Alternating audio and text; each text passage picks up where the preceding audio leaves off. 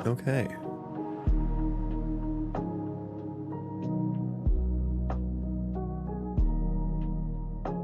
Hello, Twitch. Twitch, hello. There we go. Category. I hate that I have to fucking edit monetization every time. Shouldn't have cursed within the first 30 seconds. No, I shouldn't have. I need to get used to that.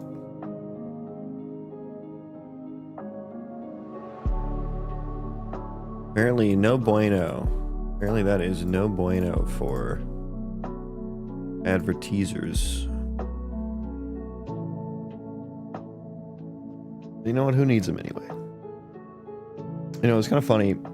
I have my stream up on my laptop over here, just for like playback purposes, and it always like will autoplay like the next video on YouTube after my stream ends. And yesterday my title was "Do you have a moment to talk about our Lord and Savior ECS?" And then it autoplayed to like a bunch of like hour-long like gospel things. So it's like YouTube thought I was actually doing something religious yesterday, which I found very, very funny. Relieth, welcome in. Good morning. So after the first 30 seconds, you can list all the curse words. Yeah, they have like some rough guidelines. It's kind of vague, but yeah, they say like there's a specific clause for like no cursing within the first 30 seconds of a video. And also curse words in the title are also a no-no, I guess, or thumbnail. You attracted all of the Mormons and Jehovah's Witnesses? I guess so, yeah. It'll be interesting, you know, because what happened on my, how I got auto-played to like religious things, like probably my video might have shown up in someone's like suggested videos else when they were watching religious things, and so they go from like watching like gospel like Christ worship, like God is our Lord, to like, let me teach you about ECS and game dev. And I was also getting pissed off about people talking about Charlie Kirk yesterday too, so that's going to be a fun watch for someone. There's someone out there who's going to watch this and be like, why is this recommended to me? So that's going to be fun. Anyways, hello, good morning. Let me get set up. Still getting set up here. I am continuing work on ECS. We only worship Tim Sweeney. That's right. And not because we want to. We do it because we have to. He is not a benevolent Lord.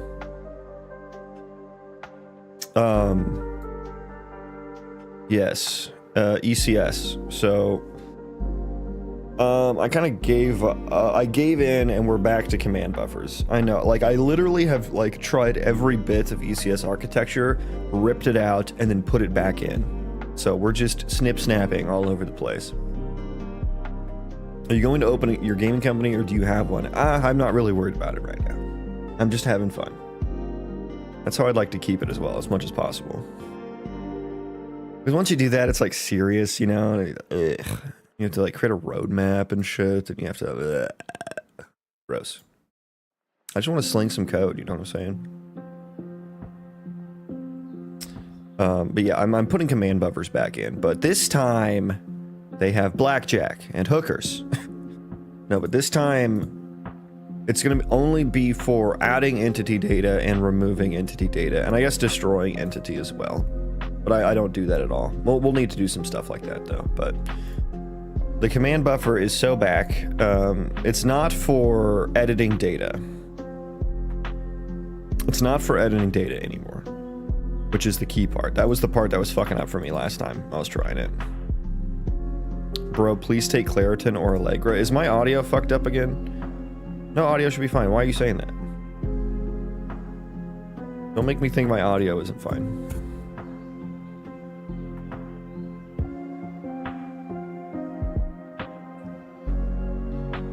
So I think I just ran like a little test. Just ran a little testy test here.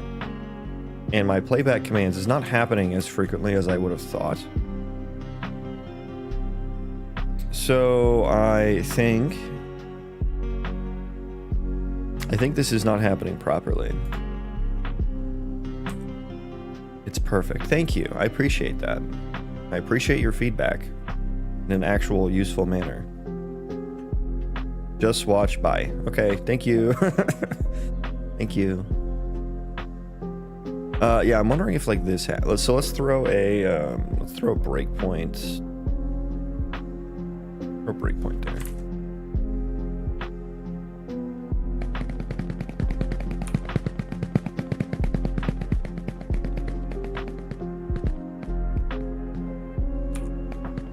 Okay, so we're never reaching that, actually. Okay, well that answers my question.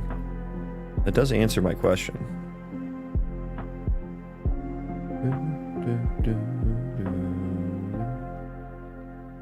Where is you used at? This is the one that I would be expecting to hit.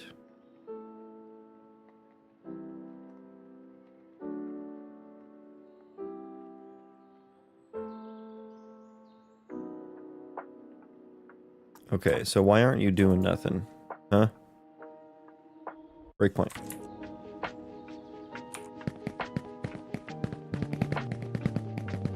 Interesting. They are moving properly. They are moving properly. What is this? This is game dev. Wait, where are your attachments? Where are your guys' attachments? Oh, no. Okay, we have more messed up.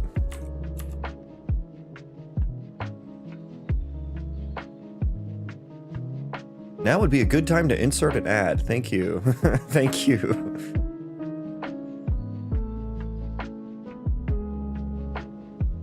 Automatic. Frequency. Medium.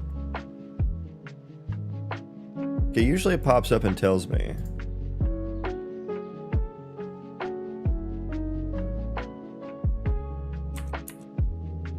Why are my attachments not working now? Oh, Jesus. So much is not working now because of this stupid command buffer.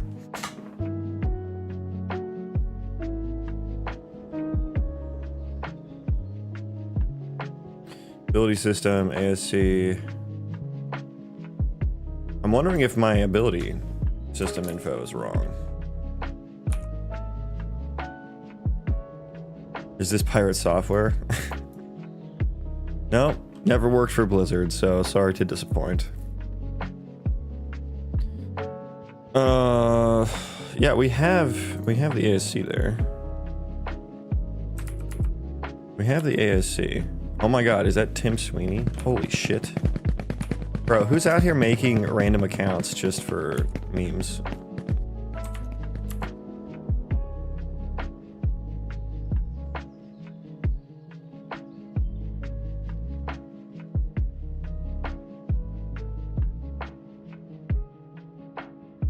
Okay, what do I want to do about this?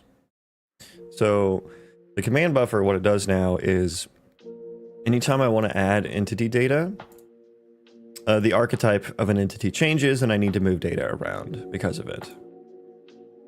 But that means doing that during processing can be slow and unstable. So I'm putting it in a queue to process before my processors process. And that has messed everything up. That has messed everything up. Everything is messed up.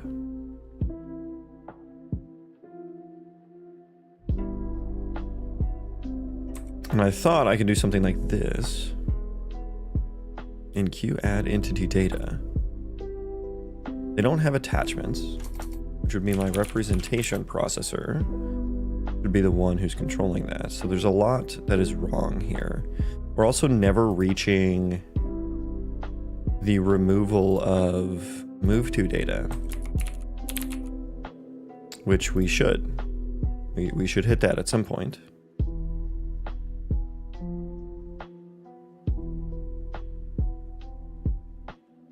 And is alive. Well, first of all, I could change this because now I have gameplay tag data, so I don't even need to do this one. Hang on, let's change this. Gameplay tag entity data, yes. Or tag data.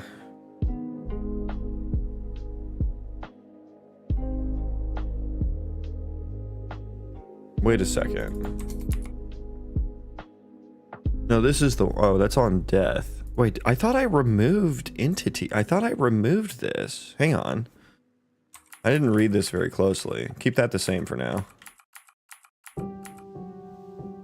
I thought I removed move to data after I was done with the move. Is that not the case anymore? I mean, if so, then that's fine, actually.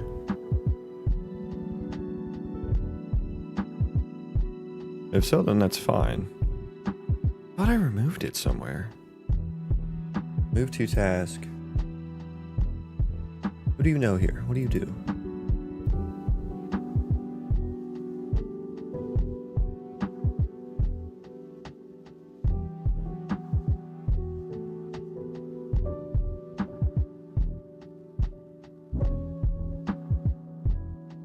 So I returned succeeded there. That's where I mean, I assume at some point. Wait, okay, so what entity data was changing when I was trying to do the spatial queries yesterday then? Because I thought that was the whole issue. Because I turned off the move to processor and then everything was fine. Is that what I did? What did I do yesterday that made everything fine? I thought I turned off move to processor or something, right?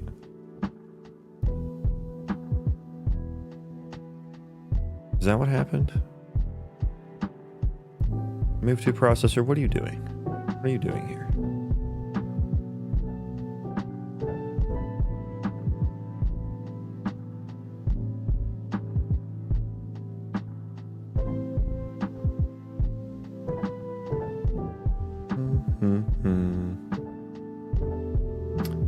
Part of me kind of wants to fold the move to processor just into the state tree task. Part of me kind of wants to do that. And you know what? Let's focus on the attachment issue. They should have attachments. Entities, ISM entities do not have attachments at the moment. Why is that? Hey, bro, welcome in. Should render, I mean, we should be getting here basically. Should render attachments should be true. Private, welcome.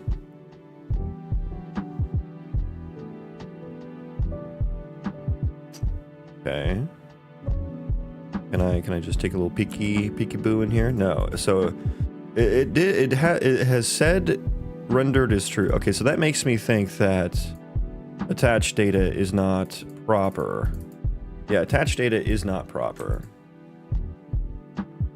Oh, let's find usages of that. Let's find usages of that. So now it's like the spawning is all weird and messed up now because it like I can't just add data. If I add entity data, I don't have it immediately. I have to wait to like do anything with it. So that has meant that spawning has become a little weird. A little weird.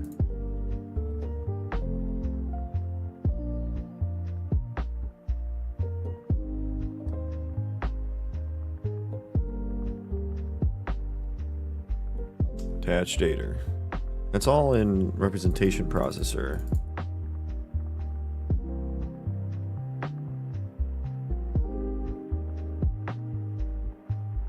Yeah, I guess nothing special happens here.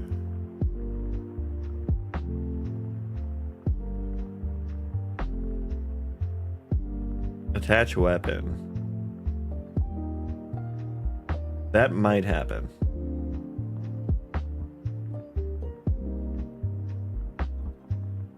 That might happen. And so I guess when we go to proxy actor, tell me proxy actor. Jamie, pull up proxy actor.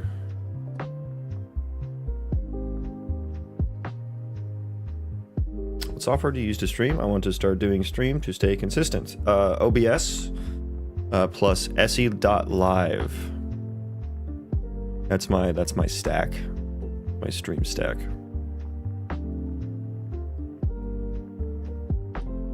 Where is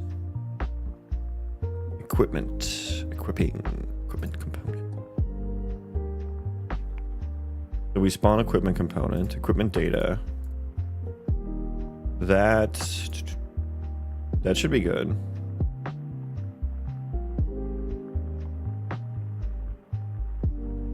I think that should be fine. And then where do I like handle like I've forgotten where I handle the default like attachments or whatever.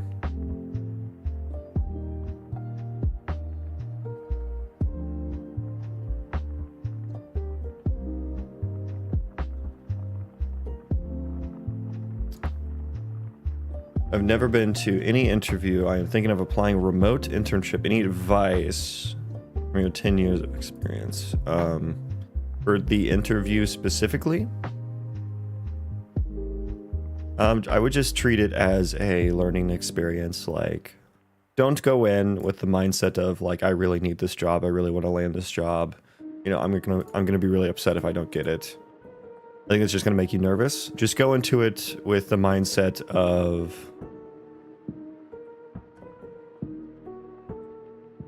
you just got to be like, I just need to get better at interviewing. Like, back in my day, I was always interviewing at places just because I wanted to get better at interviewing. I wanted to see what kind of jobs were out there, right? I wanted to see what they were paying, wanted to see what the interviews were like, you know. A lot of them I would never even care whether or not I got. I just did it to get better, right? So I think maybe that's just it's not like how, you know, do what's ever best for you, but that's how I did it, and it led me to not being super nervous about interviews or anything. Obviously I still get like a little nervous, but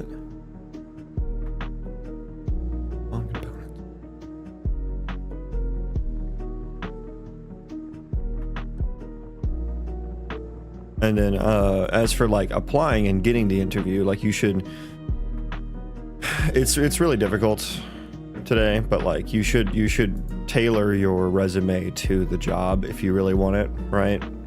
And just try to match as much of the shit that they're saying in the job description. Like try to put all those like keywords and shit on your resume. And then also just put like, have a project that uses like something that like some hot technology or something, you know, like right now it would be like AI. So if you can put the term AI or LLM on your resume somehow, that's gonna get you, you know, better than 75% of the fucking resumes out there. Like for me back in the day, that was Internet of Things was a big thing, or like home automation was a big thing, I remember. And so on my resume, I put, you know, I did a little bit of work with like a Raspberry Pi and some Python. And, you know, I put on my resume that I could turn on my coffee pot from anywhere in the world, you know. Sounds cool. You know, was it that complicated? No, actually it wasn't. But it was just like a little home automation project that I could put on there. That it was also a great thing to talk about in interviews.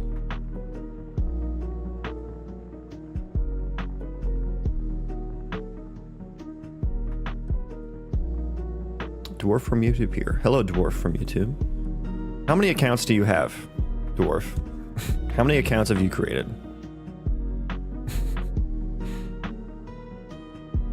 The most difficult things nowadays is to grab an interview. Yeah, I realize that, which is why I tacked on that advice. That is why I tacked on that advice. What am I doing? I forgot what I was... the attachments. The attachments. There are no attachments. Why are there no attachments?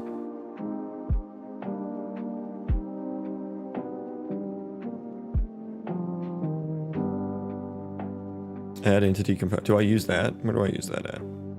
Okay, so it has to be in my weapon, right?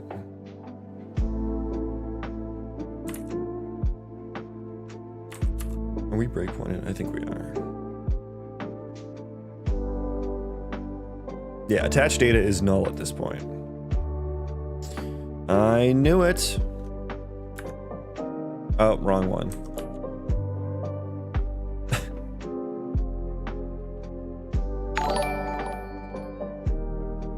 Spawn entities, init proxy actor, spawn equipment component. Init equipment component is what does the attachments.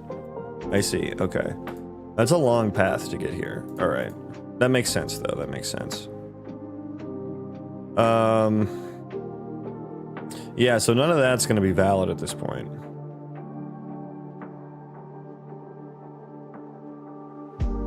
Why Flutter?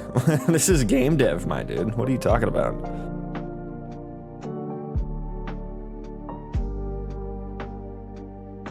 When you have frame rate drop, what's your first step via using profiler for the root cause? How do you distinguish between a CPU and a GPU bottleneck? I mean, they're on two different tracks, right? So when you look at a profiler, when you look at the Unreal Insights, there's a render frame or a render thread and a game thread. So if it's on the render thread, that's your GPU issue. If it's on the game thread, that's your CPU issue.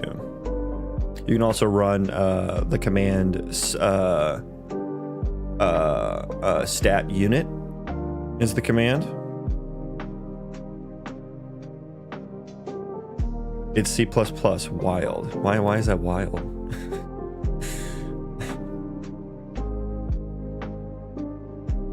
But the stat unit command will show you without having to look at the profiler whether your draw, what is it? It's like draw time versus game time.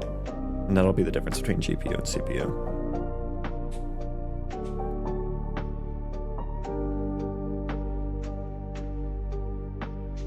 Oh, you're responding to the person named Wild. Oh, I see. I see. Sorry, I'm running a little slow today. Hang on, let me grab some more coffee here.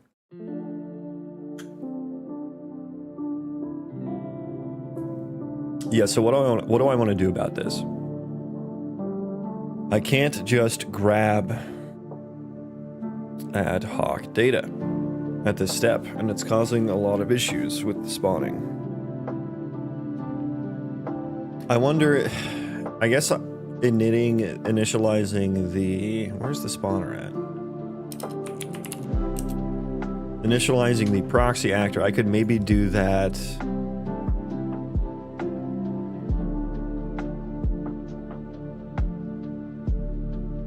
Maybe do that as a part of a processor.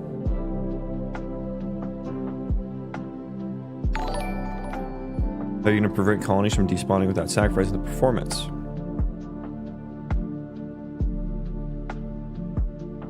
I mean, all that data, it like exists in memory, right? Like it doesn't just go away, right? I don't release anything, so it's still there.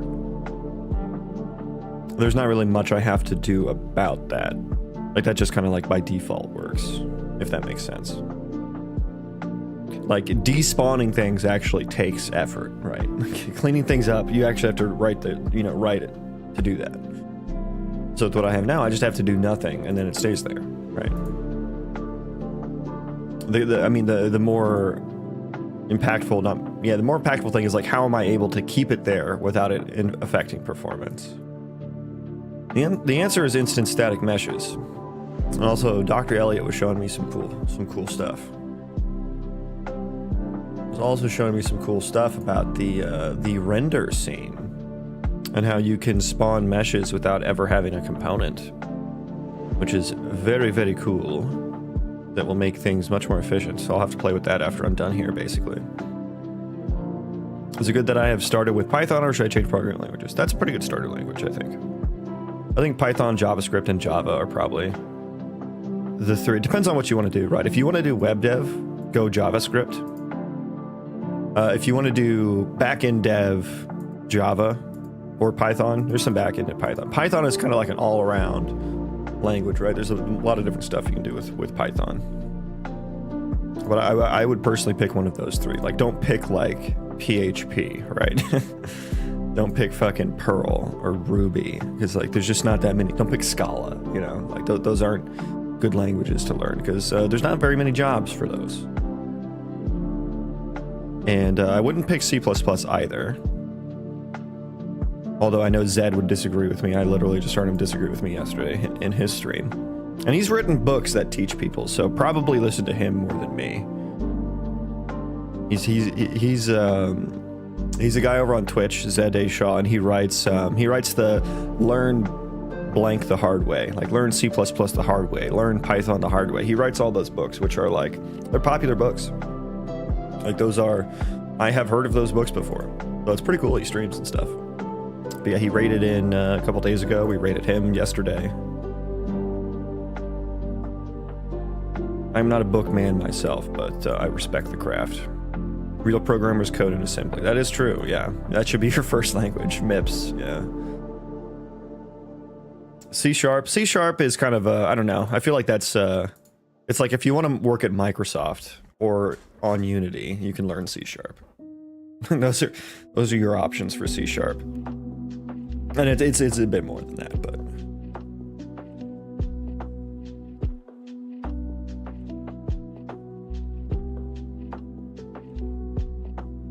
I've seen Python books to learn hard way.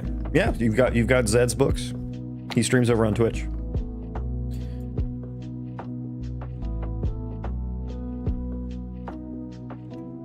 Yeah, so let's figure out what I want to do with initializing the proxy actor. I could just throw it in a processor, and then that means that I would have all the entity data populated by the time I initialize. And that would be good. ASM is hard for me. Yeah, I think it is for everyone.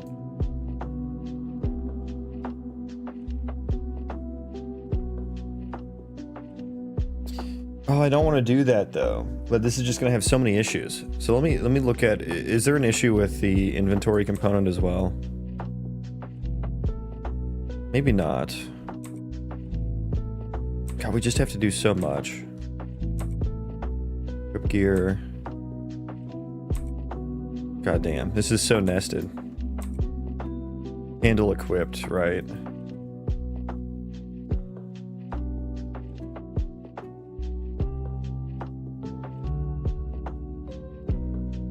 I'm in my final year of CS. I don't know any coding. Please guide me. Buddy, I'm sorry, but you're on your own there, buddy. You got yourself into that mess. How are you in your final year of CS and you don't know any coding? You got to get to work, my dude. There's no secret. You just got to fucking do it. I'm sorry. I'm sorry you're there. How did you get there? That's so crazy. What kind of school are you going? What are they fucking teaching you there, dude? Never let your well, how do I want to say that? Never let your education interfere with your ability to learn. And that means learn on your own. If your teachers are not teaching you well.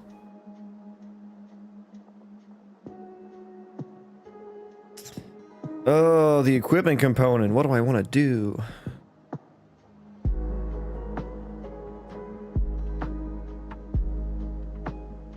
What do I want to do?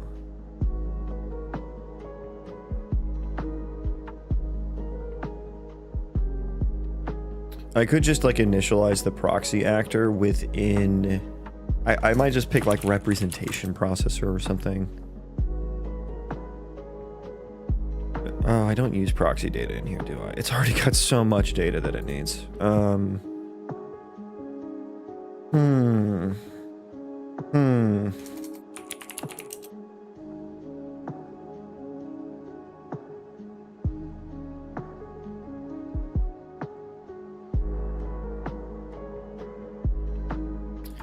We can do state tree processor. Is state tree processor is the only processor that uses proxy data now. Interesting. Interesting.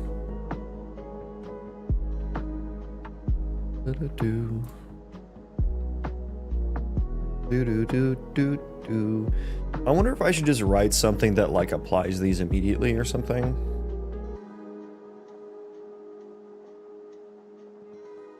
Is this Python or CSS? It's actually HTML. What do I want to do about this? This is so annoying. This is so annoying. I could write a whole nother processor just for initializing the proxy actor, but that just seems like such overkill. I don't want to have to do that.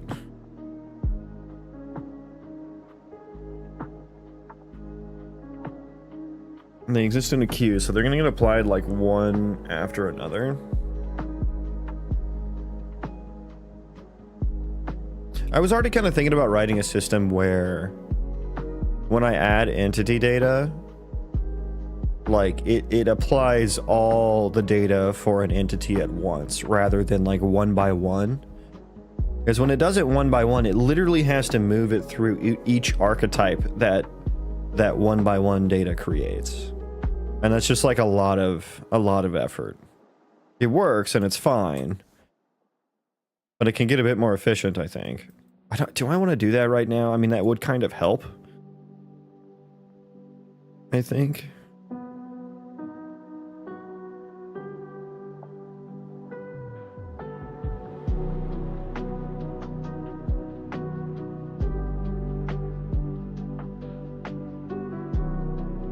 ChatGPT is for normies. I'm not going to use ChatGPT. ChatGPT is for people who don't know how to code in their final year of CS. Cool.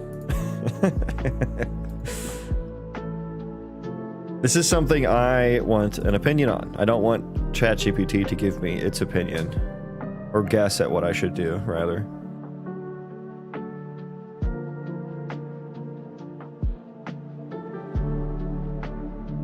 Yeah, and if I had the processor, I would need to make sure that processor runs before anything else. So there's some issue there. The equipment processor, perhaps.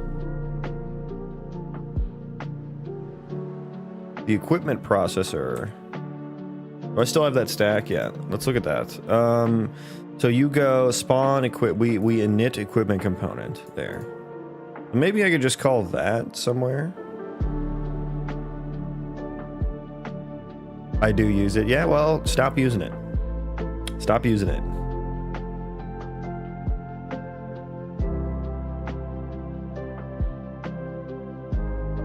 Wait, you said you're in your final year of CS and you started Java 2 months ago.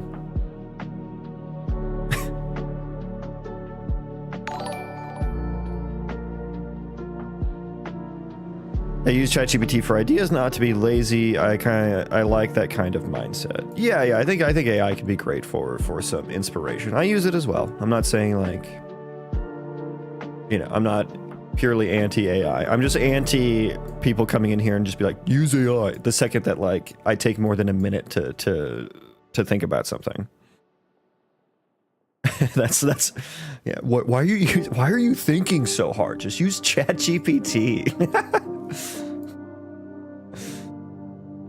Yeah, I know it hurts a little bit to think for longer than a minute, but it can be done. It can be done. You got to power through. I know that these things, they're called thoughts, and I know they feel very fuzzy at times. But if you don't use ChatGPT, you can actually like do things with those thoughts. And that's what it means to be a human. The stream is now just turned into me educating young YouTube Shorts chatters. First thing you should do is get off YouTube Shorts. Also, stop doom scrolling. While you're at it, you should do that. I haven't done a damn thing here. I haven't done a damn thing. Init equipment component.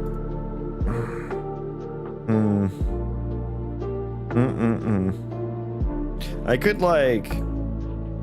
Couldn't I delay that a frame? I could do like some async task or something.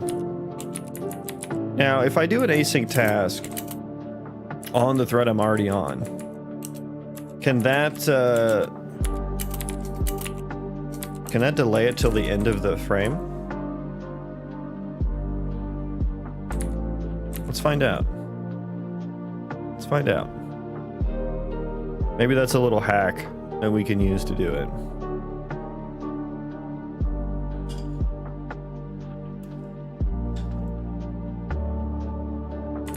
Okay.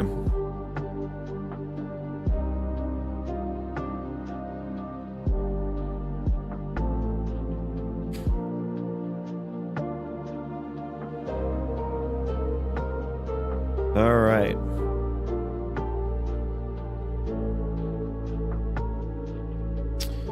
Yes, yes, yes. Do I have a breakpoint there? I don't, and that's probably okay. Do we have attached data here now? No, we don't. Okay, so that didn't work. That didn't work. I don't think it did at least. God damn. So probably, I guess the async task will just run. Oh, Jesus. Ah, okay, no, they don't have attachments. They don't have attachments.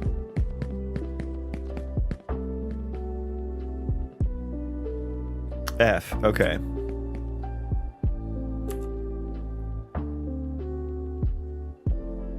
F. That would have been nice for that to just work. That would be nice. I could go to a background thread and then go to the back to the game thread. That would be that would effectively do it.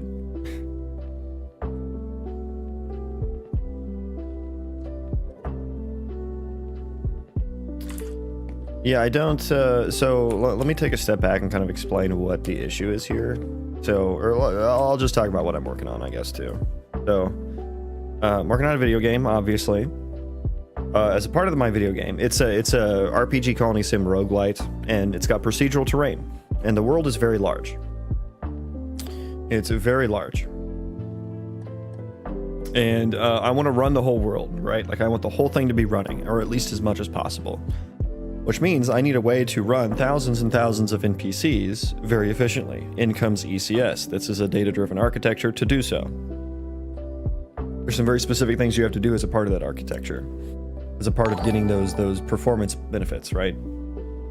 And I've been refactoring the ECS system that I've built. There is one built into Unreal Engine. I didn't like using it very much, so I built my own. And I've been refactoring it a bit.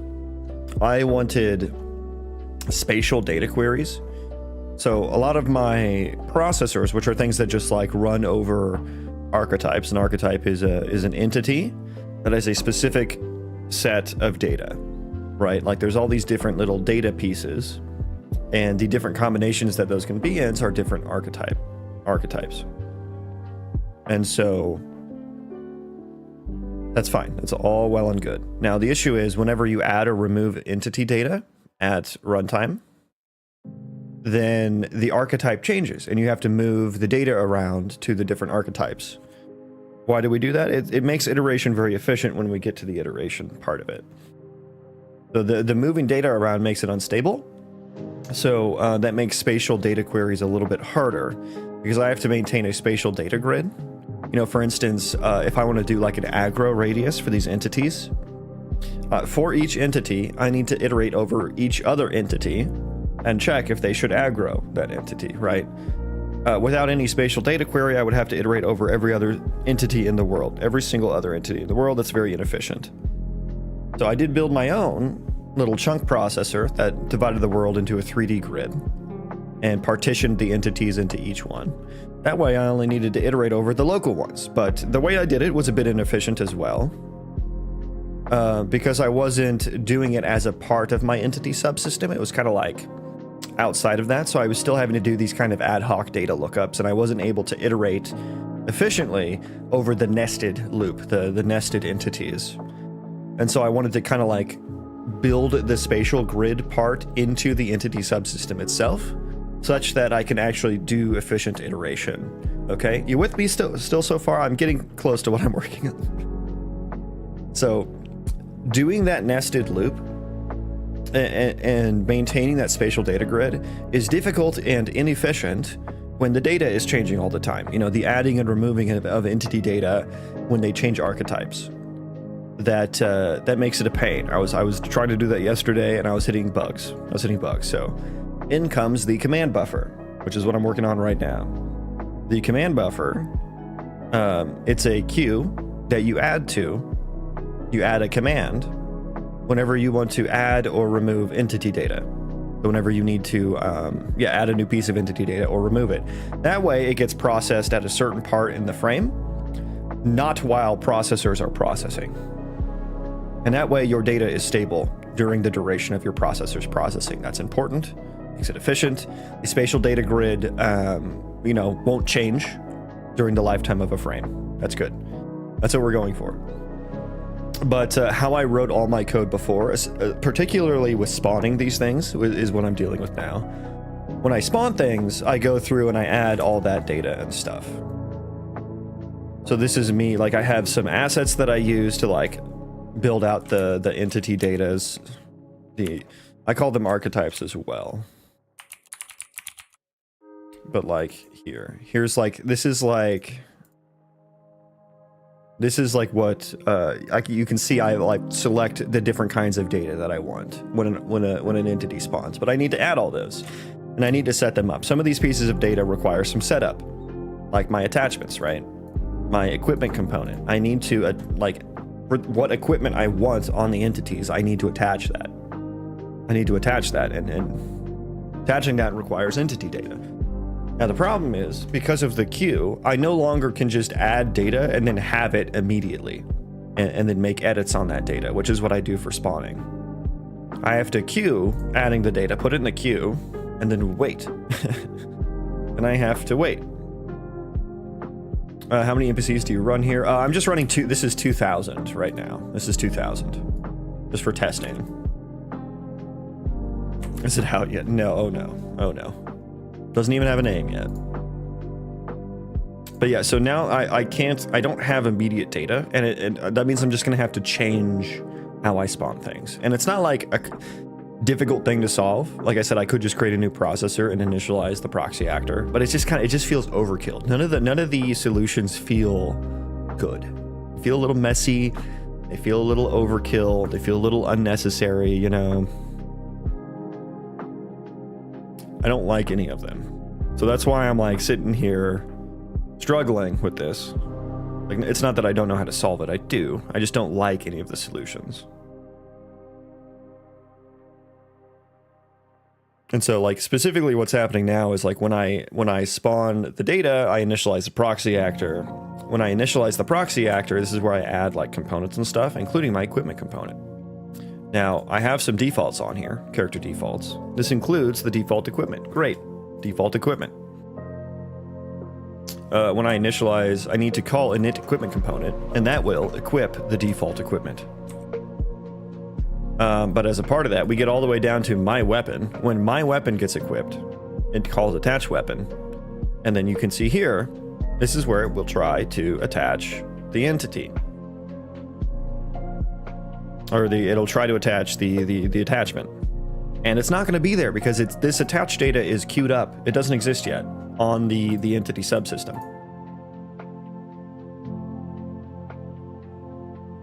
Why do you want to build this game? Because it's fun. I enjoy doing it.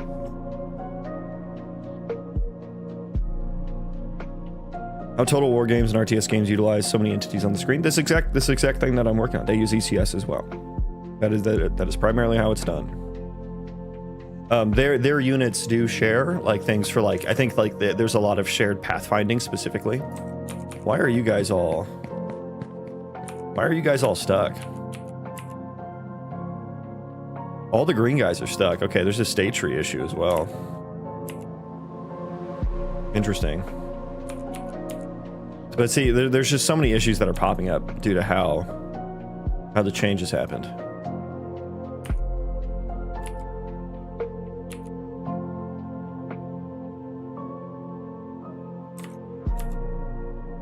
What if you pass data from queue, just send to array and check if data is in array or not?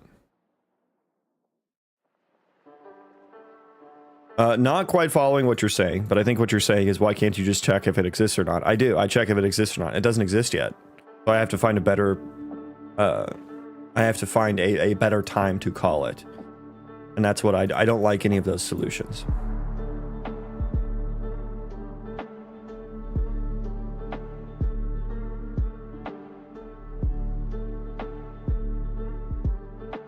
Don't like any of those solutions.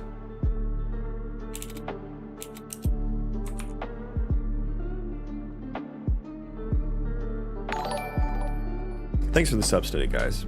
Welcome in, everyone. Appreciate you. Appreciate y'all hanging out. I kind of just want to like do the proxy actor initializer, I guess. That seems like the cleanest way. It is a bit overkill, but it's clean and it makes sense. Easy to follow. I could even spawn the proxy actor there too, so I wouldn't need to do the setup here. I could even just call it an entity initializer processor, and then all of this would kind of move out. And just make sure that's the processor that runs first. What's a green NPC and what's a yellow NPC? Oh, they're just two. They have two different state trees. One's like a full-fledged colonist, and one's just like an enemy entity. That doesn't really have much logic other than combat in the state tree.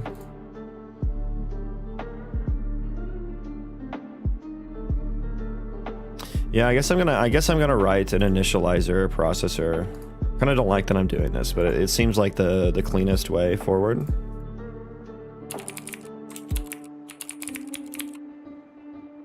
This is going to be entity initialization processor. And let's just call it init entity processor. That's a lot shorter of a name. So it makes sense. Init entity processor. Okay, let's write some actual fucking code today. Huh? How about we do that?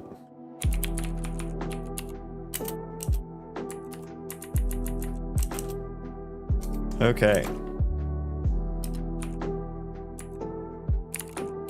Subsystem for each. Literally just f proxy. We would want the ref version, so we would want just the ref version there. And then let's give it a scope name. Give it a scope name. We also want. Let me see here. I guess I still need to, in the spawner, attach the spawn location. Otherwise, it's kind of lost. Also, I don't get the mob spawn definition here. Fuck my ass. Do I do anything with that? I think I do. No, I don't. Okay. I do pass the CDO in, though.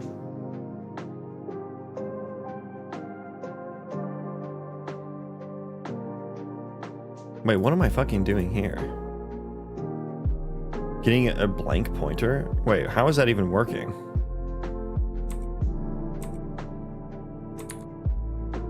How is that even working? Can it infer the template there? The template type?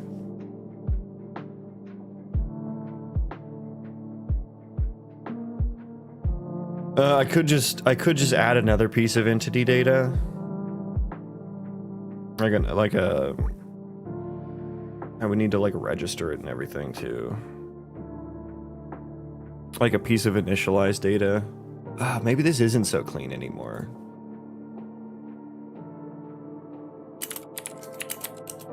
Dude, I don't like any of the ways to solve this. I don't like it.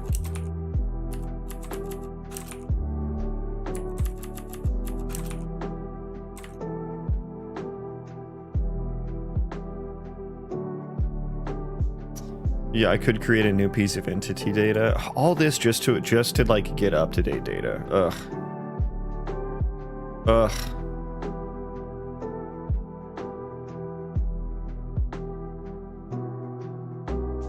I guess I can do it in 2 steps. Init proxy actor, and then like spawn components and shit.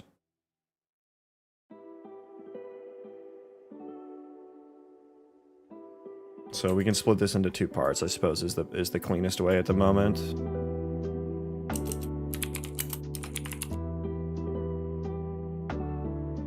Spawn components. Oh, I already have a spawn components. Okay. Init components. There we go. Yeah. Super, super meaningful. Init components. Do all that there. Okay. So we init the proxy actor. I guess we'll spawn it here as well. And we just need like... I guess I need a flag for like...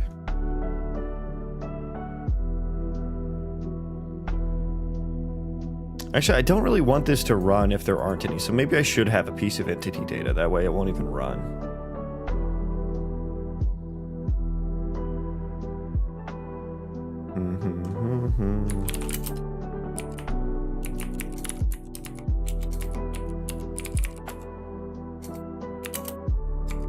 Entities, proxy actor data. Yeah, maybe I should just create some initialization information.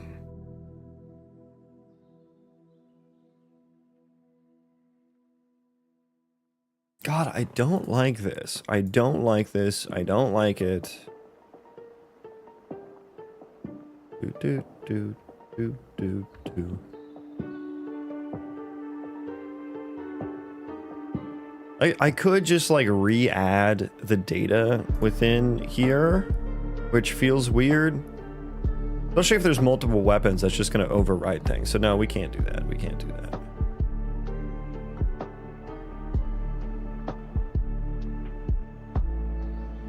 Weapon actor CDO, this is all fine.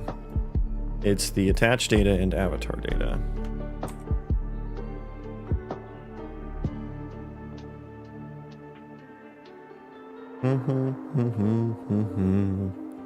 Dude, this is literally only if it's an actor. Hang on.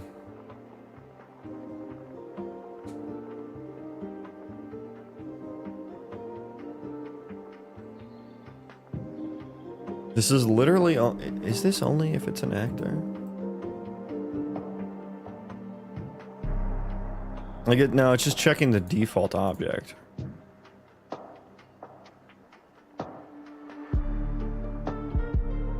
I feel like I shouldn't actually need to rely on this, honestly.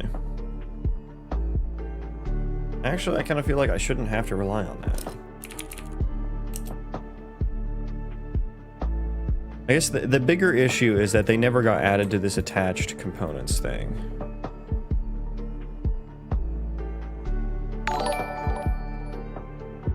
Add entity component attachment. The only place it's called. Like a wow wow. Thank you for the follow.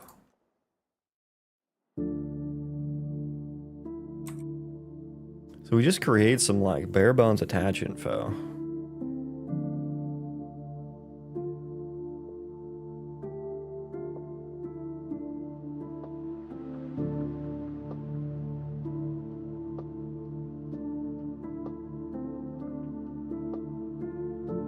Yeah, this is specific to the skeletal mesh, which is not always the case. So I definitely don't need to do this here. Because in my representation processor, that should handle that information. I literally just need to have it added to the array. That's literally all I need at that point. Anyone who uses Ryder gets a free follow. That one is yours. Hell yeah. Ryder is goated. That is true. So yeah, if those of you who are doing game dev and are still using Visual Studio, pop it. Not as good as Ryder. And Ryder's free now for non-commercial use, so no reason not to try it.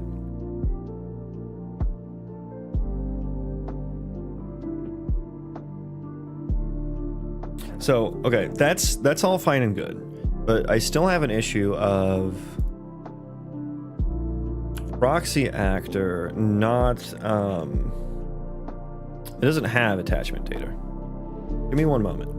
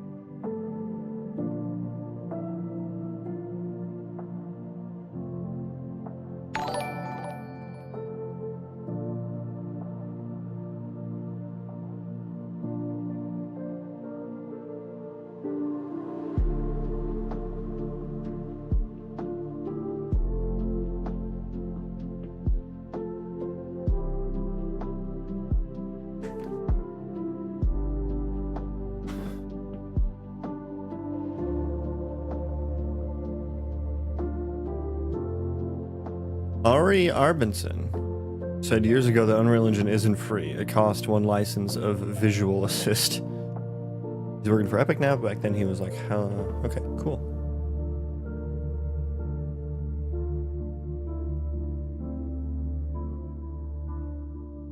Yeah, so I could just like create some attachment data. I mean, attachment data and equipment component kind of do go hand in hand. They kind of do go hand in hand. And really, I guess what I would need to do here is I would just need to create the entries for, let me see here, f attach entity data, attachment data.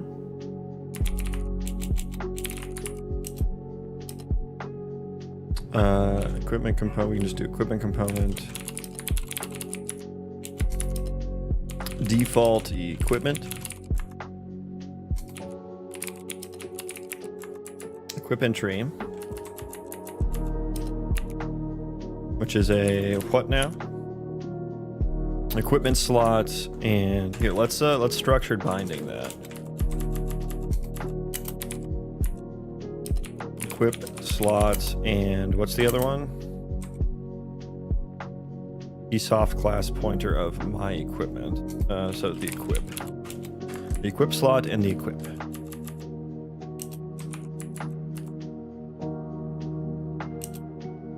The equip slot and the equip. And so I guess I just need to, what was on the attached data? Go through attach components, get the scene component. Which, what was I adding with the scene component? The static mesh of the equip, which comes from the weapon mesh component. So I guess I would need to like, I guess I would need to like cache it or something. Not cache it, cast it, I mean.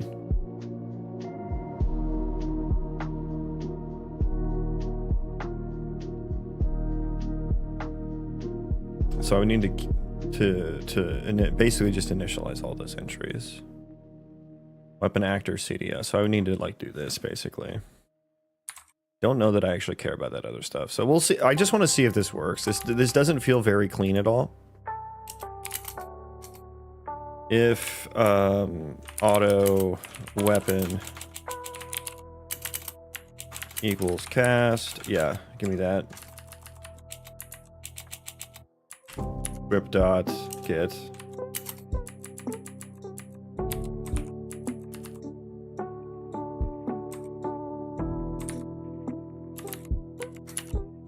When does this get like created? It should, I guess that should be created already.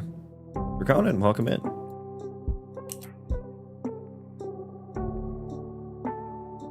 We're just gonna assume that that's valid at this point.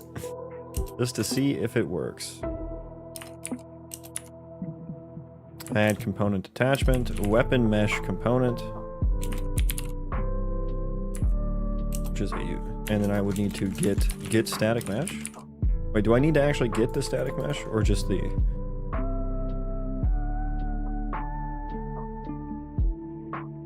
I guess I would need to kind of do a little bit, right? We would need to add some attach info. Let me grab that.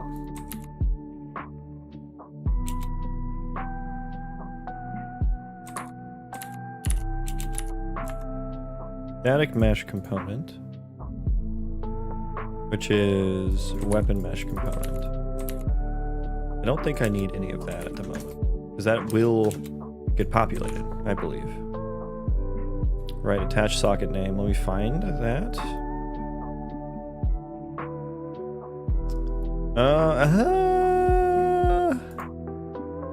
Wait, do I actually need this information?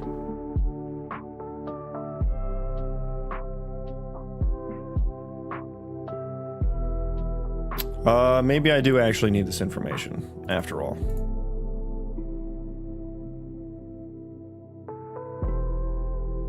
Shit. Okay. Shit, I do need that. Okay, I guess what I'm doing here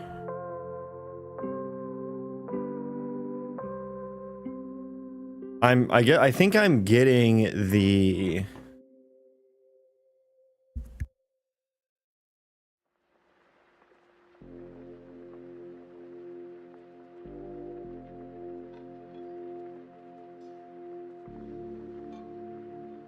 I guess I kind of... hey, stop it. You're okay. I guess I am actually needing to do this because I'm getting like the... I suppose I'm getting the relative transform here to the actor of like this the relative transform of the equipment to its like parent actor.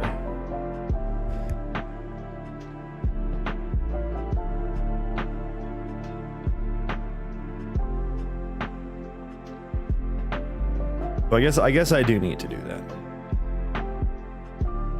I think I do need to do that actually.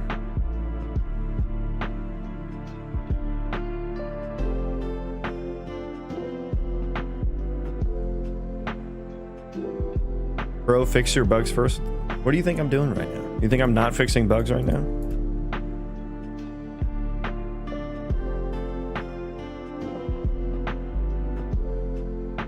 I could pass in entity data here with which to do the attaching on.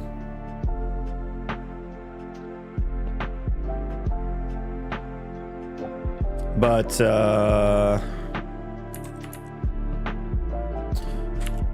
yeah, it's like prop drilling basically.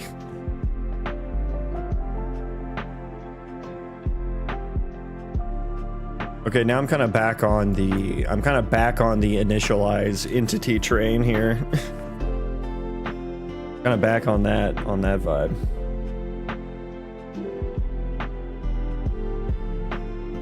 Yeah, let's go back to initializing the entity with like some initializer data.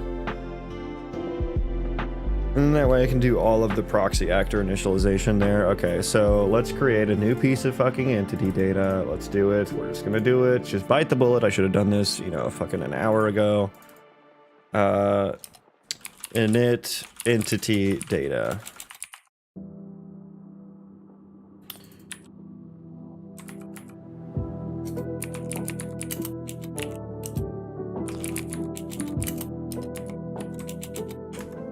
Okay, we have init entity data, and I will need to put things on there.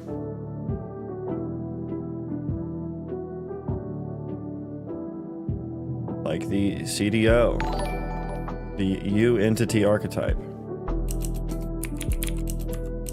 U entity archetype. Yeah, include.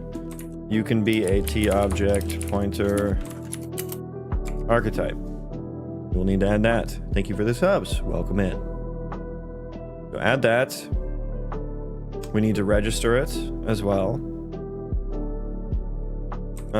Yeah, F init entity data. Register that in the spawner. In the spawner, I will add all of this information. Init data. This is effectively what we need to do, but init data dot archetype equals CDO. I also probably need the spawn location. Maybe I just pass the entire spawn entity struct there.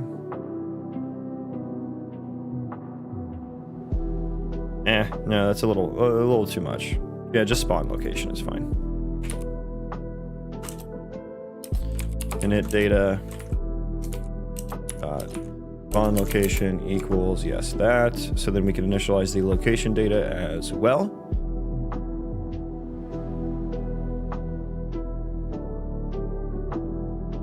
Spawn entity struct. The mob spawn definition, I suppose, is the only thing that we're missing there.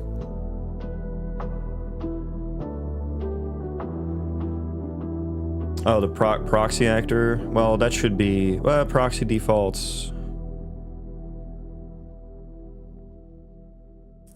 Proxy defaults. Yeah, I mean we can put the proxy the default actor.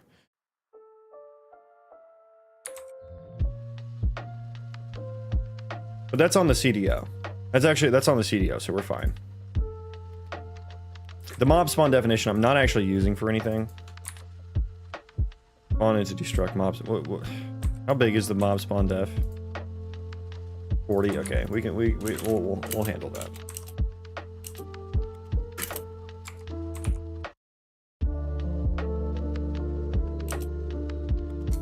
Init data dot mob spawn definition. There we go. Okay, so now all of this can basically just happen within our init entity processor. Do that there. And so we'll also be grabbing f-init entity data. And we're not going to make any changes to that actually, but we will remove it at the end of this. So let's just do const ref there. I will need location information as well. Location entity data. There we go. Very good, very good. Let's grab the entity as well.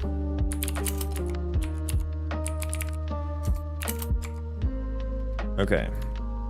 Location entity data. Rather, we can just edit the location with the init data dot spawn location. That's all we'll need to do with that.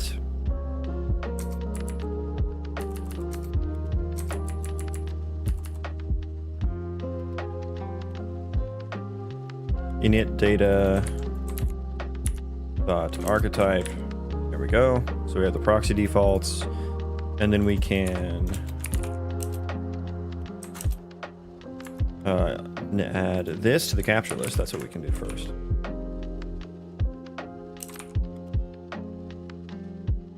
CDO then becomes init data archetype. Mob spawn definition. Init data dot spawn location. Proxy actor entity data. Then we don't need to queue add data there anymore. Now, okay, I think that's all well and good, but what we do want to do is subsystem remove entity data for f init entity data, because we no longer want to init it anymore. No initialization can happen, which is a requirement of this processor, so this processor will no longer run. Okay. Let's see how that goes. Oh, and I need to, hang on.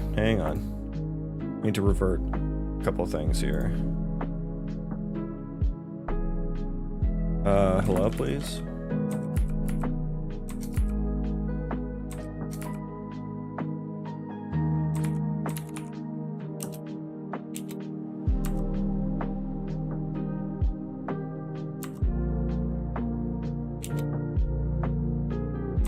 Okay, that's good. Now let's build. Now let's rebuild.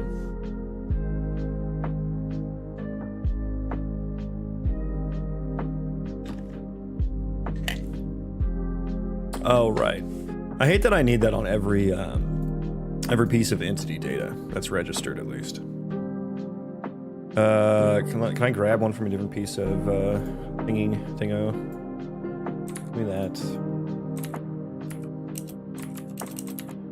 Okay. Okay.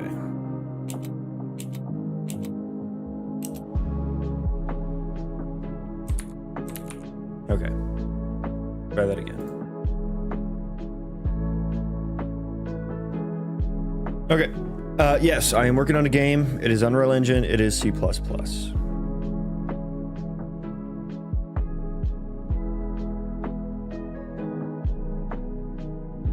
Good luck, bro. Thank you. I appreciate that. Yeah, so I'm working on an RPG Colony Sim Roguelite with procedural terrain. And part of that, I want to simulate or run the whole world. Thousands and thousands of NPCs. It's a very large world. And so I am writing my own ECS for that. An ECS is just like, it's an architecture, data-driven architecture for very efficiently running thousands and thousands of NPCs. And so I'm just making some modifications to it, some refactors, working on a command buffer now, which kind of requires me to change how I spawn entities, because spawning is kind of like a latent thing now. So I no longer just have data immediately when I add it. It has to be added at a specific point in the subsystem process to make sure that the system is stable overall. Okay, so I need to add the init entity processor, and we need to make sure that that runs first.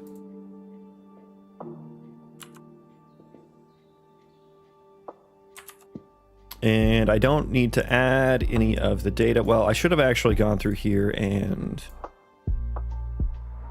I guess proxy actor data... Ooh, proxy actor data actually didn't get added. Proxy actor data actually never got added.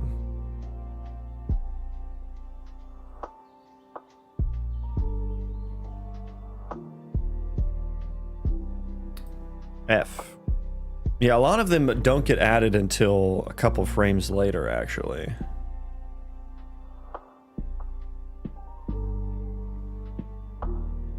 Is it okay if I queue add proxy actor data here, actually?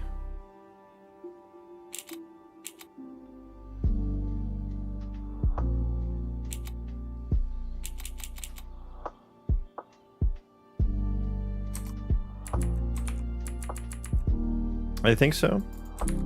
Let's try it. This is JetBrains Writer.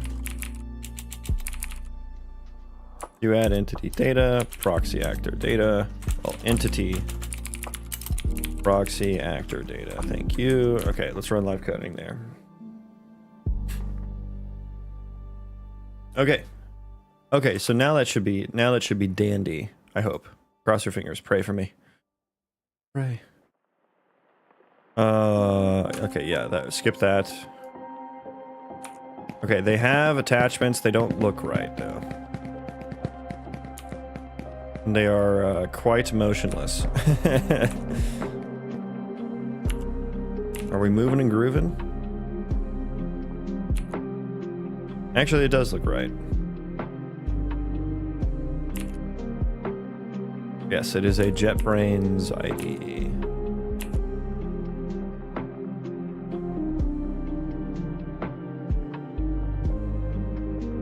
Yeah, so I think we're actually good now. I think we're actually good now.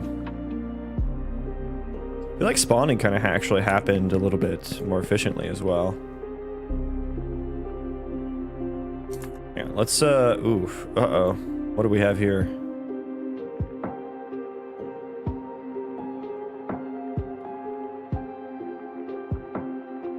What are we doing here? Ah. So I guess there's a frame where we don't have... There's a frame where we don't have the data there, which is fine. Thanks for the subs, guys. Welcome. Welcome in to the channel. I was hoping to... Yeah, we're gonna actually do a trace while we spawn here.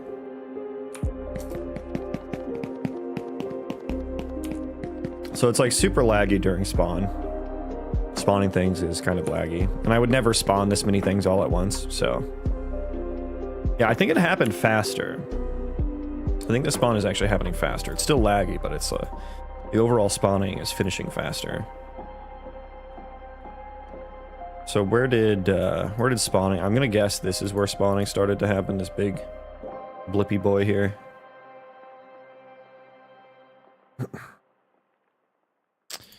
Yeah, the init entity processor is indeed spawning things.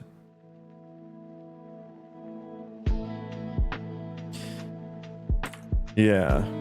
So it like does a bunch there, and then what? We're like doing a bunch of waiting for like a while.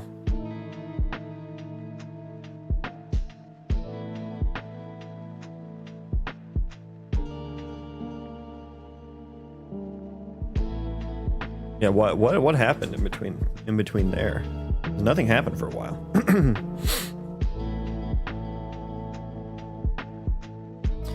I guess the reason it's happening faster is because I'm no longer doing because the spawner is like, hey, spawn 20 per frame or something like that to like make it a little smoother.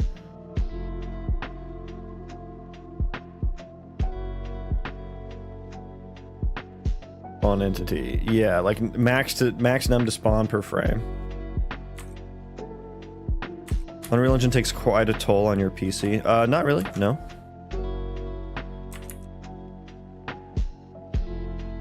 Just depends on the kind of game you're making.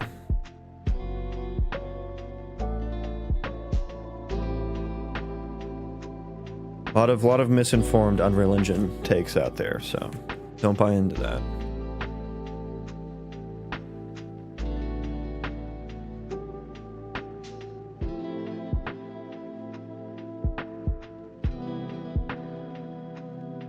I mean, it's fine. I don't really care. Like, I don't care if it's I don't really care if it takes too long. So I think I'm fine with that. I think I'm fine with this. I think it's working now. Not my preferred way of handling this, but it does work, I believe. It does work. Yeah. Well, let me make sure it's not actually running once we're done spawning. Let me double check that that's working correctly. Okay, we're spawning. Spawning. Okay, there we go. Now we're good. Are we getting here at all? No. Perfect. Okay, so it does remove the data. It does remove the data. Okay. Let's just like wait a bit, because I did see some issue where the green guys would get stuck eventually. And I feel like there's an issue with the hangy state tree. Like, they have a hunger, a food and sleep value, and so when they get too hungry, they start to look for food. And I think in this level they get stuck because like there's nothing. And I actually don't know why, but there's nothing in this level to eat. So they get very stuck.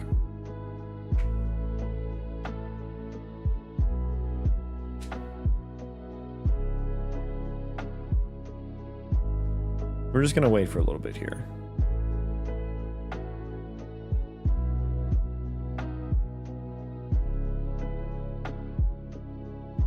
Can anyone say what's going on here? What's going on here is I'm doing some testing for my ECS system that I'm working on. So an ECS is a data-driven architecture to very efficiently run thousands and thousands of NPCs. I have 2,000 here. There are 2,000 right there. And I just made some changes to it. And so now we're gonna make sure that those work. I'm just kind of letting this soak, making sure that nothing goes wrong here. This is Unreal Engine. My PC is not that great. I have a 7700X Ryzen and a 3080 Ti, 64 gigs of RAM. So it's not a bad PC by any means. I don't know, is that like mid-range now almost? It's high mid for sure. It's on the higher side of mid for modern hardware, I would say. But I'm no authority on PC specs.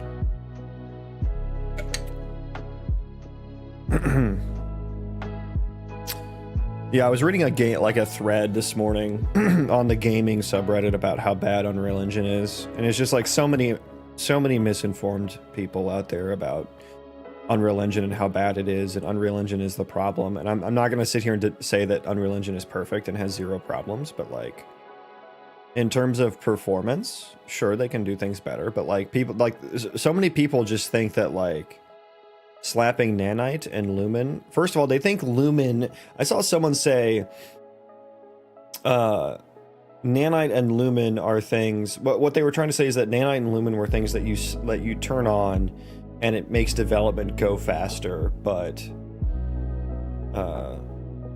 isn't as efficient. And I'm like, well, first of all, Nanite is pretty efficient for what it does. There's actually plenty of cases where Nanite will perform better than traditional LODs. There are plenty of cases where it won't perform better. But it's not like that much worse. Nanite in virtual shadow maps is not that much worse. In most cases. And in some cases, it can even be better. And Lumen, that's a complete misrepresentation of what Lumen is meant for. Like, Lumen is like a whole like dynamic lighting thing. Like, I'm no authority on the rendering side of Unreal Engine either, so take what I'm saying with a grain of salt as well. But Lumen is not for, it gives you nothing in terms of development efficiency. Like, that's a stylistic thing. It like adds bounces to the lighting. So like, that's like, Lumen is a next generation lighting technology. So yeah, no, like, yeah, turning on Lumen will tank performance. But that's like if you want your game to look really good, that's what you do, right? You don't need to do that to make your game look really good. I should say that, caveat there. What are those cases about Nanite? Can you give us examples? I mean, no, not really. I can kind of talk about it generally because I don't have a full understanding of it. But like, Nanite is virtualized geometry. So what that means is like, well, let me talk about how things worked before Nanite. How things worked before Nanite is that what you would do is you would create like your full resolution model that has like a lot of vertices on it. You know, that's expensive to render, right? And so that's the model that you show only when the player is super close to it. Now you create LODs, which are levels of detail to that model, where you just start reducing the triangles, you start reducing the vertices, you start reducing the polys. And that's what you switch to that. You can swap to that when it's farther away and you don't really notice the difference, right? So that's how it used to work in the past. Now with virtualized geometry, it handles all of that for you. Like, it only renders what it needs to. And so it's like, if you use Nanite, first of all, one caveat is that you can't use, or you shouldn't, I should say, shouldn't use transparency anymore, because that tanks performance on Nanite. Because you want to fully model everything. Like, even if you're doing Nanite grass, that grass, traditionally, it would be a card where most of that card is transparent color on a material. And then some of it is colored in. That would be the blades of grass would be like the colored in part, right?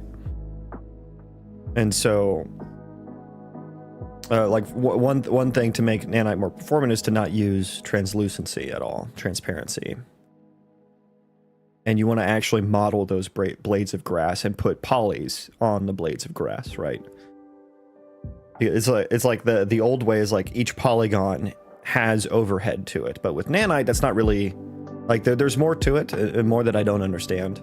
But in general, like, the polygon, you're no longer, like, bound to a polygon resolution, because the entire scene that we're looking at gets, like, virtualized. And there's, like, this upfront pass that it does to, like, calculate what polygon... Like, it creates its own scene polygons, if I'm not mistaken. And again, please take all this with a grain of salt. Oh, see, look, now they're getting hungry. Now they're getting hungry. So they're all like running around and getting stuck. I think that's just an issue with this level though. But anyways, Nanite, like, it does like a pre-pass. So there's a level of overhead, a level of cost for that like pre-pass where it virtualizes the scene. But then after it does that, if everything is Nanite, like, it will only render what it needs to. And so, like, doesn't matter what your polygons are at that point because it's all virtualized. And so, like, it can be a development efficiency increase in that you don't need to create LODs anymore. But there is that upfront, you know, overhead. And so, yeah, there are some scenarios where traditional LODs are going to be more efficient, but it's like you need to do all one or all the other. From what I've seen, if you're doing that upfront Nanite pass, if you're not doing everything Nanite, then like it's a little bit wasted effort. It's a little bit of wasted effort. Like, you're not using that pre-pass to its fullest extent, and so you're just paying for overhead, and you're not using it for your entire scene.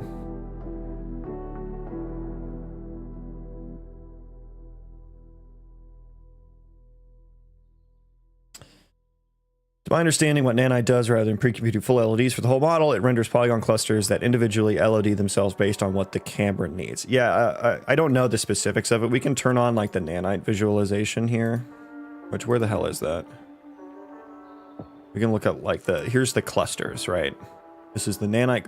All these entities are nanite, right? And I guess you can kind of see how it like creates LODs there, right?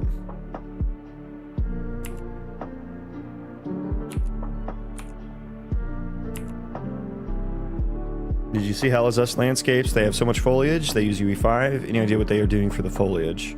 I mean, I have a bunch of foliage too. You can they're just instanced meshes, right? Just instanced meshes.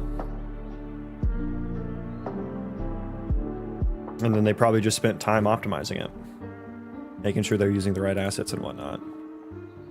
We can also just look at the triangles and stuff here. So this is all like the nanite info. Do the overview so you can see all of it.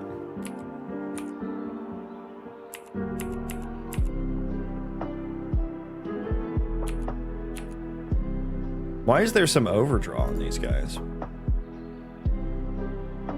So from my understanding, the overdraw is bad. It means there's some if I'm not mistaken, that means there's some level of transparency that I shouldn't be using. But I'm not like 100% sure. So yeah, please take everything I just said with a grain of salt.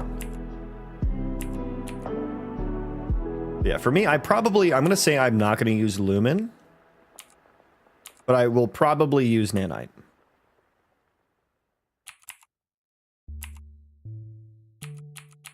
Especially with how much procedural stuff. Why are they all congregating at 0-0? Stop that. Oh, they're all green guys, which I think are broken in this level, so.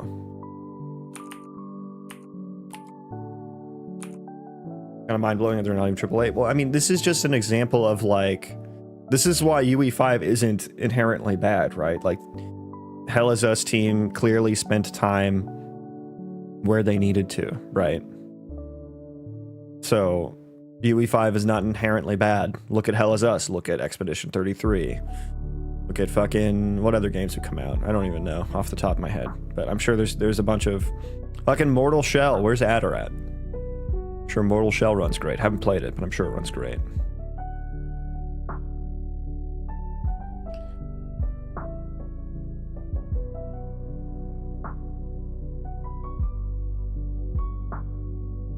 Transparency, or they're not batching.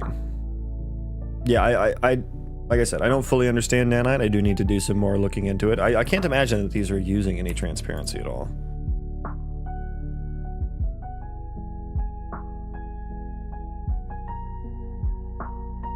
Maybe the weapon? Well, no, because it was all on the bodies of the people.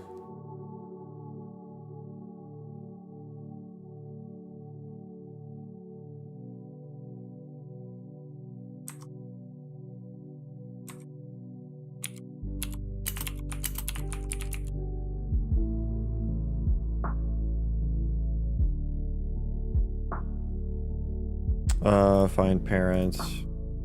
Is there transparency here? It says it's opaque.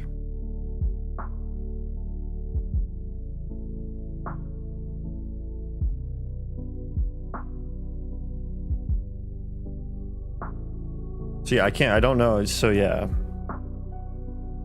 Yeah, not sure why the overdraw is happening, but yeah, that's all. Like, I haven't really touched the rendering side of the engine very much, so.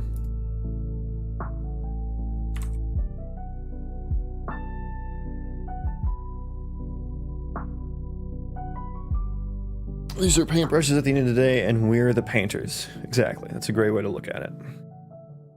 Sylar, welcome in. Do you even overdraw? Apparently I do a lot.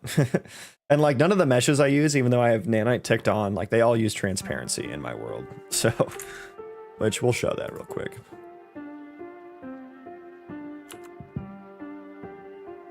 Let's grab a new seed. 711. We're at seed 711.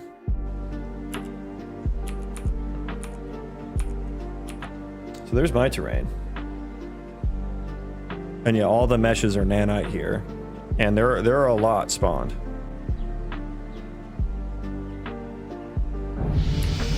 Like you can see, I do distance call the grass because the grass is transparency based. I'm just distance calling it for now. But the trees, like the trees actually have transparency on them as well. So this nanite scene probably is quite bad. Where's nanite? Where's nanite? Nanite visualization. Overdraw. Yeah, it's like everything is just a fucking hotspot. Very little overdraw in the caves though, so that's good.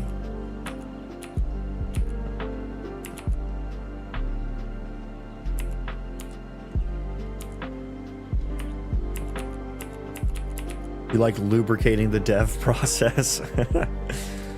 Expedition optimization wasn't good though. My 3070 was burning.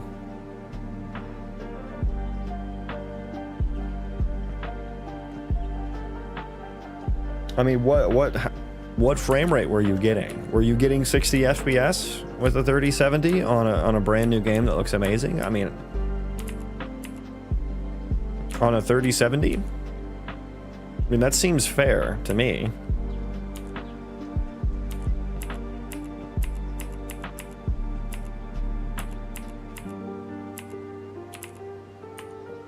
Speaking of overdrive, I went crazy with the procedural voxel system in Unity, where every chunk real-time calls internal quads and stitches the chunk into a single mesh with less than 0.1% overdraw. Cool. What was the compile issue you were trying to debug recently? If it's the one I'm thinking of, it was like when I removed the sorted parameter. I don't know why. Something to do with imports, but we fixed it, so. Just had to go through one by one and do my changes in compile and see which ones were causing the issue. It was not fun, but we got through it. Okay, so I think we're probably good. I think I can commit the command buffer.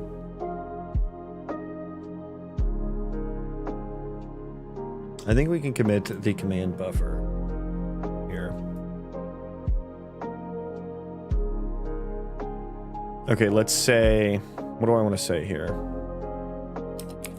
Implement add/remove entity data command buffer. Okay, so we've done that. Commit anyway and push, yes. Okay, let me unshelve now my spatial queries here. Okay, yeah, we're gonna need to do some merge conflicts here.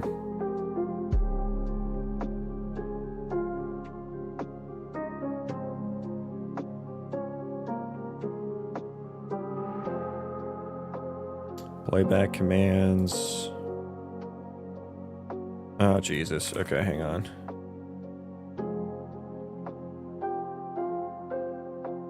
Should create subsystem. That's already up there. Oh my God, this is a mess. Okay, so I need to now copy everything over here.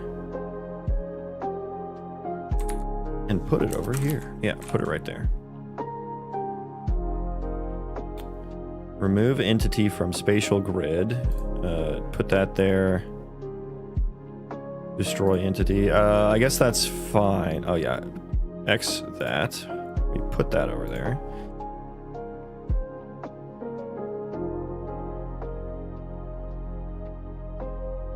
Do I need that now? Maybe. Maybe. We'll just get it merge conflict now, decide if we need stuff later. Oh, I think I forgot an import or something. Tick.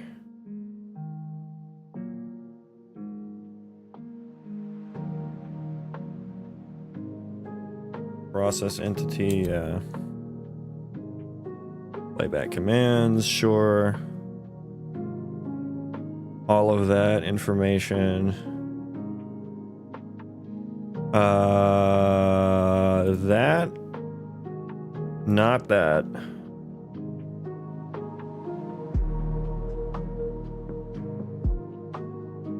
Command. Do I not have command? There we go. I forgot commands. There we go. Yeah, make those protected. What did I make? What change did I make there? Add entity data. Let's not do that. Okay.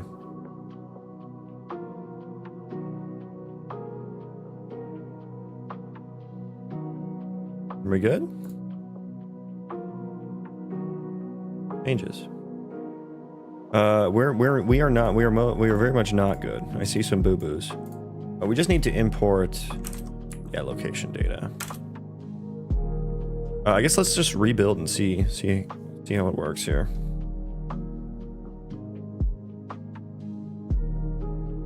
Kicking butt on this, by the way. Thank you. Feels like been a couple weeks of refactor, but I see the vision. Yeah, it has taken longer than I thought it would take. But I feel like I'm feeling better and better as time goes on about it. And yeah, like the refactors I'm making, I think it's going to be really nice to get everything into the ECS system. I find that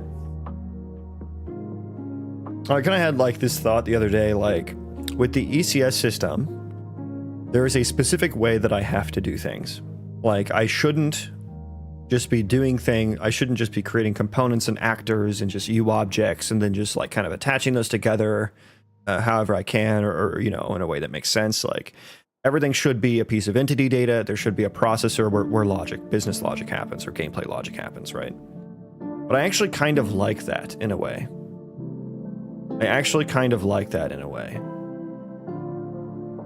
And I think it's for the same reason I like something like Redux. If there's any web developers out there, you're probably familiar with Redux. It's a state management framework. And it's like the difference between Redux versus MVC architecture. Model view controller is it's supposed to be a web architecture, but like having one way to do something, like it's less flexible, but it actually makes things like really easy to understand in a way, because it's like everything is always in like hey, gameplay logic. Where is that? It's in a processor, right? Like, and for Redux, the equivalent to that would be like, hey, business logic. Where is business logic? It's in a reducer somewhere, right? It's in a pure function reducer with 0 side effects and immutability. And it's like it's a huge, and like if you're doing like MVC, like, because we have an old app that's in MVC at work, and then we have a new one that's in Redux, and the Redux one is like a million fucking times easier to navigate and understand. And it's because you don't have all these controllers and things getting injected and passed around all over the place.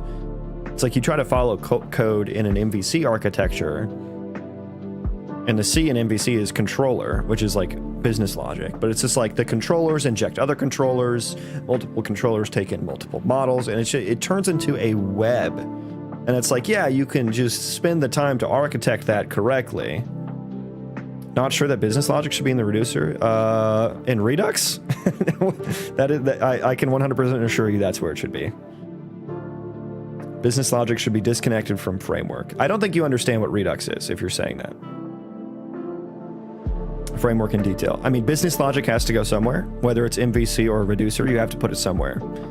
And the framework influences that. So that's not true. Like your business logic belongs in the controller in MVC. That is part of the framework. The framework is influencing that.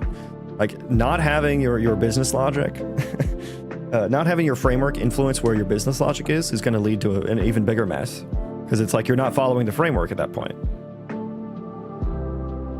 But the benefit of putting business logic in a reducer versus a controller in these two different architectures is that a reducer is a pure function. A pure function means that it takes inputs and it provides an output, right? And it means that there are 0 side effects. So nothing changes. Nothing changes, right? There are no side effects that can happen, or should. You shouldn't be writing side effects. And everything is immutable. Redux is part of React Stack. It's UI specific. Yeah, but every UI has business logic in it for how it works. Ripper, I'm not talking about politics on this channel, man.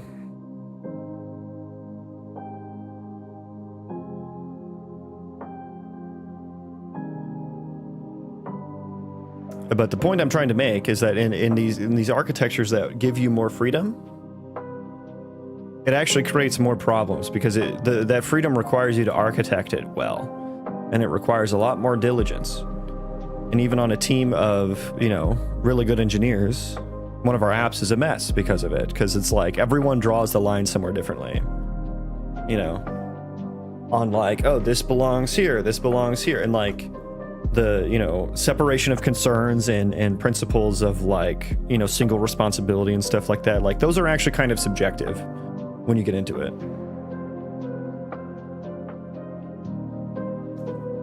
Did you read clean code? I haven't read it, no.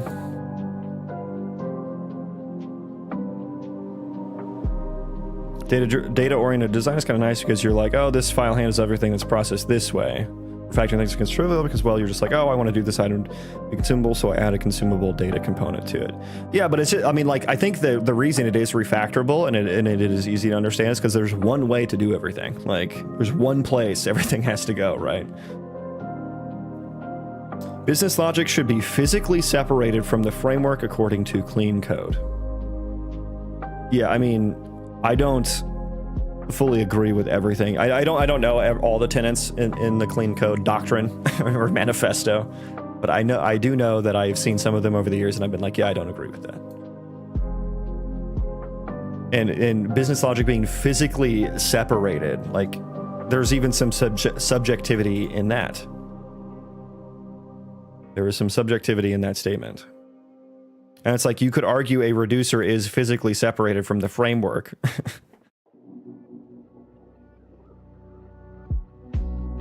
Are you making your own ECS or using framework? I am making my own ECS.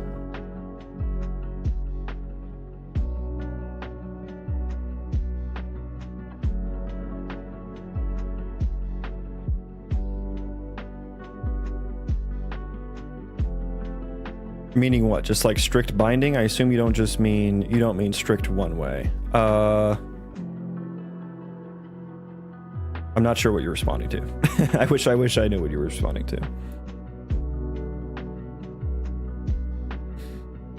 Yes and no, it was written that business logic should be in clear code unit blocks, which will be able to test via unit tests. I mean, that's like such a generic statement too. I mean, I don't disagree with that, but like that statement is like so subjective.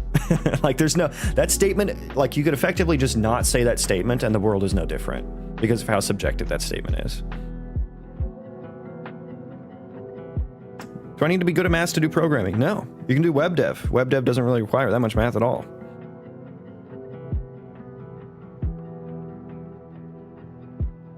So good long-standing projects have architectural principles. Yeah, I mean, look, I look at the two front ends and the two back ends. We have two back ends for each of these two front ends that we have, and like, yeah, our new ones are so much better because we picked a really opinionated architecture that forced us to do things a certain way, and that had less flexibility, and that has made it so like we have to spend less time designing now.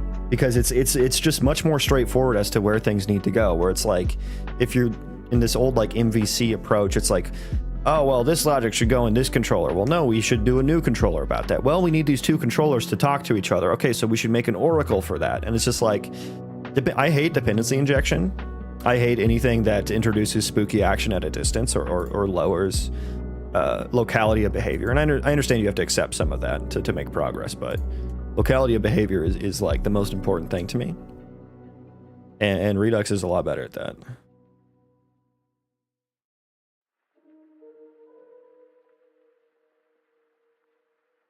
Clean code is not a silver bullet. Real life is tough.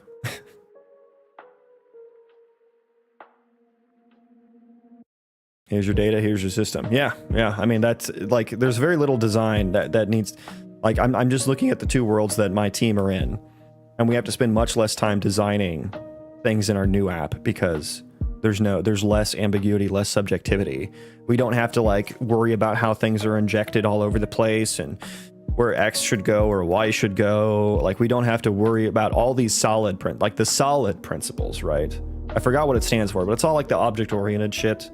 And I actually kind of hate object-oriented programming, at least in web dev, because like, I think object-oriented programming is great for games because games are incredibly hierarchical, but like for like enterprise software, like object-oriented programming kind of sucks, I'll be honest. Because like for the most part, you don't need multiple instantiations of things. Like you just need one class. Like you need singletons basically. And so I prefer a much more functional approach. And I'm not saying that you should entirely do one or the other, but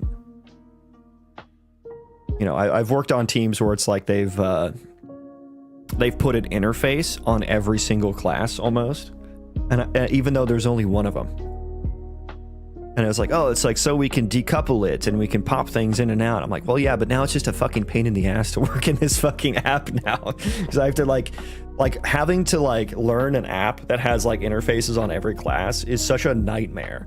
Like you'll have like 60 fucking tabs open trying to walk through this code base and figure out what connects to what, you know? It's like decoupling can actually be bad when taken to the extreme as well.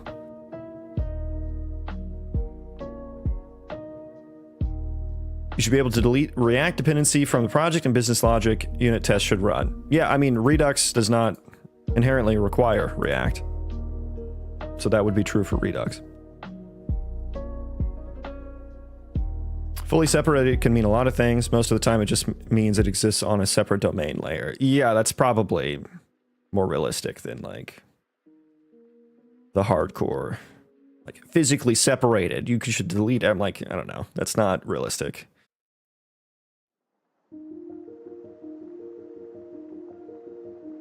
Controllers should be slim. They should not have any business logic. Piotr, I don't understand what kind of world you're working in where your controllers don't have any business logic. Like, what do you think business logic is? Because like, business logic is stuff that is specific to your application, that is specific to like how it's solving what do you have in your controllers if not for business logic? And then where is your business logic if it's not a part of the MVC architecture? Where is it? It sounds like you just have like a really light front end and most of your work is done on the back end. If I had to guess what kind of world you're in, I'm gonna guess that's what it is. A really, really light front end that all it does is display data from the back end. And yeah, in that case, you wouldn't really have much business logic. But that's not, like a lot of front ends do a lot of really opinionated things that require business logic. But I would say like most front ends are like that. And that's not like, I'm not saying that that shouldn't be the case or that should be the case, but like that is a lot of business, especially like enterprise level software. How would you move from React to some new shitty framework if business logic is embedded in your reducer? I mean, how would you do any of that? Like, if you change the underlying technology that you're using to build your front end, like, yeah, you're gonna need to make some fucking changes. Like, why would you do that? You know? And like, you can, there's a Redux JS. Like, you don't, like, the React part of Redux is not that entangled. Like, I know there is React Redux as well, but like, you can use Redux in like a fucking. You can import. You can grab a redux.js, and those reducers are functions. They're just functions that have an input and an output, right? So you don't need React doesn't give a shit about that. So it's like, yeah, you could actually do that. You could remove React completely, and you still have your business logic and functions in your reducers. You have to use them differently if you get rid of Redux, but you still can. So like. You're kind of just proving the point. Like, I think you're proving my point more than yours.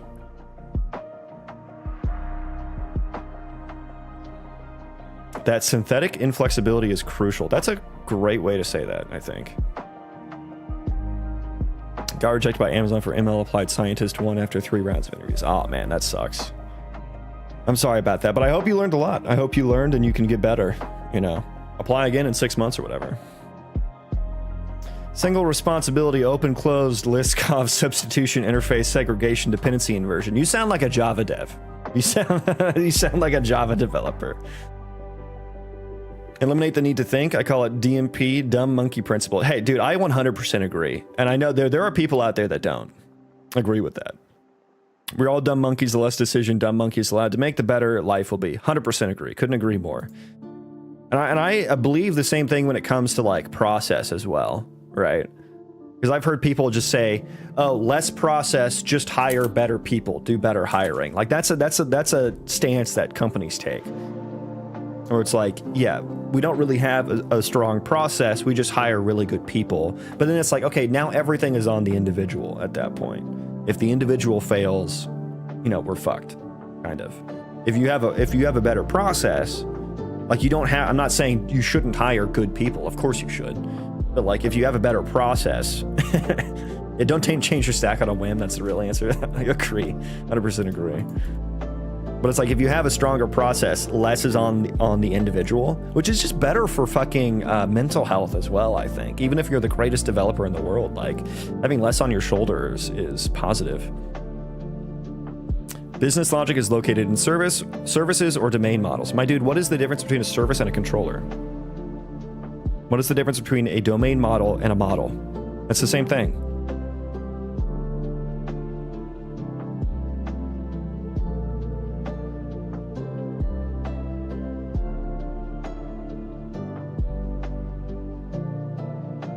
Yeah, define business logic.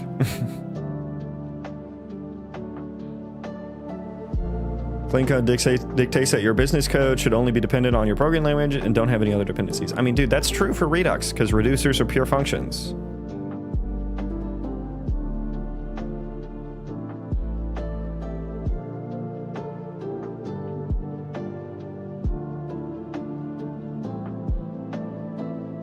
Golden coin equal 10, silver coins equals 100. This is a business rule, an example of business logic. I mean, I don't think that defines it very well. That's an example of, you know, some logic, yeah. And like the thing is, like, the business logic, what is or isn't business logic is also subjective, right? Like, even in your world where business logic is completely separated, like deciding what logic to put where, you can argue, is this business logic, is it not business logic?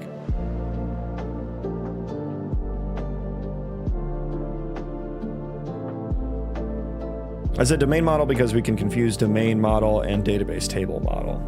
I mean, we're talking about front end, I think, specifically right now, so I think it's fair to just say model and not if someone says model, I never think database, honestly. That's schema to me. Schema is database.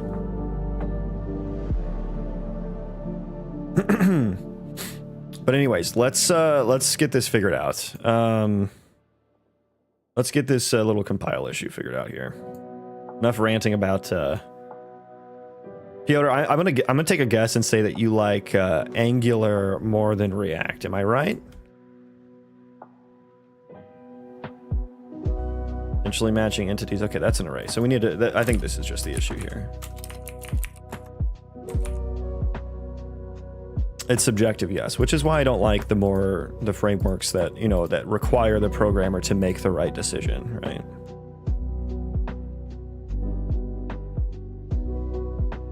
Is that fine? Is that all I needed to do?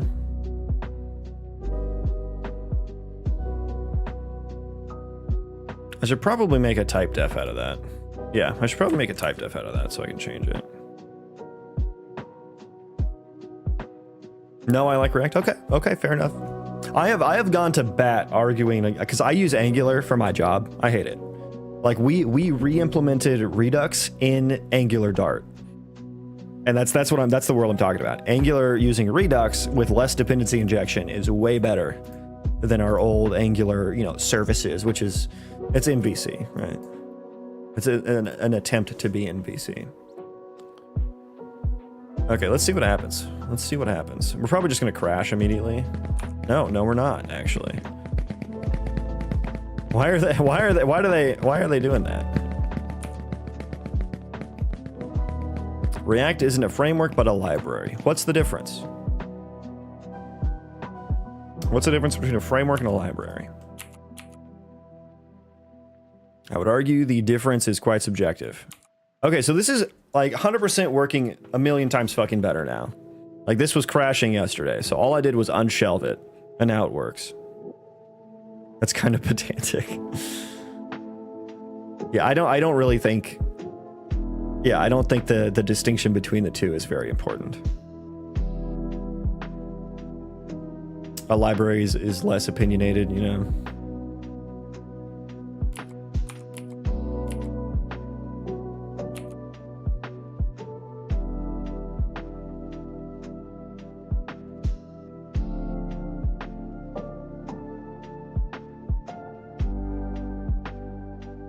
So yeah, no crashes anymore because we're not changing the archetypes.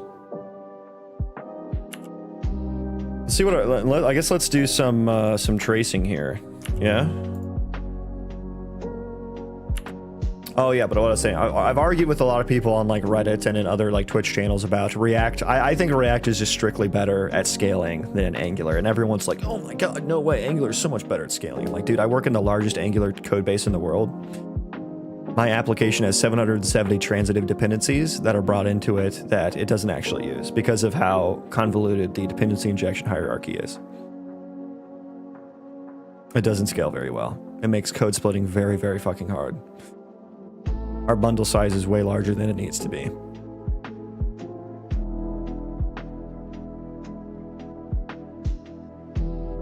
Library does one thing, framework does many.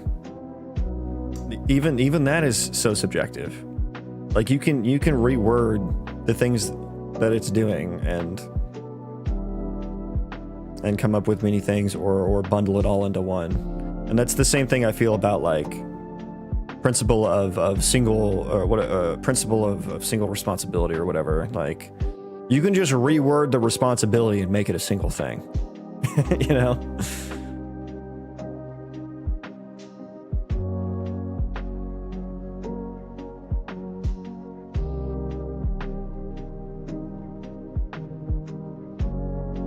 I am coding a game in Unreal Engine with C++, yes.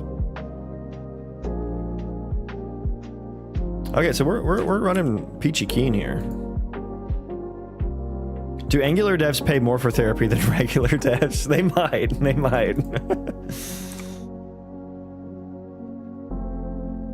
Yeah, so how much is my... oh, I'm not even running the targeting processor. Well, that's my fucking issue. That's why I didn't crash. Oh. That's why I didn't crash. I was like, oh, we're doing so good. Didn't even add it. Didn't even add it to the thing.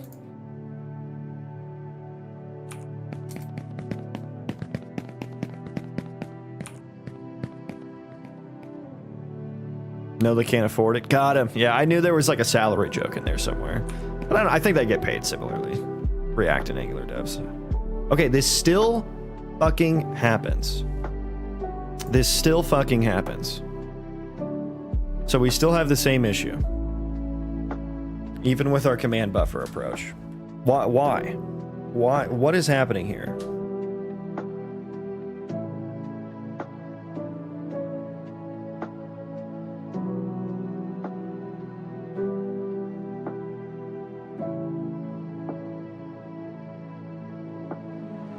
As a junior through all this complicated talk gives me depression. You'll pick it up. You'll pick it up. The more you work in different environments, the more you'll start to form these kind of opinions and stuff. Okay, back to the trenches here. What index? N17. We're like 1 out of bounds here.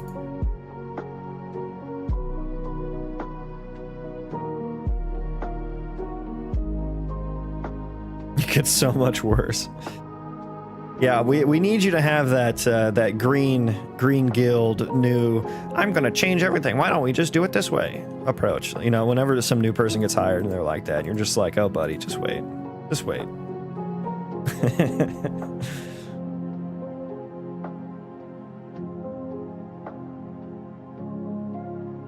I've been that guy too. I have been that guy.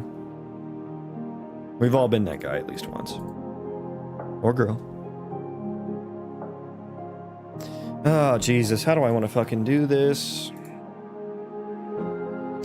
Okay, let's simplify it a bit here because...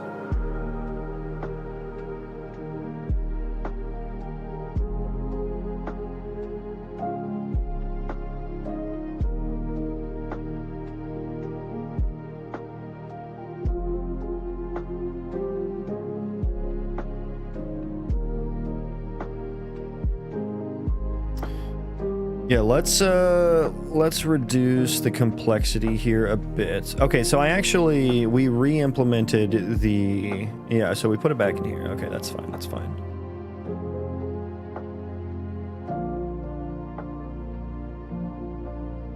I haven't heard of dependency injection, bundle size, code splitting before. I am cooked as a junior suite. Dependency injection is when the constructor parameters of a class are provided for you via black magic, but it's via a dependency injection framework, and it can be confusing because you don't understand how they get injected in sometimes. What it does is it makes it really easy to switch out what things are getting injected without having to actually change any of the classes. It can make testing a bit easier as well for that reason, because you can inject in a mocked version of a class. The dependencies are those parameters within the constructor of the class.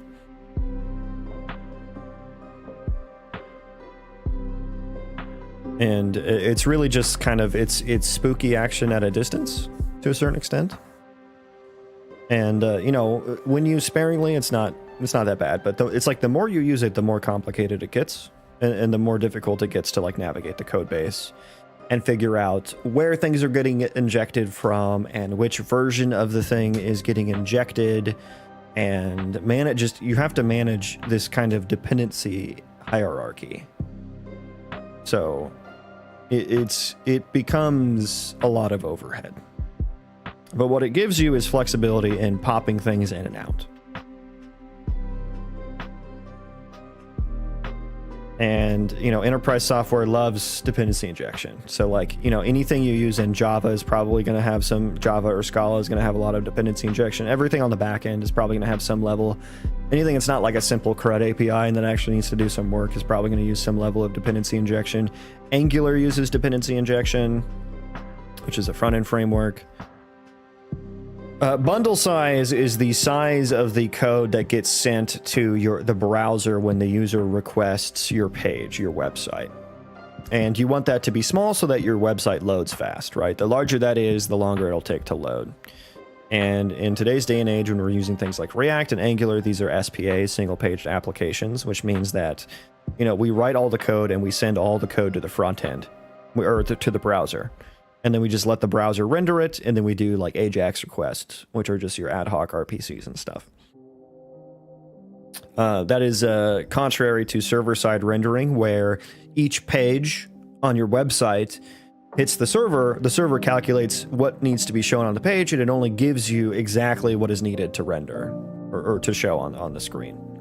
So a little bit different, but what code splitting does is that it allows single-page applications to not send all of the code if it's not needed, right? So there are probably some sections in your single-paged application, especially if you have multiple pages, you can probably just code split based on your pages, and you just kind of lazy load.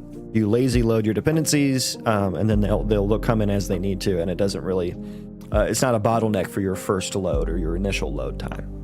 That's what code splitting does for you.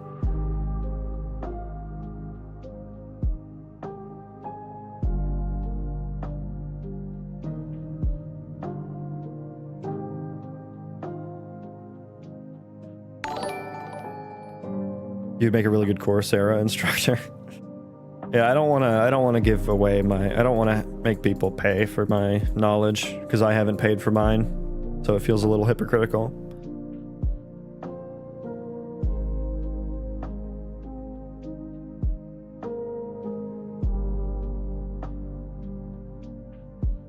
I think it's usually better to DI than not to, but the way you architect your code has to serve that structure. Better to DI than not to.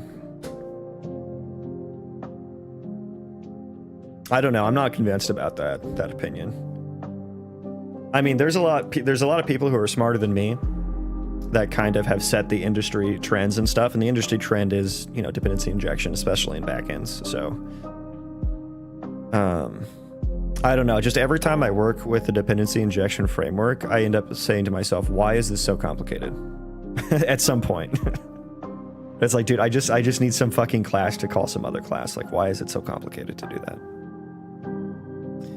And like, there's all the, like I said, for Angular, like I work in an ecosystem where it's like, you know, there's this front end application within this kind of like overarching front-end application, and you can architecture it different ways under the hood, but the user-facing thing is like there's a front-end application, and then there's like a bunch of different like pages or tabs, that a bunch of different tools within this application. Each one of those tools is like a different team's application, like a sub app. And I work in an ecosystem like that with Angular Dart, and because of that ecosystem, other teams' dependency injection hierarchies affect me and my team. And like that overall app has certain dependencies as well. And we have to rely on those to like render our app within this bigger app, right? And it's very complicated, and I'm pretty sure it's the largest version of that in the world. Pretty sure. I don't have any actual stats on that, but we have 2 applications within that ecosystem, and we have 700 plus transitive dependencies that are brought into our application that affect our bundle size that we don't actually need. And it's because other teams, the overarching team, like the root app team as well, like the dependency injection hierarchy was not set up properly. Like, especially in Angular, you have like providers and modules, and it's like there's like 4 or 5 different ways to like actually inject something. You got class provider, existing provider, factory provider, value provider. You can use OPIC tokens, and it's just like, dude, there's so many decisions to make just to fucking get a class to where you need it to be. And for that reason, I'm out. Whereas like we're just using Redux. We've got one fucking dependency, and it's the store, and it's just a model. Like, it doesn't have any logic in it.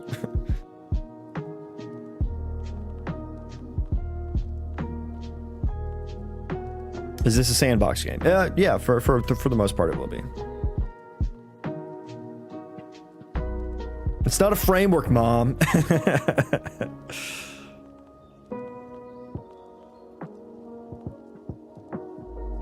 Serialized values in UE and Unity are a form of dependency injection. Okay, you're gonna have to break that one down for me.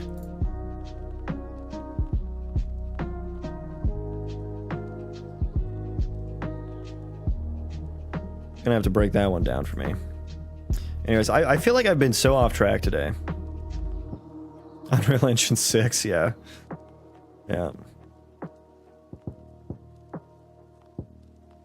Okay, so I don't think the command, I'd say I don't think. The command buffer definitely didn't solve my problems.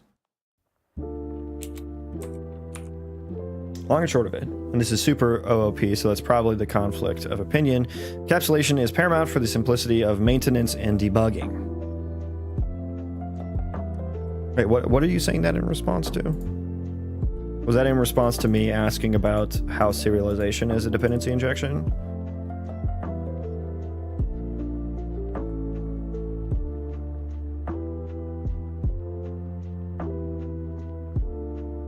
What's going on here? What's going on here is me. I'm procrastinating on fixing some bugs and just yapping about programming principles.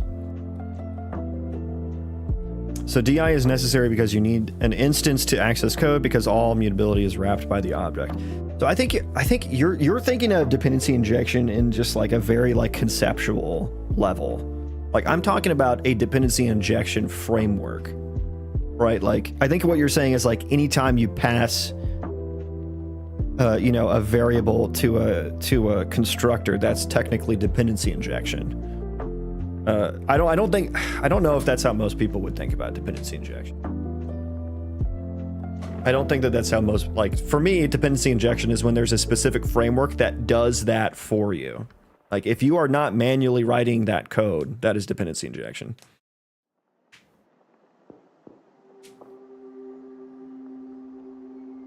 Dependency inversion means you can treat a dog as an animal and it'll still work. And you remove that chat because I was like, yeah, I don't think that's what dependency inversion is. I mean, that's just inheritance and polymorphism, right?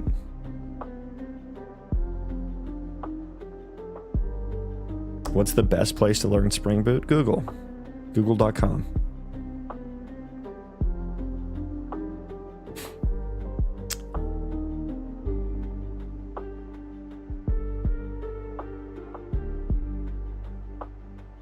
Anyways, let's try and fix the bug that I have. Huh? Maybe I should do that. Process entity chunks, update entity in spatial grid.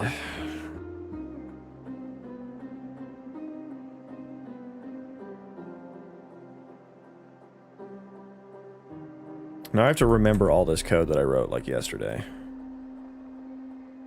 And I don't remember it.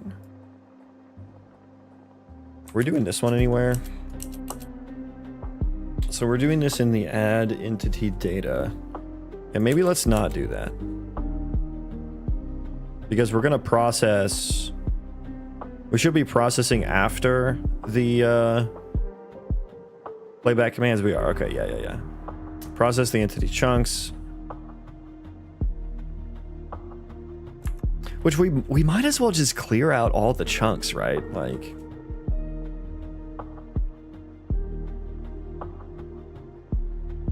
Because we're going to need to reassign them anyway. We might as well just clear all the entity data chunks.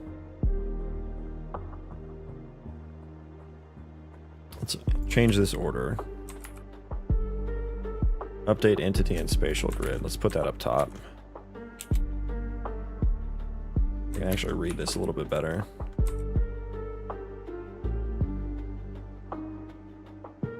Process. Where is process entity chunks? You should go below playback commands.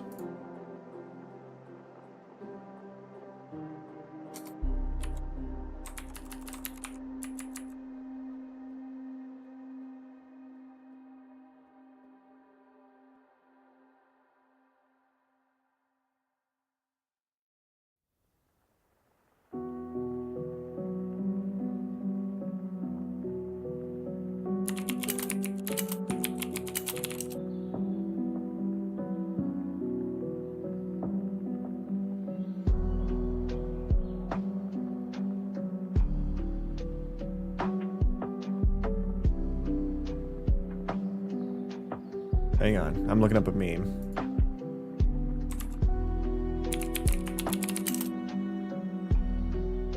Here we go. This is the meme I'm talking about. Oh god.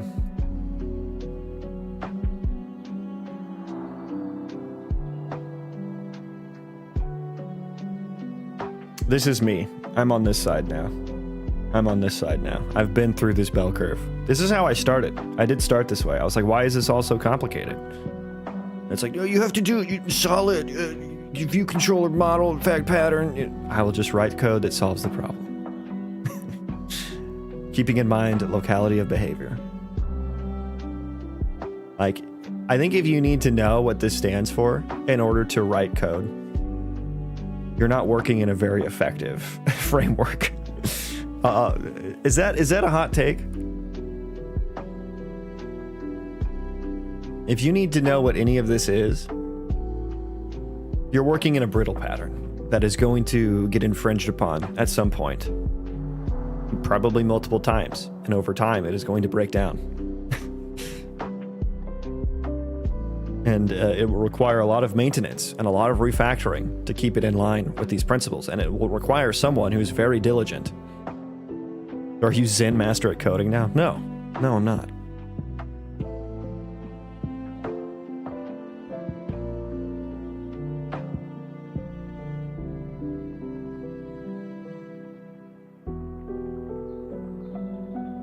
So yeah, that's what I picture in my head.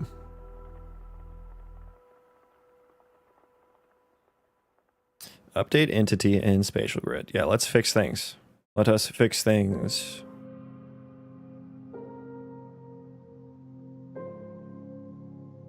I think I should just clear the spatial grid.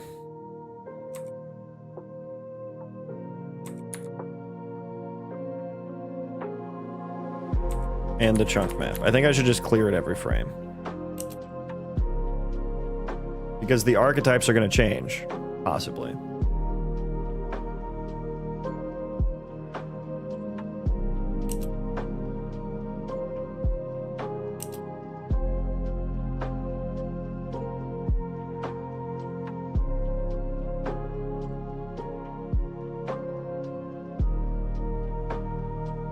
An archetype. Remind me what I did archetype chunk for. Archetype. Okay, yeah. What if I just cleared these every frame?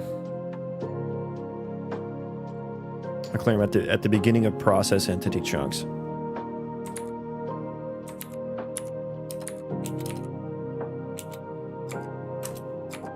Does empty, which one, it leaves space allocated? Okay, yeah. I'm just gonna do that. We're gonna see what happens. Make sure, like, it's gonna fully rebuild, like, the hierarchy or whatever.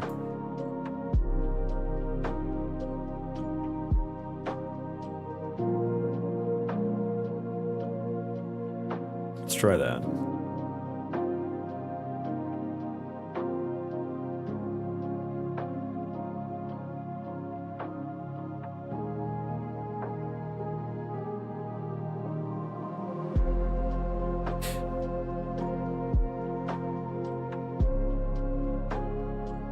Come on, we can do it.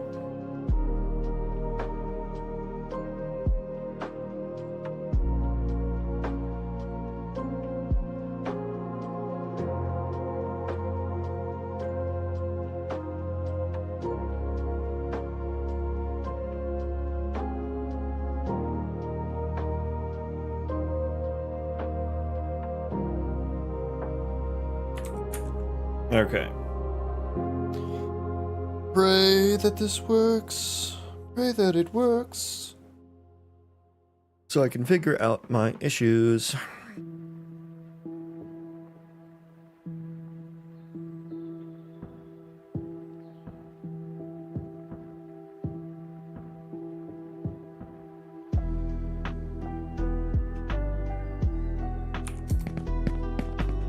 So they start in T-pose now, which is different. A little strange.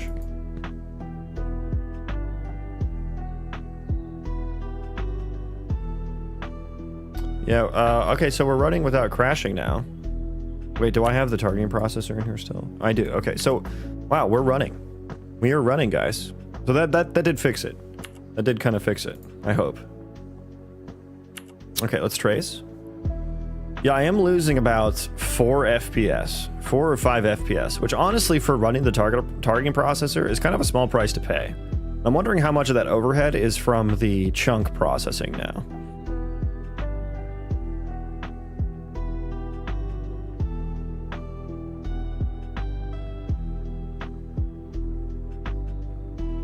We're just gonna let that trace for a little bit. And we're gonna look at it.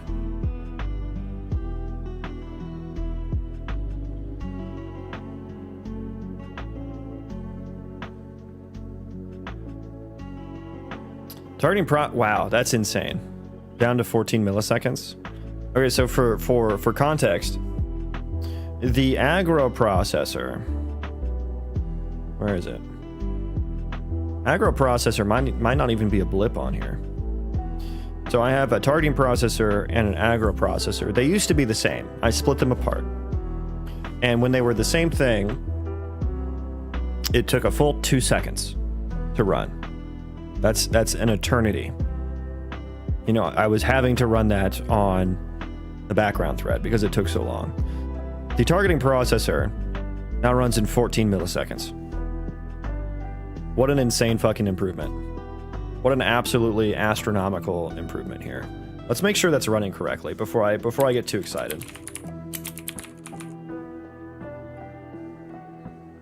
So where's my aggro processor? First of all, we need to include that. Aggro processor is running so fucking fast. I need to make sure that they're actually getting like proper values here. For each in radius. Where is target processor? Okay, so median's 14.8 milliseconds.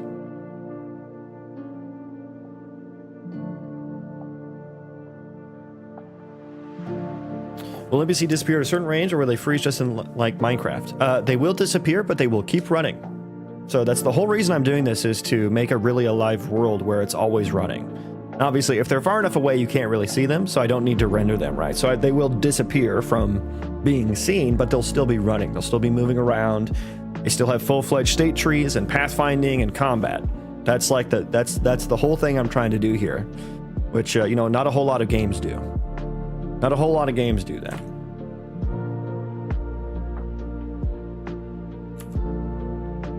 Yeah, so that's actually running fucking amazing. Let me look at the, what did I call it? Process entity chunks. Let me look at that. You are taking 0.3 milliseconds with the empty as well. The empty is probably the most expensive part of that. Wow. Wow, wow, wow. Okay, let me run that, and I just want to make sure that, like, because that's like kind of too good to be true. We're in too good to be true territory. So let's validate that this is actually running. So they will always move. Correct. Correct. Okay. Target processor. How many are we getting called with here? First of all, here. Entities 500. Yeah, that's probably correct. And then 1455. Yeah, that's correct. That's correct. And then when we get here, what are we looking like when we get here? Archetypes. We have 2 archetypes, 500, 1400. Wow.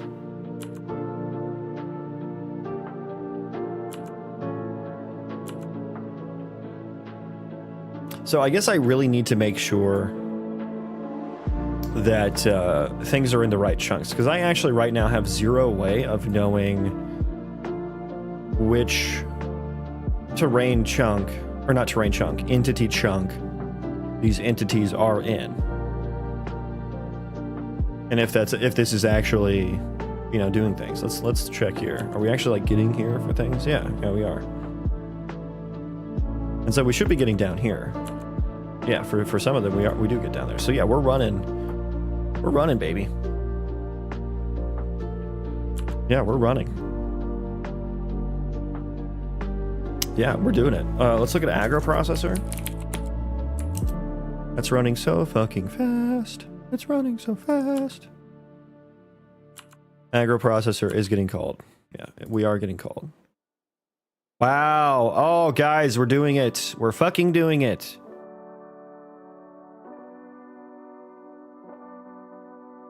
Iterate out entities.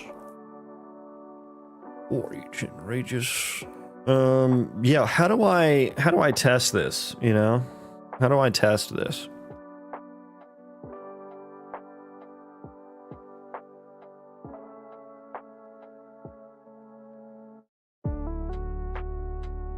Yeah, I need to make sure like the radius and stuff is working properly.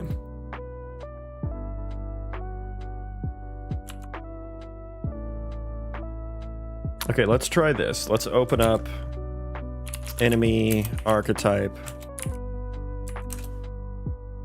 Where's faction at? Faction, aggro, friendly. They're going to initiate attack. Let's we're gonna turn this way down to like 100.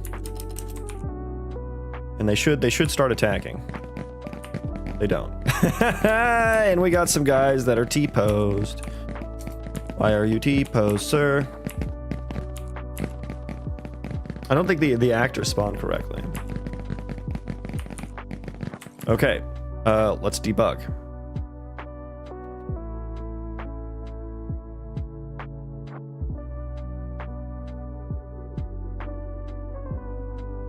Enemy NPC aggro towards other factions. Friendly NPC is initiate attack. Okay, is my logic just not correct here?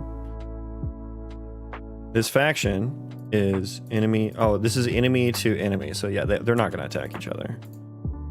This is enemy to enemy. Let me like open those up. It's faction data, targetable faction data, and then where's the other one?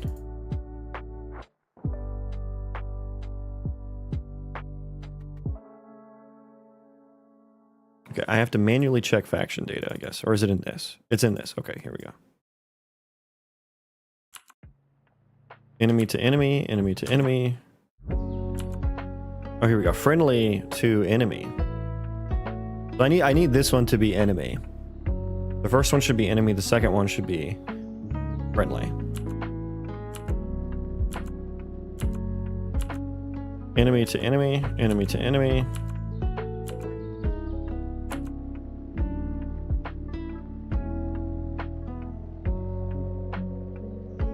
Okay, here we go. Here's our scenario.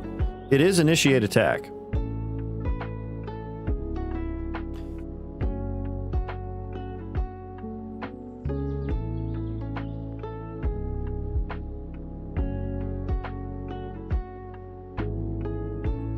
Okay, here's our condition. So we need to walk through this.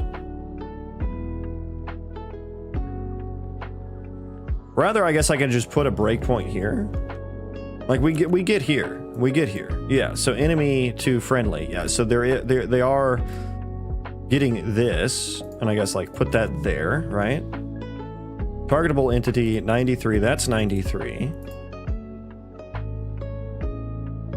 And why am I doing dist squared? Oh, I guess I need to check which one's closest.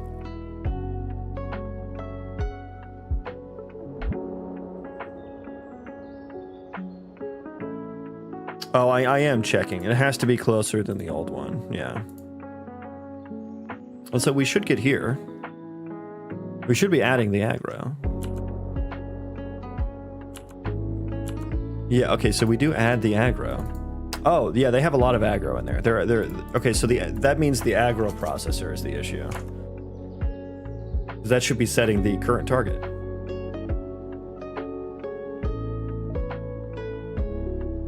It should be happening here.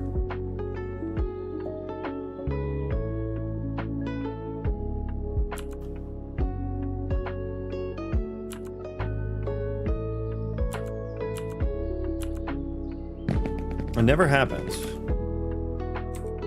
Get entity with highest aggro.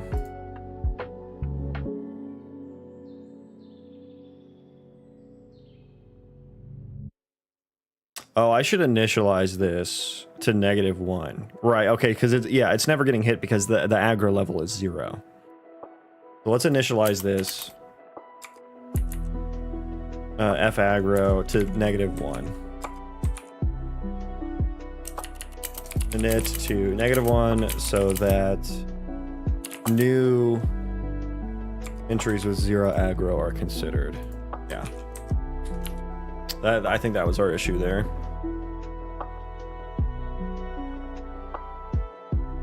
Okay, they're all gonna start attacking now. It's gonna be chaos. Oh, it's gonna be chaos.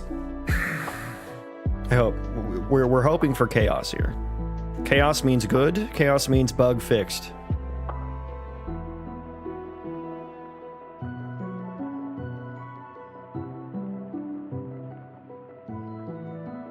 Yes, we did get there. Yes, we did. There they go. Oh my god, look at the mob. Holy shit.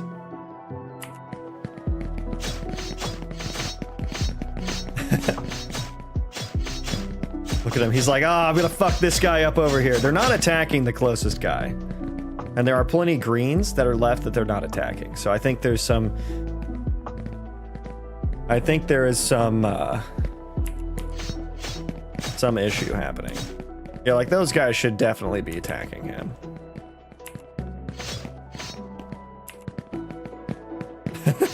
I love the angry mob. And yeah, we've got non-cleaned up attachments everywhere.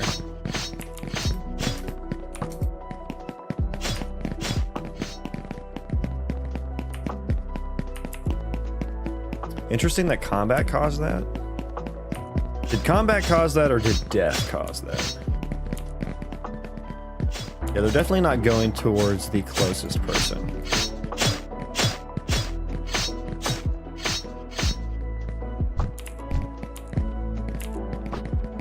Just found out that Angular is developed by Google. Yep. Yep.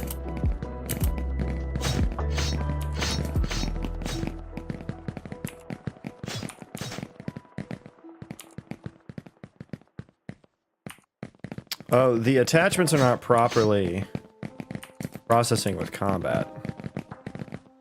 Only with locomotion, it seems. Interesting.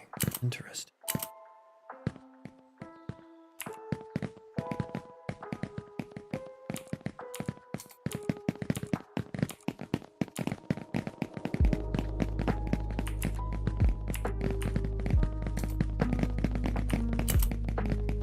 Okay, how do I want to start debugging this? First of all, I think I want to commit what we have here, because this is like a working, stable thing. And so honestly, like, we should only ever add entity to chunk here.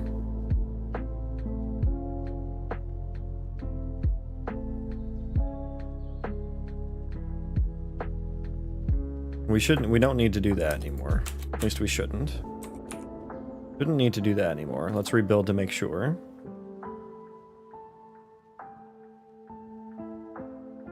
So I think probably my...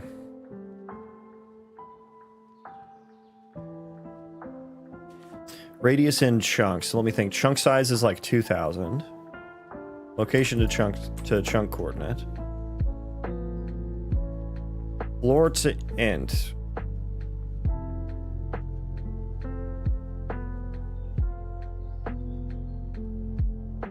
So we're taking the location, dividing it by 2000, and then doing a floor. Is that's different from how I was doing it. We are doing a grid snap.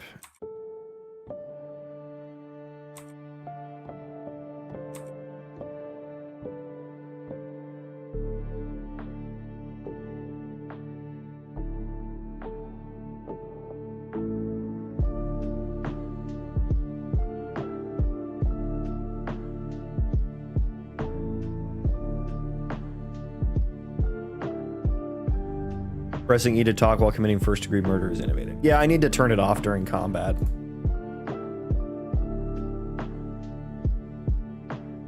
But I mean, like, if you have a colonist who's in combat, you know, like you shouldn't be able to talk to other, like, your own colonists in combat. I think is what the rules will be. I want to turn that off for a second. So enemy archetype. So attack back only, change that back. Go back up to 2000. I just want to make sure this still works. That's 20,000. Maybe not that. Maybe not that much.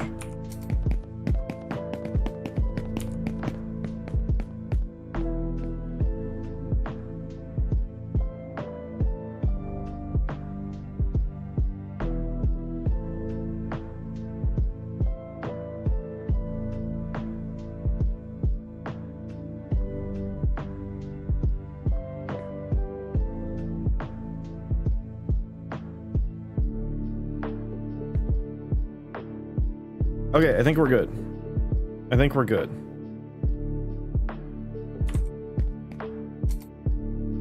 Okay. It is C++, Unreal Engine. Moxie, sit.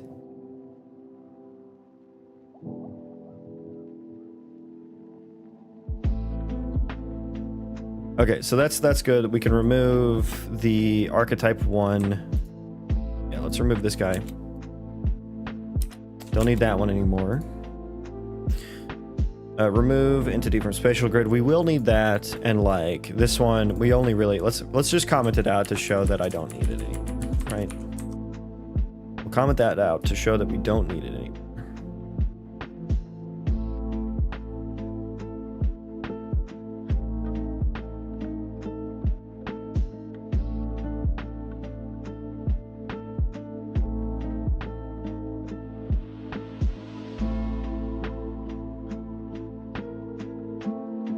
You have the stinkiest breath. Oh my goodness.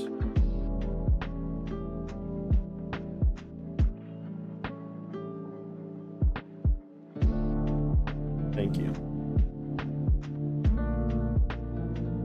Hello. Hello.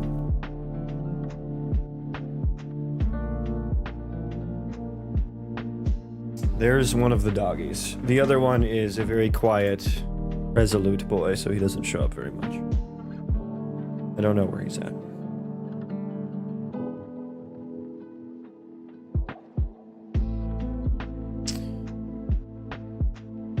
Speaking of OOP, did you know that small talk, pure OOP lang? What is a pure OOP language? I can't even imagine what that's like. How is that different from like, it does not have if statements. Yeah, that's strange.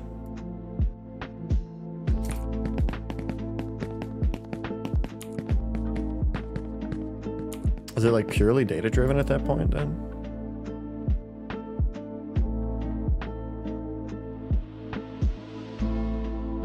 Okay, we're still running fine.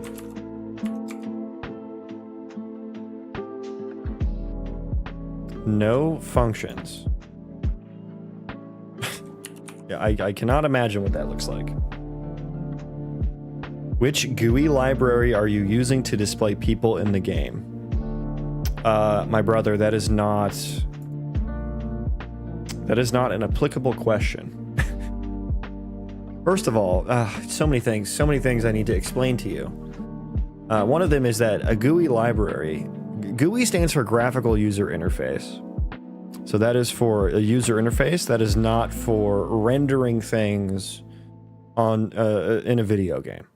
That is not, a GUI library does not do that. Second of all, this is Unreal Engine. It has its own built-in solution for user interface and stuff. But Unreal Engine is what is doing the rendering and also the user interface. What you saw there, though, had nothing to do with a GUI.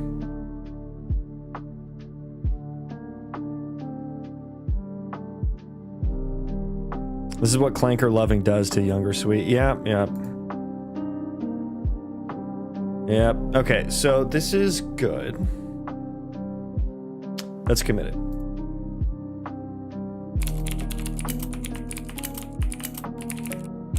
Implement spatial data queries. Okay.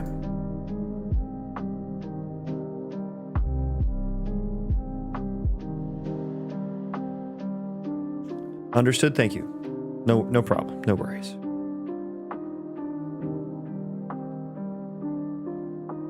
Okay, so this is clear. It's not working fully properly. There's a lot of things with the combat that were not working properly, we'll say. I think what I want to do here is use my grid snap method instead. That makes a lot more sense to me.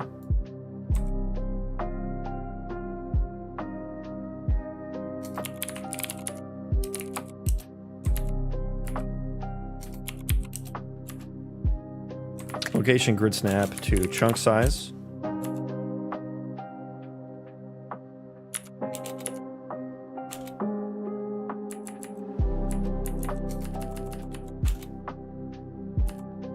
Grid snap to chunk size. And I guess you can just like initialize an int vector from a regular vector.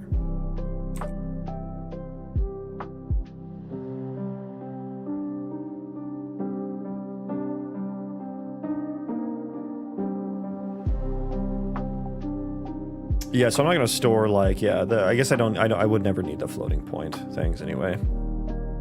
Okay, so that's how we're going to store that.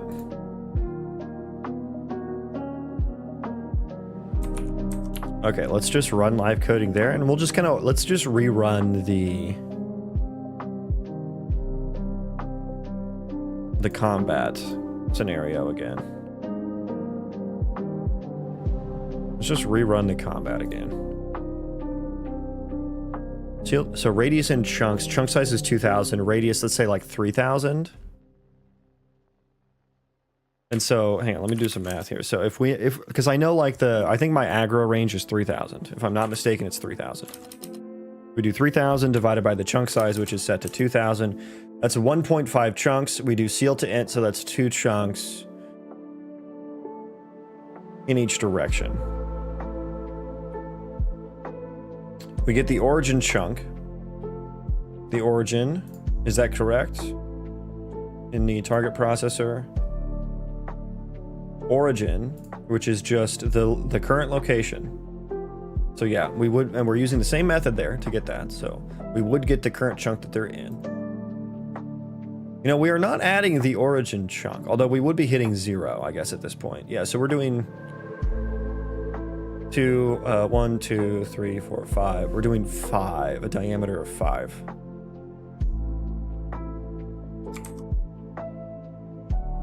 I think that works. Did you just use calc for that? I just need to think about it, okay? You know what? You get on stream. You get on stream and do it. It helps to visualize, okay? Let's just go 10.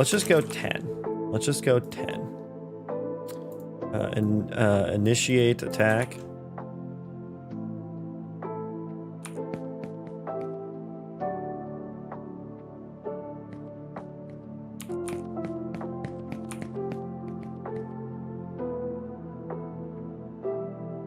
So those guys should be attacking them.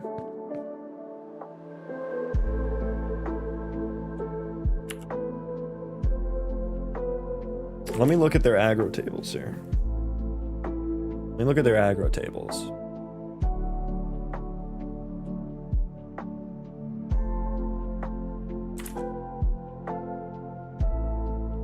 Okay, who do we have here? We have an empty aggro table. Are they all empty?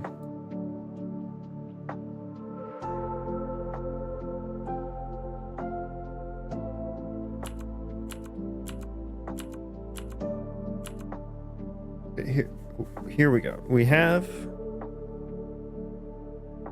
aggro table. So I guess they're just never getting removed from the aggro table, and I'm assuming that we don't add.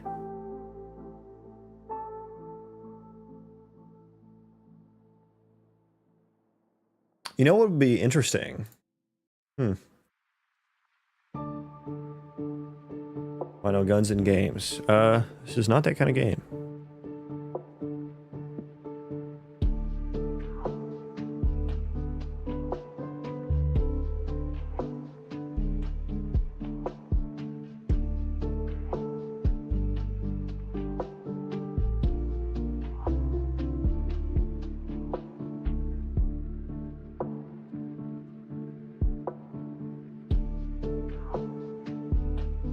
Not wanting guns in the game has nothing to do with politics. It's a medieval game where guns don't exist. Quite simple, really. These never get removed, and I'm assuming... Do I set the target? Do I clear the target before aggro is able to be cleared?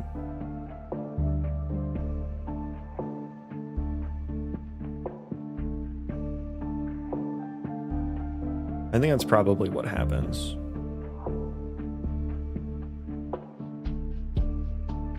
But target setting only happens from in there.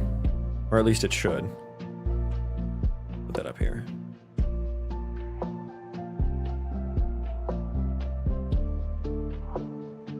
I should change the name of these.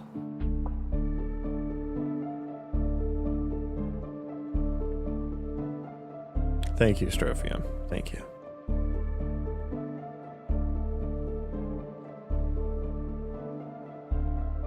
So we have some datas in here. I assume these guys are dead. I have to, right? Because no one's attacking anyone. So let's look up what happens when they die. I know there's some logic in proxy actor.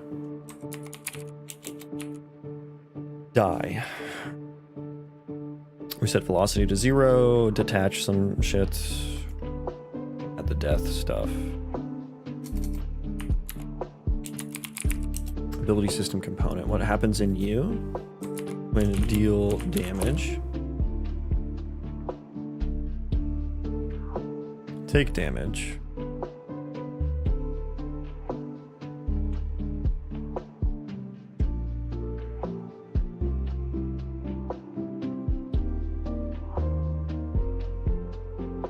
Get current target, clear current target. Where do you happen from? Really just from set current targets. So let me find out where these are from. Select target and some. Okay, so that's not happening.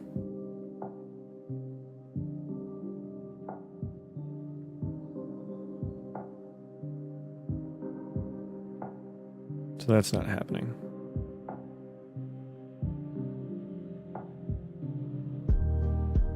Strophium, have you played Timberborn? It's a great game about beavers where you can build dams, and it's very fun. You should check it out if you're interested in a beaver game where you can build dams. Okay, so I don't know that anything specific happens to the target when it kills it. The target gets set somewhere, right? Did we ever get here? Let's just figure that out. Let's figure out if we ever get there.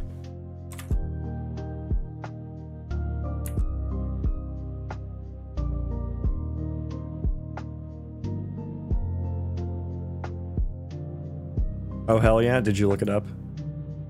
It's a great game. I have like 100 hours in that game at least. Probably 200. They keep adding new stuff to it too, so it's always fun to come back and play. Okay, so we do get there. Do we actually remove the aggro though? Okay, it is empty. Oh, I wonder if those were for the dead guys. Like, if I'm dead, I should clear my aggro as well, right?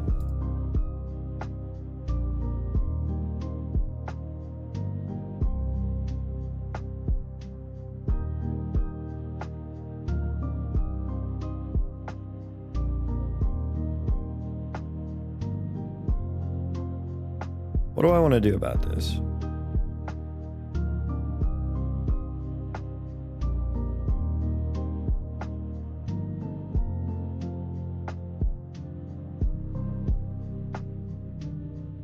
Yeah, I should check if... I'm not checking if we're alive here. So both of these should only happen if they're alive, really. Quite simple, really.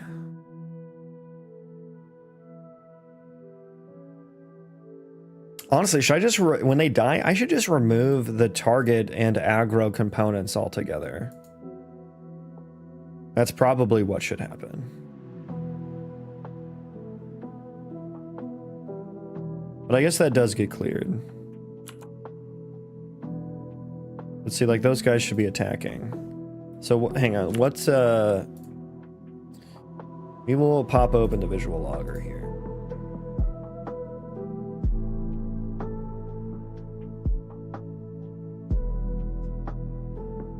Okay.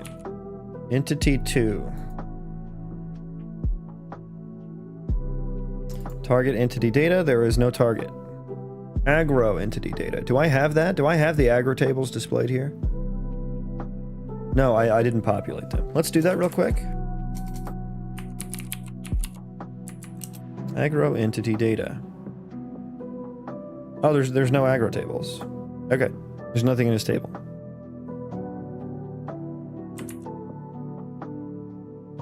So you have nothing. So entity 2 is what we're going to be looking at in our target processor.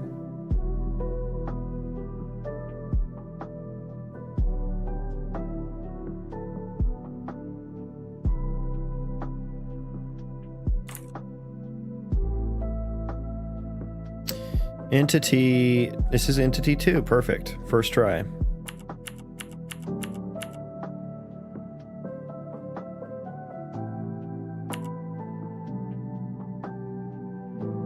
Okay, we did not step into there at all. Okay, let's try that again.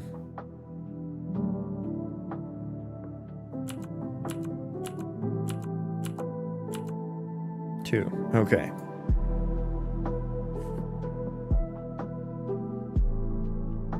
So this is entity 2.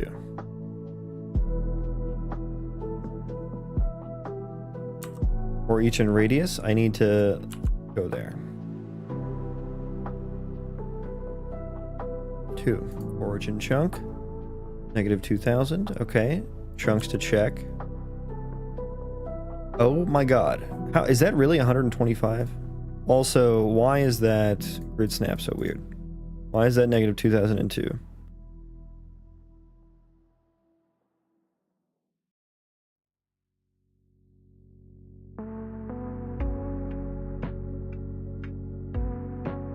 Oh, because I'm adding plus int vector. I need to times that by chunk size. That's why. How was that? How were they even targeting anything at that point?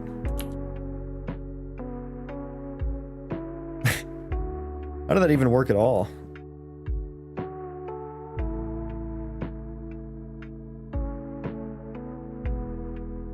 I feel like Strophium it just immediately got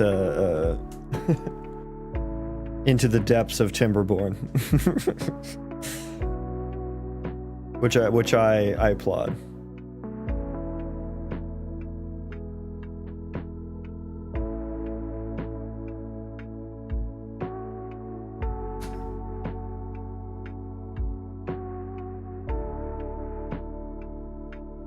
Okay.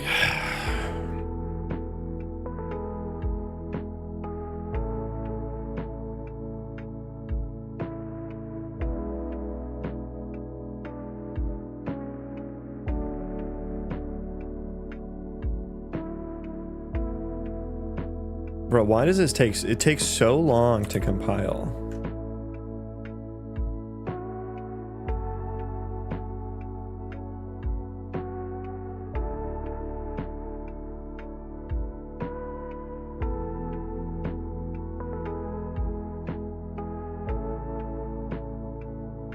Okay, let's see if this, like, works a little bit more reasonably. Okay, do we still have only 10 spawning? Okay. Skip that. Okay, yeah, they all went in combat. So we'll see if they, like, change targets a little bit better. So, like, those two guys will get done first. They should go directly to that guy next. They don't. That guy just got stuck.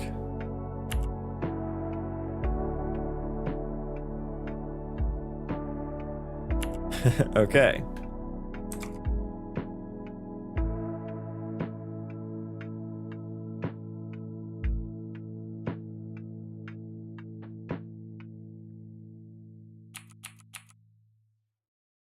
Like that guy, Entity 2 should 100% be attacking the other guys. 100%. Okay, so let's dig back into it. Entity 2, perfect. What chunks are we checking now?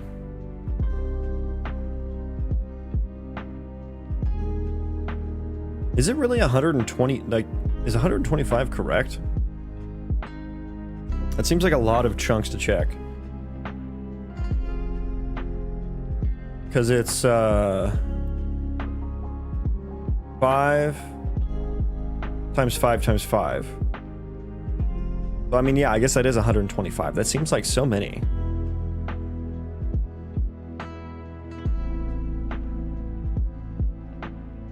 I don't work in the game dev industry.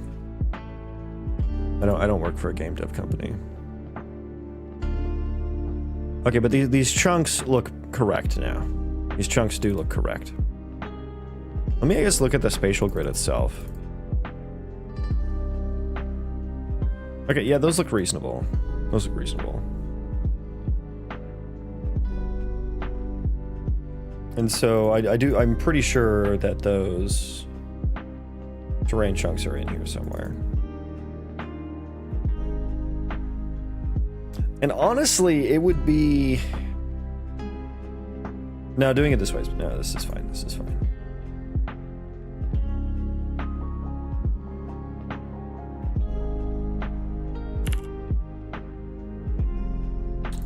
Did we not find any of the chunks? What happened there?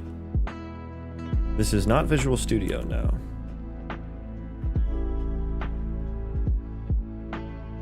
This is JetBrains Writer. Are we still on Entity 2? Are we still on Entity 2? I need to know. What a breakpoint there. Potentially matching. Let's see here.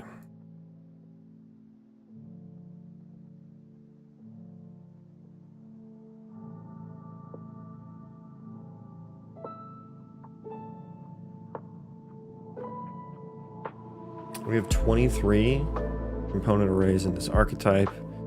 We have 4 entities there. We have...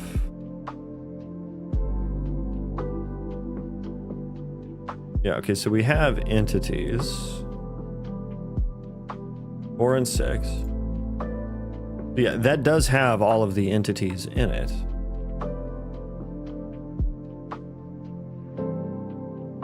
I wonder if we never ended up... Well, no, because we got here. Okay. We got here. Are we still on entity 2? We are still on entity 2. Okay, so entity 2. Archetypes. Yes. Okay. Still on entity 2. Okay, we're going to iterate over entity 5.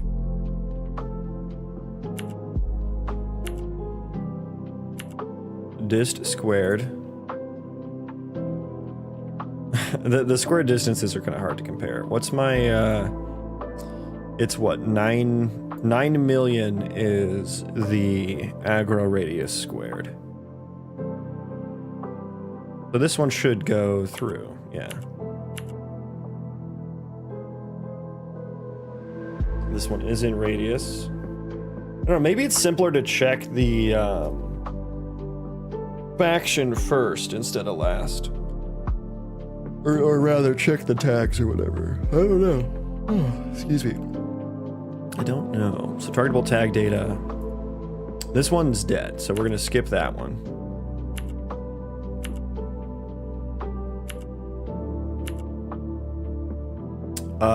Why didn't we go back through the breakpoints?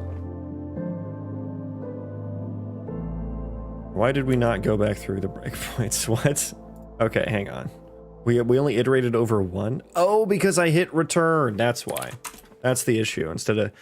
Because I refactored this. Oh, yeah. I've done that one before. Done that one before. That's a mistake I've made before. I keep refactoring these things to be like, you know, this is a lambda.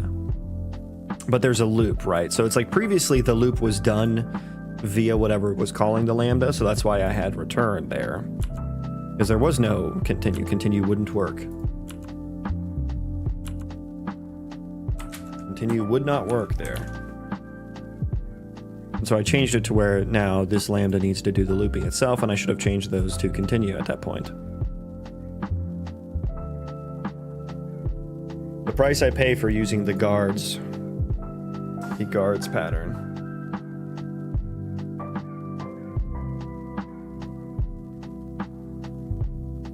Are you freelancing? No. This is just hobby stuff. Just hobby game dev. Okay. Now we got some aggro. There we go. Now we got aggro. Okay, let's rerun it now. Okay.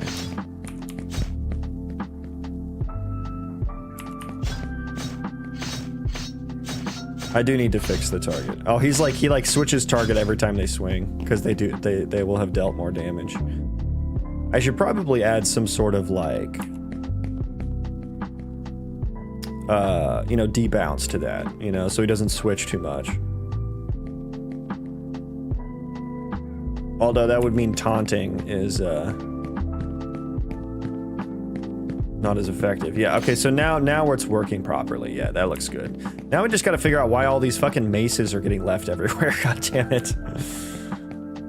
And why they don't seem to swing them when they're in combat. That's our next issue.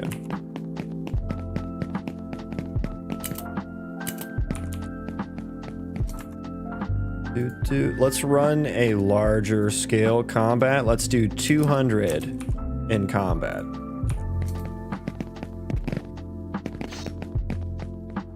Wow, that's running so much fucking better. Holy shit. This used to run at like 20 FPS. 200 entities all in combat. Now it's running at 45. So we're already increasing that bottleneck. Almost 50. We're almost at 50. Well, some things are dying, so maybe not that much.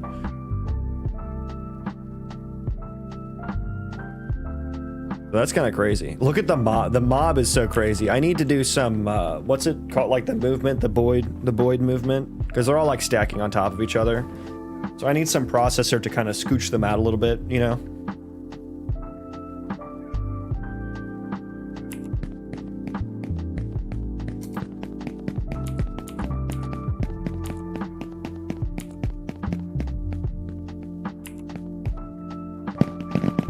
Jesus. Tippy taps. Look at the waves of tapping that's happening. That's so funny. Look at this fucking carnage. Look at this battlefield.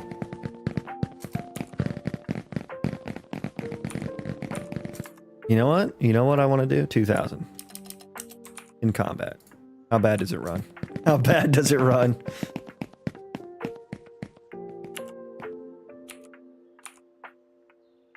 We will watch the battle from above.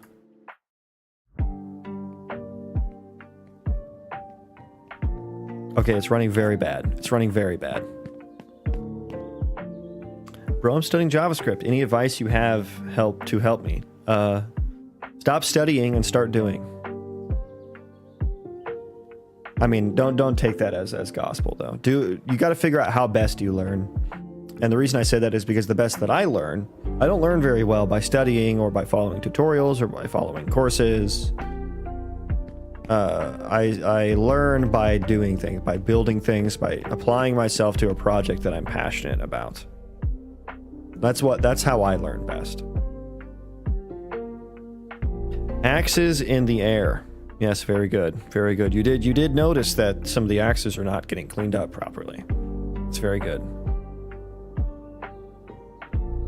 Morning, hope your game dev session is going well. It is. Thank you, Baby Fist, and welcome in.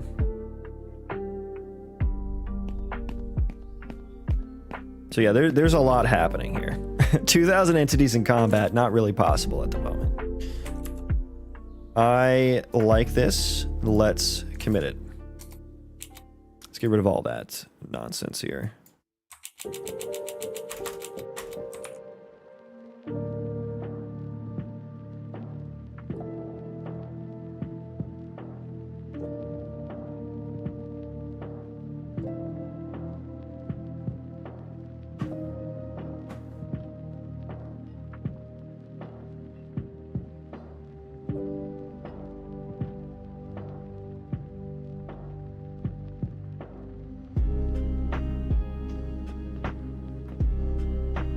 Okay. Fix entity targeting. I'll just say aggro targeting. Targeting. Okay, that's committable. Bro, you use VS Code. No, this is not VS Code. God, the nesting here is kind of awful. Kind of awful here.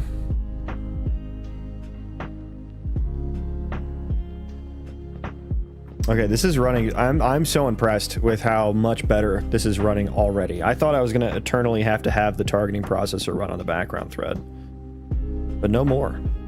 Actually, the chunk processor, I should work on deprecating that. I do have some tracing that still uses it.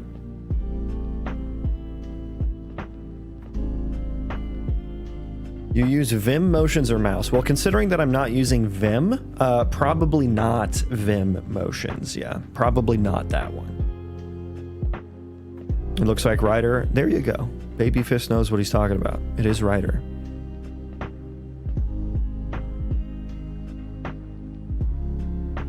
Okay, what do I want to do next here? So we're actually at a really good place. We're at a really good place. Let's fix all the attachment stuff. So I think our next two things are deprecating the chunk processor, which we shouldn't need anymore, but I think there are some entity trace utils probably still using it. Yeah, there we go, right there. So we should get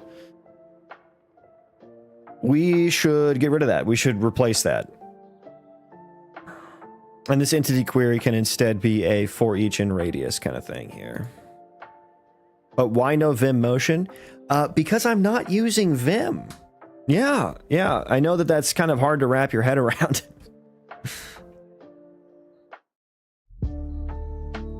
And if you need to take a second to come to terms with that, by all means, please take the full second. I know that's an eternity for some YouTube Shorts chatters, but I think you can do it. I believe in you. Close some things here. We need to fix... I've learned I can shift click these, which is nice. Okay. Let me see here. I want to open up the representation processor is probably going to be important. Representation processor is going to be important. Probably proxy actor to some extent is going to be important here. What else do I want to have open for attachments? I mean, we'll just start. Well, I guess ISM processor, because that does the calculation of where the attachments should be, right?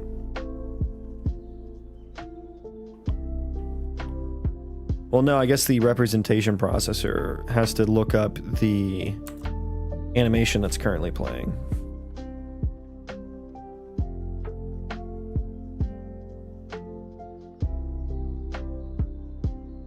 Bro, what are you talking? Generalizing YouTube short chatters. You are a YouTube short streamer. What do you do that makes you different? What I do is I think about the questions before I ask them. That is what separates me from a YouTube shorts chatter, apparently. What makes me different is my social skills. Is this Java or any other language? It does fall under the category of any other language.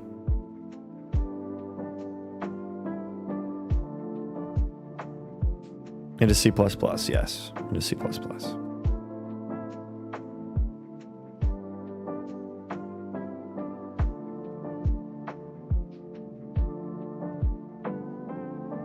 And so we want to get, we do entity transform. Let me see here, attachment to components.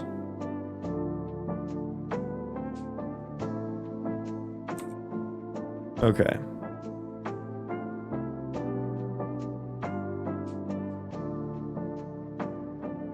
Multiply, get anim sequence. So we're passing in the anim sequence. What is it? What is the anim sequence? Just on the entity, anim state. That should be getting set from, yeah, from the ISM processor. So that is not getting set properly for the ability animations, it seems. Okay, so let's just spawn, let's try to get just spawning 2 guys in combat. Okay, you guys are way too far away. Also way too far away.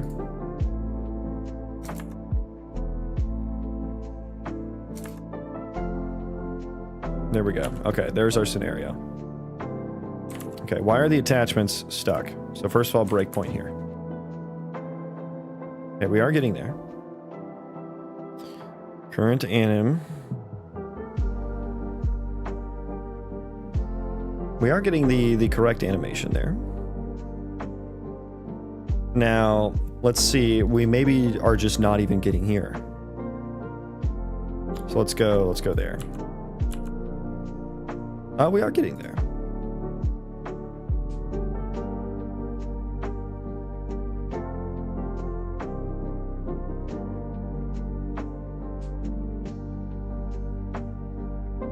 Should render attachments is true. We have all the attached components still. What is your transform? Translation. The anim sequence here is... Well, I guess we'll look at anim state there. Yeah, that's that seems to be correct, but I guess it doesn't change. What entity are we on right now? This is entity 2. Entity 1. Let's go back to 2. We still have like the same. No, we got a different. Oh, he's idle now. Oh, interesting. I don't know who you are, sir, but I feel I'm at the right place. Well, welcome in. I hope you're in the right place as well.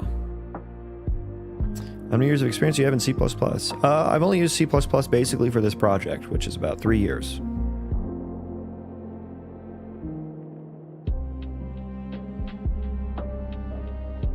I don't know who you are. What are we, hang on, let me catch up on chat here.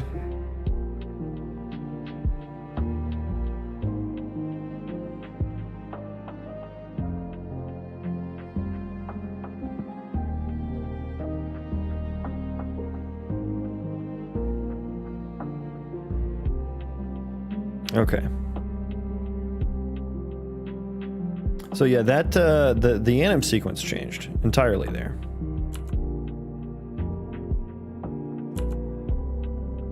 And now it's back to wow anim attack, anim frame 0. Anim frame 8.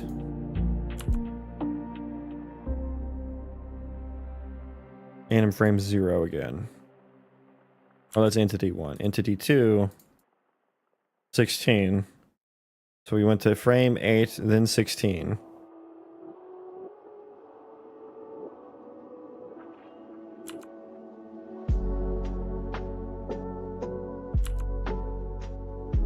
Okay, so the anim frame and shit are changing. It seems the transform is not, though. You provide your LinkedIn profile. Yeah, nice try, hacker. Nice try. Yeah, no, I'm not gonna put my LinkedIn profile out on YouTube Shorts. Yeah, no, thank you. That's gonna be a hard no, thank you for me.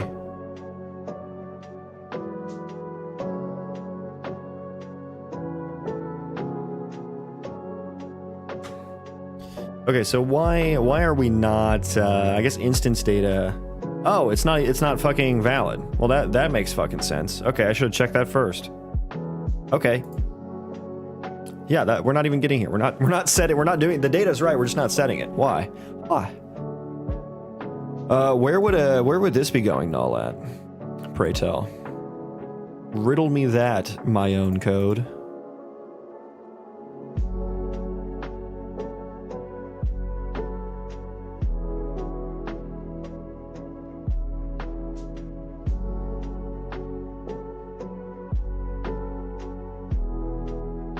Add attachment instance. Yeah, that's just adding it. I mean, there still is an instance.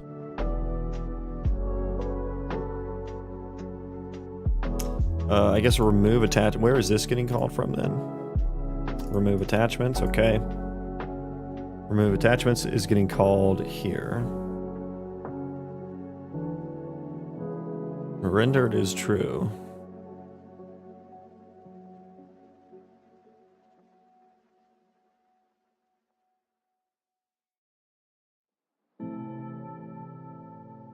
Well, I think it is the sad reality of programming. You are building something cool and you have invested a lot, and people like me come and ask questions about the idea and languages. What's sad about that? That's not sad. I don't see that as sad. What is sad is the social skills of some YouTube Shorts chatters where they come in and ask really obtuse questions. I mean, I'm happy to answer any and all questions, but when they're like pushy, it's like when they're so pushy about it, right? Coming in like, why aren't you using this thing? Well, I'm not using the thing that would require to use that. But why aren't you using it? Like, okay, I'm using what I want to use, you know, like. Yeah, there's a lot of questions and I can't answer all of them. Or else I would just be here answering questions all day.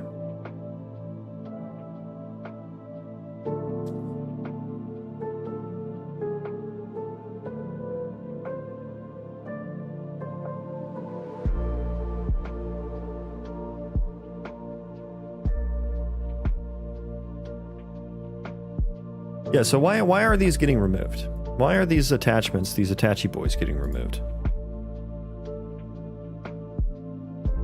I guess let's put some breakpoints on the attach removals, because I don't think we should ever be getting to the remove attachments. And so let's just make sure that those don't get hit.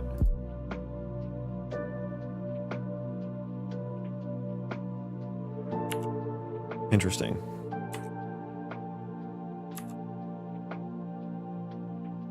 So yeah, we're not getting there. We're not getting there, I presume. No, we're not getting there at all. And it's because the attach info has gone poo-poo. It has gone bad.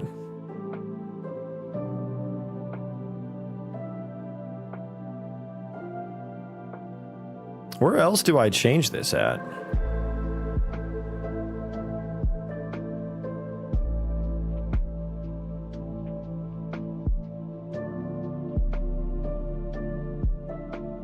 I guess here, add attachment instance.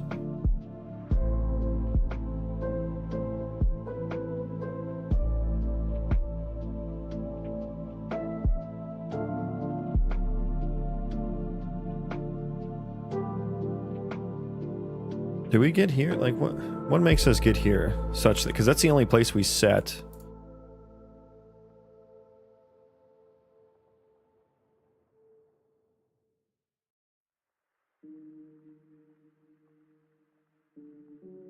The ISM and the ID. The transform looks good. The static and custom data is empty. Anim sequence is null here. Yeah, why is this getting like...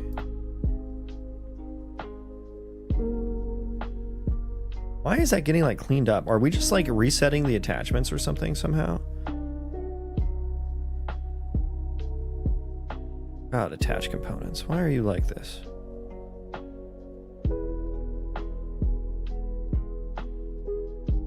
Add entity component attachment. I guess it's like fucking breakpoint everywhere that touches attachment data that edits it.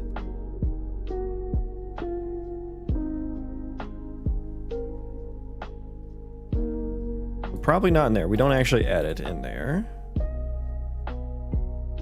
We'll put a breakpoint there. Okay, let's go ahead and rebuild that. Let's rebuild that.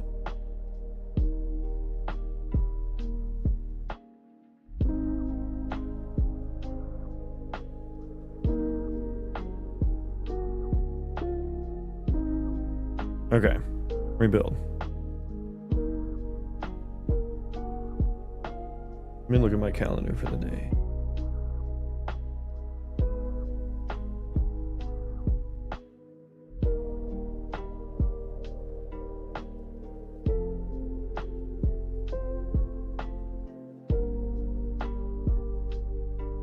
Okay. We're trying to narrow down why these attachments are being so lame. Something hinky's going on somewhere. Tell you that much. And my attach data is getting changed. Put the breakpoint there instead.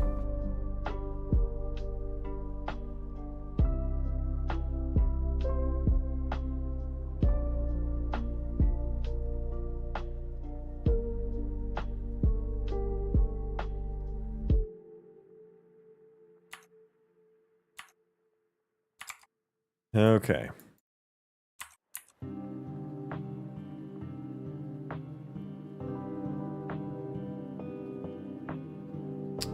Yeah, so we should only have two here. Yeah, so add the attach info, which will be invalid. This is for entity... What? What entity is this for? I guess I don't know from this perspective what the entity is for. What entity it's for.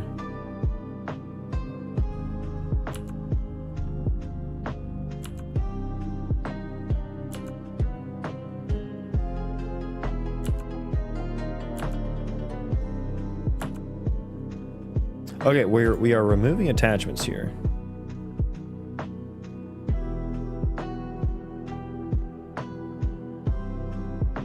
Why are we removing attachments here? What are we doing? Good render oh, we're like off screen, I guess. Yeah, okay, all right. This is gonna be so fucking hard to debug here. Okay, go away, breakpoints. Okay, hang on. Okay, so I need to like set up a scenario.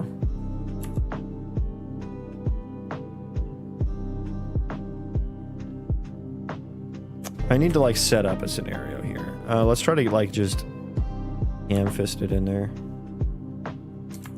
Okay, I need to be like quick on the trigger here. Okay, I need you to like go in range of each other so you start attacking, and I need to pause it before that happens. Okay, please randomly wander into each other's range. Oh, you're so close. Oh, he's so close. There he goes. Okay, pause. Okay, beautiful. Anywhere attached components gets touched, gets edited, I want to know about it.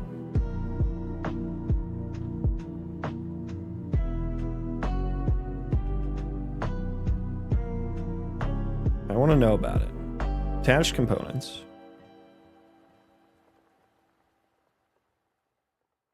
Remove attachment. Yeah, we do want to know. I do want to know about that. Add attachment instance. I also want to know if and when we get there. These are just reads, right? These are just reads. Pointer.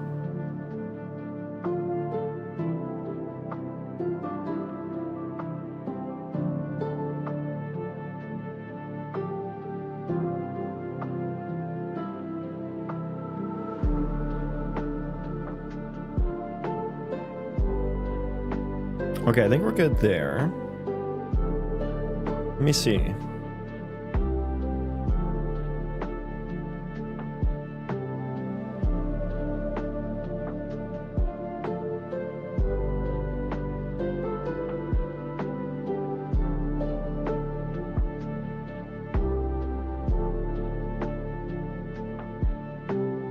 Attached component. Yeah, we don't edit it here. Well, I mean, we should maybe I'll take a look at that. Add attachment. Do I have a breakpoint in there? Add attach. I have one in here. Okay. That's good. That is good. Okay, let me look up the, where is it? The instance data as well. Where is this used at? As valid instance. Which we don't have. We have a breakpoint there. We'll put a breakpoint there as well. Okay.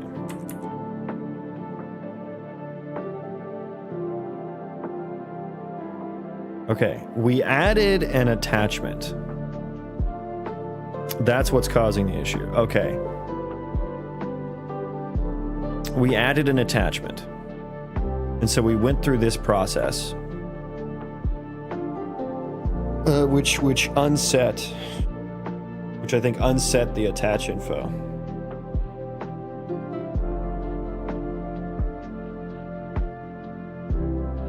Okay.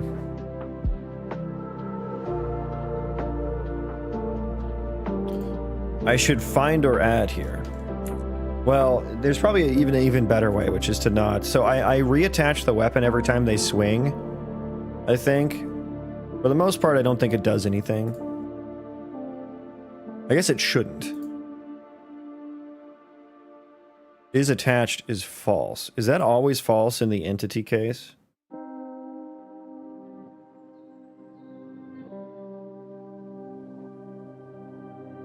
Weapon is attached is false. Why do I attach it every time they swing?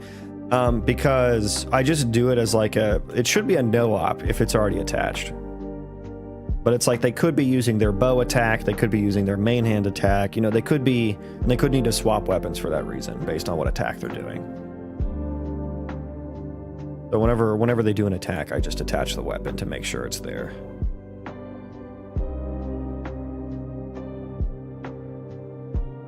So it's not attached at the moment. Did it already get detached? Is that the issue? Let me read this. Do we already have it in the attached components? Yeah, it's in there. It's in there. And the value is correct. Okay, so yeah, it shouldn't have been attached set to false, which, okay, so where do we do that at? Where do we do that at?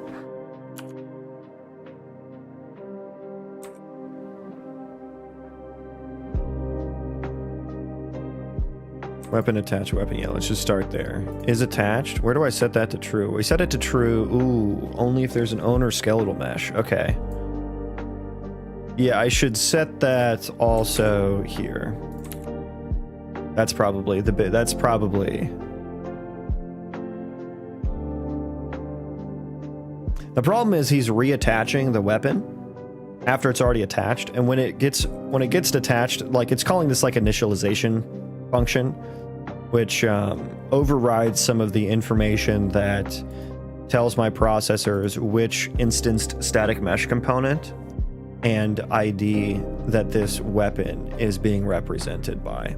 When I don't have that information, I can't run the animation code to make the weapon animate with him. So it's still attached, it's just not animating properly because it overrode the ISM data and it never got reset, which it just shouldn't have overridden at all. Boolean, my dude, welcome in. How goes it? We're testing it. We're trying to fix a little bit of combat here. But yeah, we should just.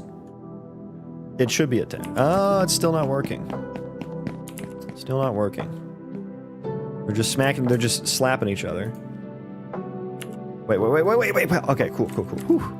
Okay, I gotta pause before it all happens. You know what I mean? to make sure my breakpoints are in the right place. Is there a way to mute all breakpoints in Writer? Is there a thing for that? Did you solve the problem you had yesterday? I did indeed. I solved it with a command buffer, plus just resetting the spatial grid every frame, because it would need to be reset anyway, basically. So yeah, that's all working nice and dandy now. Nice and dandy. Now I'm just trying to test out the combat, because some of the processors I wrote those for were combat related, like targeting and aggro tables, that kind of stuff. So we got them all in combat. Then I realized, once I got that working, yeah, they're just slapping each other with their hands instead of with their weapons. And it's because their weapons are not animating. And I need to put all my breakpoints back from whence they came.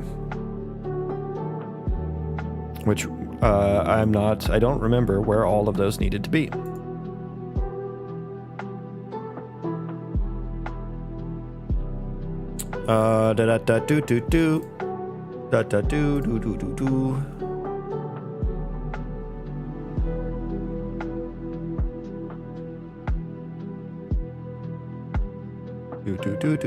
Okay, that's fine.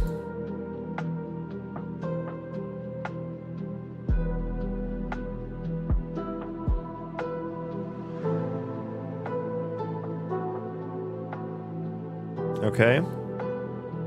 Add attachment to ISM instance. Add attachment instance. Okay, that eventually gets there. Okay.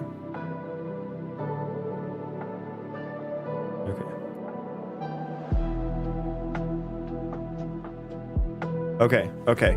Play. Mac. Okay, so we got here. Still. Why? No, we shouldn't have gotten here. Is attached, and oh, the weapon actor isn't valid, and it shouldn't be, and it shouldn't be. Why would it be valid? Okay, so yeah, we fixed the is attached boolean, but we need to the weapon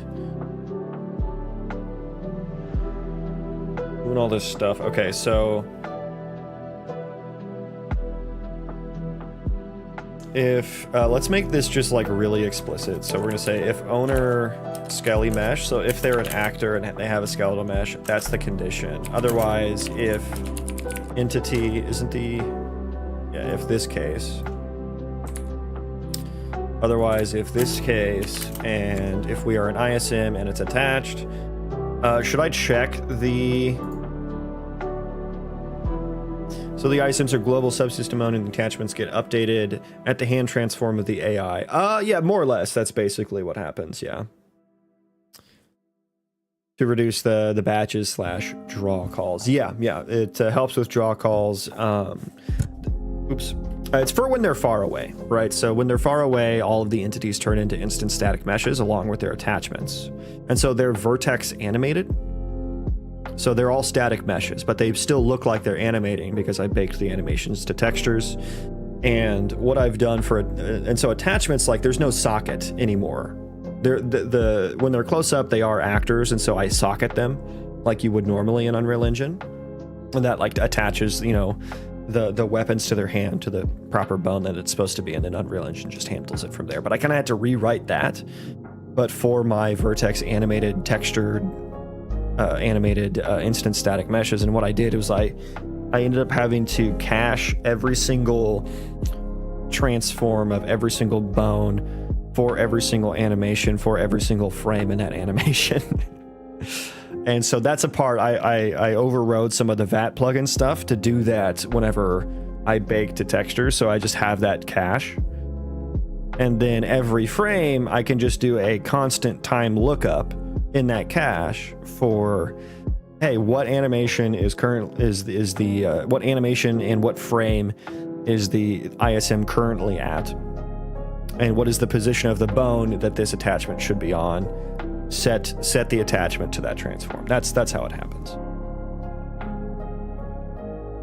And then I just have to manage when they're attached and when they're not attached, and switching back and forth between entities, or between ISMs and actors.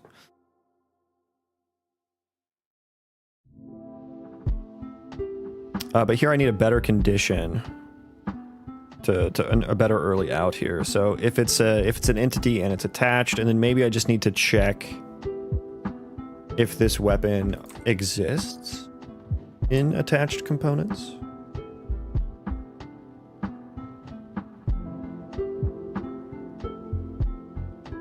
Where am I?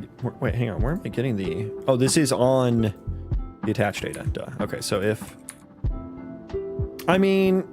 attached is true, well, it might be true if yeah, I think I need to grab this from outside. I think we need to grab this from outside here. Unfortunately, yeah, we need to put this here. So attached data and attached data. Attached components dot, if it already contains the weapon mesh component,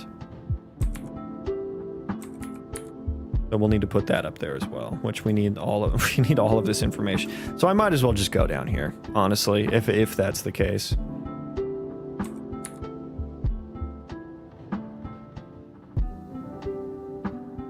How many entities are you planning to have all at once? As many as I can.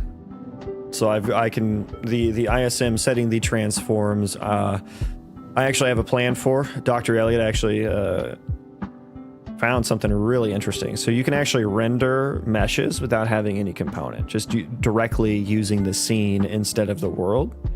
And you can update transforms on the background thread and stuff like that. But honestly, right now, like 2,000 entities, I can run at like 60 FPS, you know. Totally fine. And that's all rendered on screen. So that's like the worst case scenario. So it's really only when things are actually shown on screen that, you know, because like updating the instance transform, that has to happen on the game thread. So essentially whenever an instance moves on screen, that's a game thread operation that needs to happen. And, you know, I don't think that there's ever actually going to be a case where you have 2,000 entities on screen in the game. Because I'm planning on running the whole world, and it's going to be a big world, and the colony sim itself is actually going to be a smaller scale. Like, you're not going to have thousands of people in a single colony, I don't think. You know, maybe you know, if you try to push the limits of my system, you can get there, but like that's not a typical use case. So I think I'm going to be good. I think I'm going to be all good on the ISM stuff.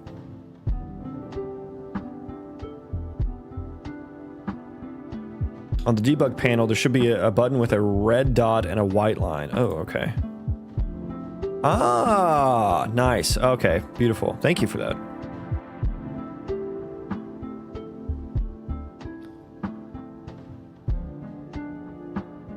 I'm from Indonesia. My English not very good. Can you give me tips on what I should do to improve my English? I'm not an English tutor, my dude. I can't help you. I'm sorry. Just because I ran into ISM performance issues before when I tried abusing it. Well, mine got a lot better when I started focusing on like the principles of cache locality. It got a lot more performant. I don't know how many you're trying to update per frame, but like, you know, making sure that whatever arrays you're iterating over are very tightly packed, that the data that you're iterating over is very minimal, so that you can get some cache boosts. So I bet the actual bottleneck is fetching things from memory. So like what you should maybe try to do is like maybe pre-calculate all the ISM transforms, and then and also, you know, obviously don't do it in blueprints. That's going to be slow for this kind of thing. So in C++, you can put the, I'm not sure if you're familiar with like the trace scope profiler things, but you can put this bad boy on a particular block of code, and it'll tell you how long that code took to run. What I would say is split your actual computation of the transforms into one function, and then the actual application of that transform to the entities in a different function. Throw these guys on there and see which one takes longer. And I'm gonna guess the computation of your transform may be what is taking longer. ISM, what does it stand for? Instanced Static Mesh. It is a way to render meshes without having multiple draw calls. So this is just, okay, back to work. This is just starting to be not really, not really. So I should basically, is attached true? That's fine. I mean, just keep it consistent to have that. That's fine. I should basically just say if attached data, attached components contains weapon mesh component. If it doesn't contain it, then we can do it. Right? Yeah. So we can just run live coding there. I pray hope. Mute breakpoints. Yay. I'm just gonna have to remember that that's there. Is there a hotkey for that? It doesn't seem so. Doesn't seem to be the case.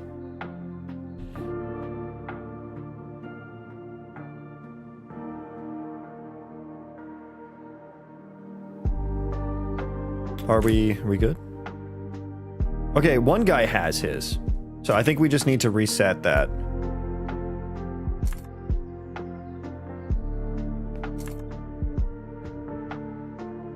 Okay, can I get two guys of different colors, please? There we go. Okay, so they're actors here, so they're like socketed. And then I go here and they're not. And yeah, I know that they're not, it's not perfect. And there's a reason for that. And the reason is, how do I explain this? So certain animations, like there's a frame rate to animations, right? And I borrowed some animations from Vanilla WoW. The Vanilla WoW animations are at 24 FPS. My locomotion animations are at 30 FPS. And so that causes some issues with the Vertex animated texture pipeline that I have, because it expects a singular frame rate for all the animations. And you probably just should have that in your game. You know, all your animations should be the same frame rate, I would think. I don't think that there's a reason to not have them. But anyways, I had to pick a frame rate to run them at. And so that's why there's that inconsistency. So a lot of the combat ones are the ones that I borrowed from WoW as placeholders. And that's why that, like, see, he's an instant static mesh there. It's perfect. Frame per frame, it's perfect. It looks like it's socketed there. But when he's in combat, it kind of floated off his hand a little bit because the frame rate was different. So yeah. So let me turn on enemy archetype or whatever. Let's go attack back only, and we can look at 2,000 entities. And so this isn't going to run at 60 FPS, like I said. That's because I put everything on the game thread. And so a lot of things are going to run parallel processed. They're going to be parallel processed, so it's going to get a lot better than this. And spawning is super slow at the moment. So after they're done spawning, it'll speed up a little bit. But yeah, we fixed that attachment issue. I'll let you work, sorry. Oh, no worries. No worries. You were asking very poignant questions. My god, it's taking way long to spawn here now. Wait, what is it? What is running slow now? What is it?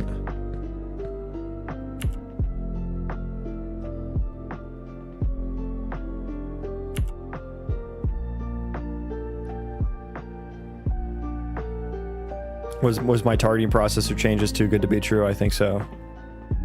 Oh, I know why. Because we were doing returns instead of continues. That's why it was too good to be true. I knew it. I knew it.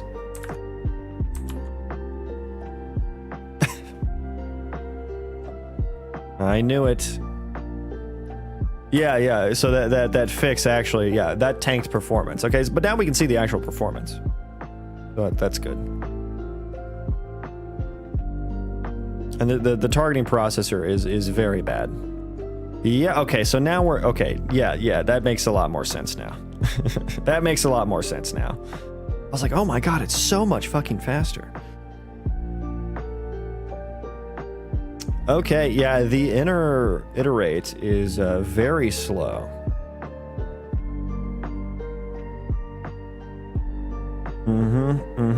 That will do it. That will do it.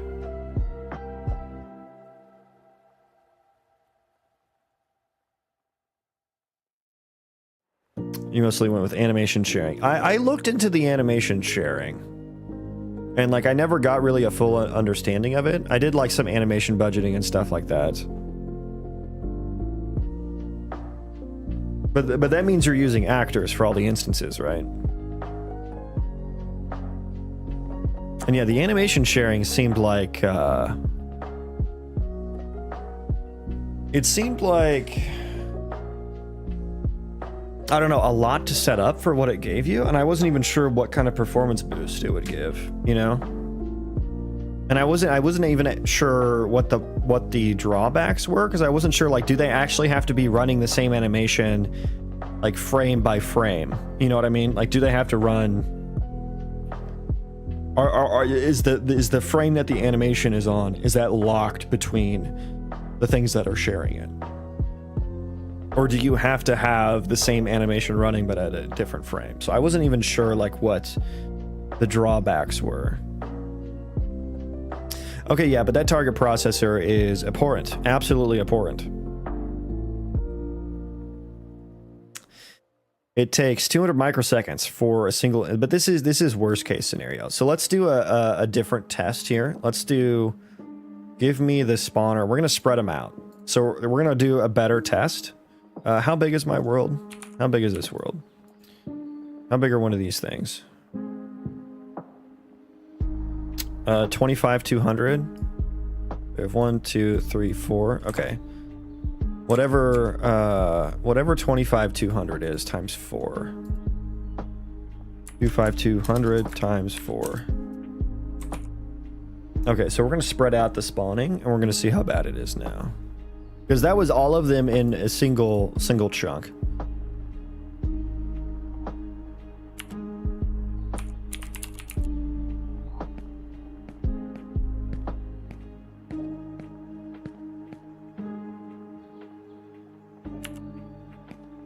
Okay, that's better.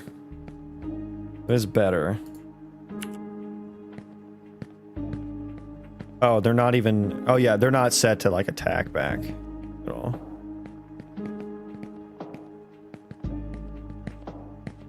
And there's definitely some logic changes that I can make to make that more performant, even more performant. Okay, we got a few traces there. But you can see here, like, these are just on screen. When I turn, there's nothing behind me, even though there are some rendered there. So I do frustum culling, as well as distance culling. So there are more all over these mountains. I just don't render them.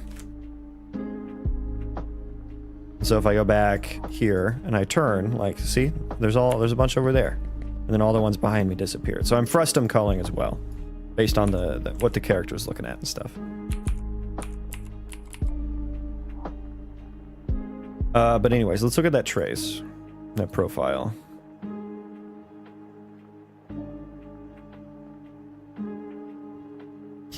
Targeting processor, still 30 milliseconds. Now, how long is it taking, like, per entity? Now we're down to 30 microseconds.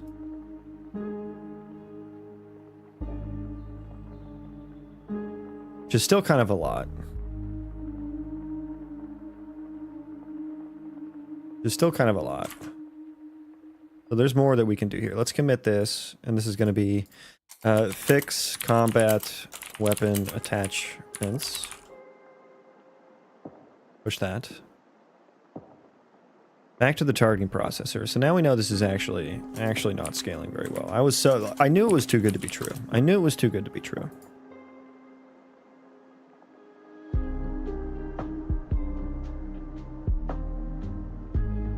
So there was a lot that's happening up front here.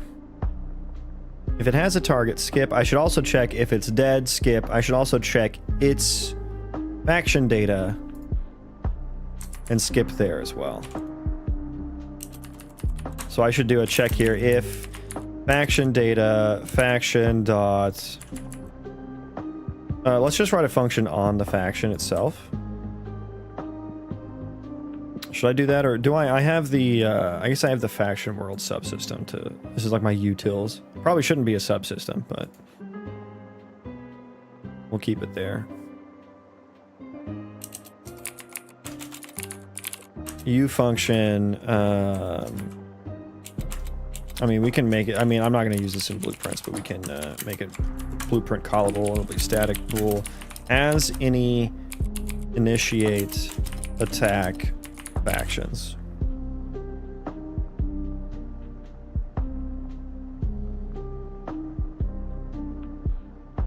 I'm actually thinking now. So how are factions going to work? Because it's like there could be a lot of factions in the world. So iterating over all the factions to check if there's any of them that we should initiate attack on. It would be nice if I only iterated over things that I'm hostile towards. That would be really nice. But I don't know how I would do that. I have to store them by faction as well, which is just like... That's kind of overkill, right?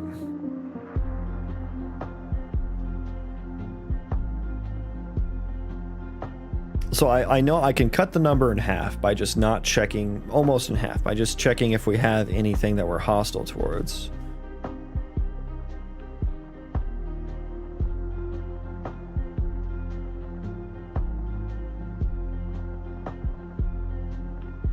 Has any initiate attack factions?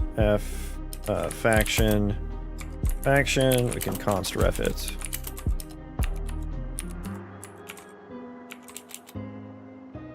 Use gameplay tags, question mark. I do use gameplay tags, yes. It does not cut down on the iteration that needs to happen though, unfortunately.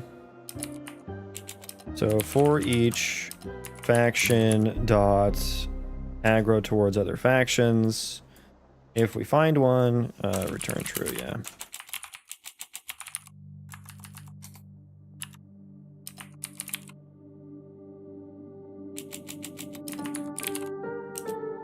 What is the faction name, the aggro type?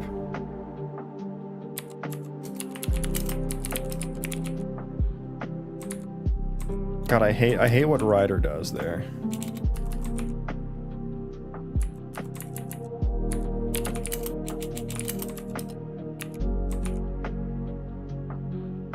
Okay, so that can help, I think, but it's not a silver bullet by any means.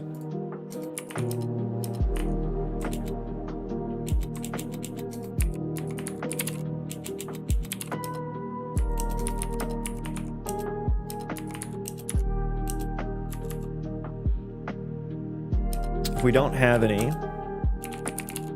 we can skip this one.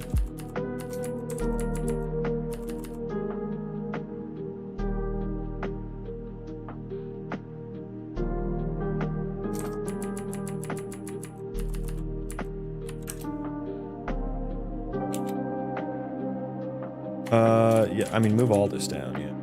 Move all that down. Faction data. So I could, it would be interesting to put each individual faction as entity data on the entity data system. I mean, maybe like extend. And then that way, how would I do that? That would be like such a dynamic thing that I don't think that would like fit in the system I have now.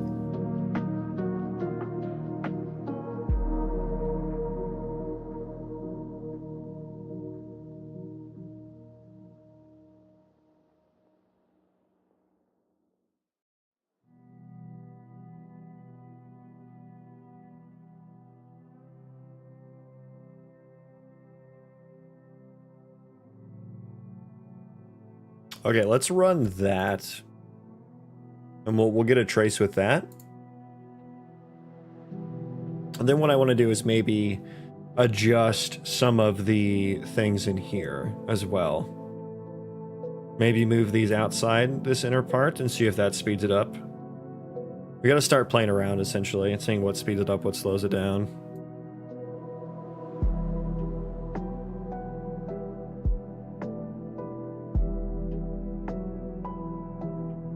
Yeah, so I'm thinking do the... I mean, the disk squared shouldn't be a very expensive computation, so maybe this won't have an effect at all. But doing the perhaps faction and aggro, or the dead tag check and the faction check first, will be a bit more performant.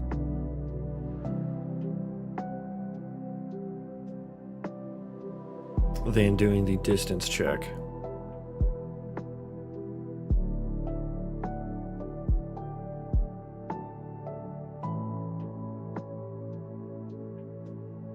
Is there what else could I do? Because it would really be nice to only get the entities in here that have the proper faction.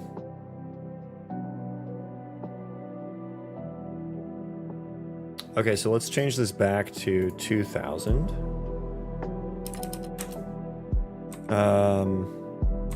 Yeah, we'll change that back to 2000. All in one, all in a local place here.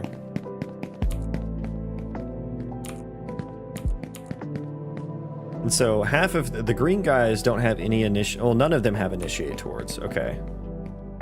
Well, this is actually... Well, it's going to be a lot better for that case, but I guess I have to turn combat on now. Yeah, I have to turn them to actually have an attack back.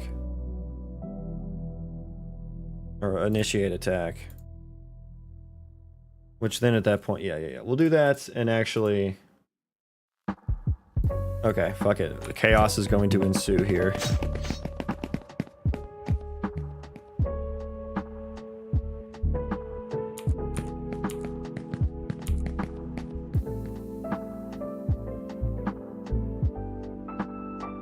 It's actually running far better than I thought it would have.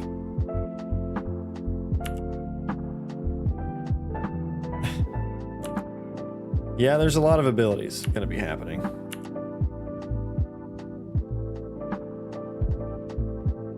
Oh yeah, that's running horribly. Oh yeah.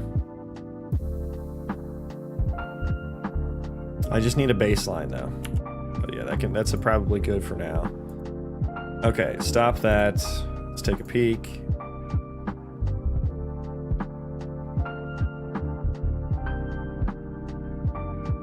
Okay, so that's a lot better than the... I think it was... I want to say it was like 500 milliseconds before. So that's a lot better. Now that we're down to... Well, no, that's state tree Ooh, okay, hang on.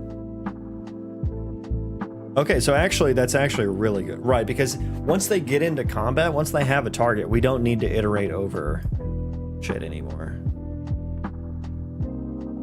It's the state tree that's really bad now. It's the state tree that's really bad now. Okay, let's...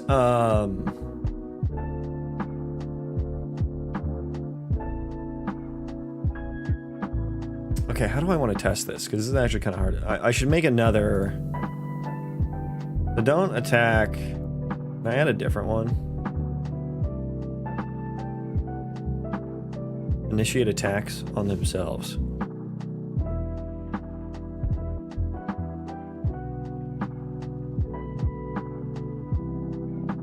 I need to create a test faction, I guess. Which I put them all in enums, which is not what I want to eventually do.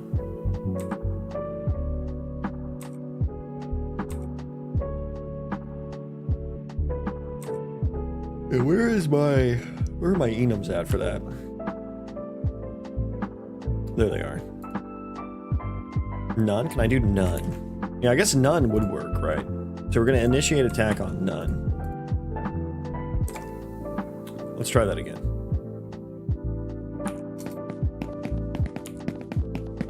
Okay, so now they're not going to be in combat, so the state tree's not going to pollute my my frame rate anymore.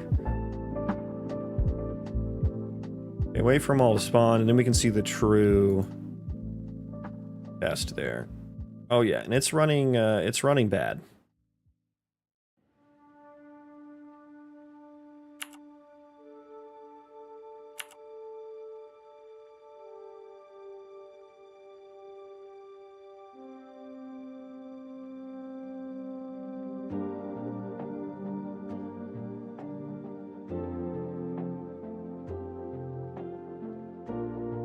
Initiate a task. Initiate a task.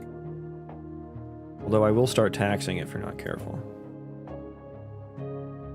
Okay. See what some of those frames look like.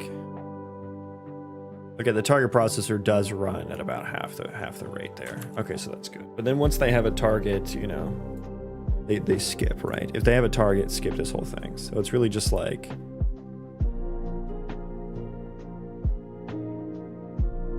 Okay, so now we need to start playing around with these ones. Let's just move these out. Well, I guess I can look how much is within dist. I mean, that's most of it, right? Why don't I make a slop game? Yeah, that's a tough question to answer. Yeah, very tough one that you have there.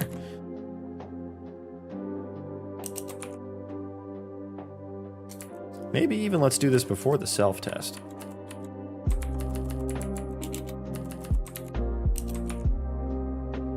Okay, we're gonna swap that position and retest.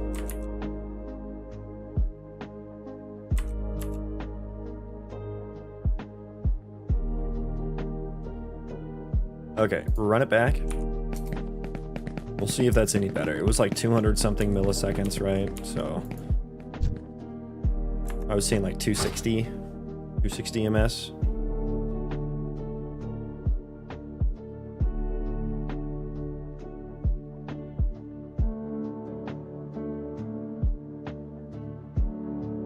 Are we done spawning?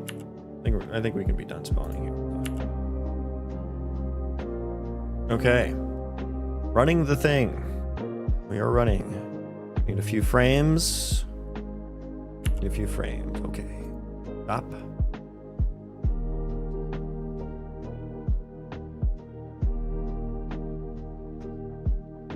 That's way better. That's like half the time. Holy shit, that's like half the time. They cut it in half. I didn't expect that. I did not expect that.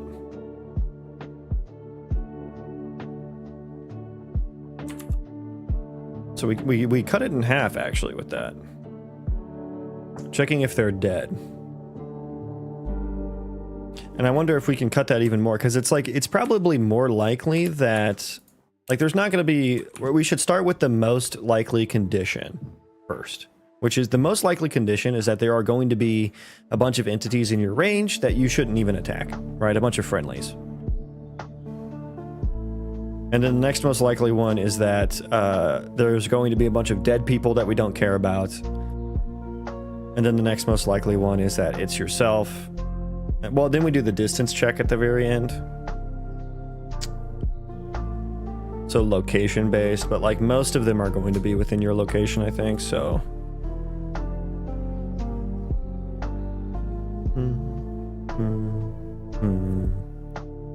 But well, we're just gonna keep tinkering with this and seeing which ones make it faster, which ones make it slower, which maybe let's grab a better, let's grab an average now. Oh, Jesus.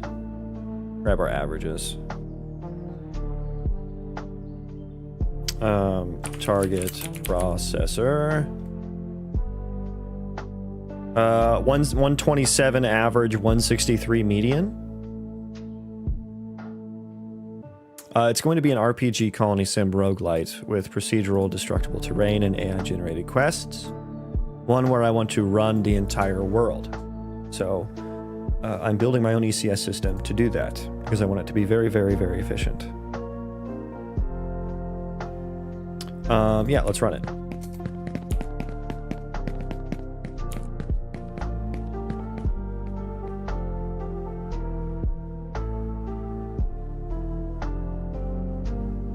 Honestly, probably doing this in batches may even be better.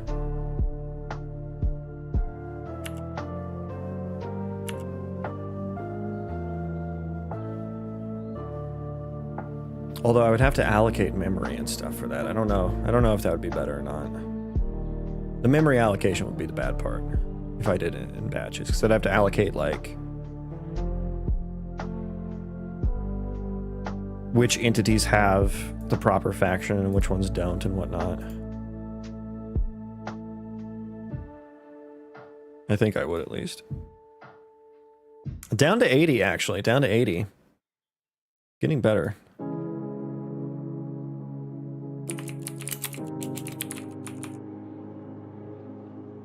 Yeah, down. Wow, that dude, we're making huge impacts on that.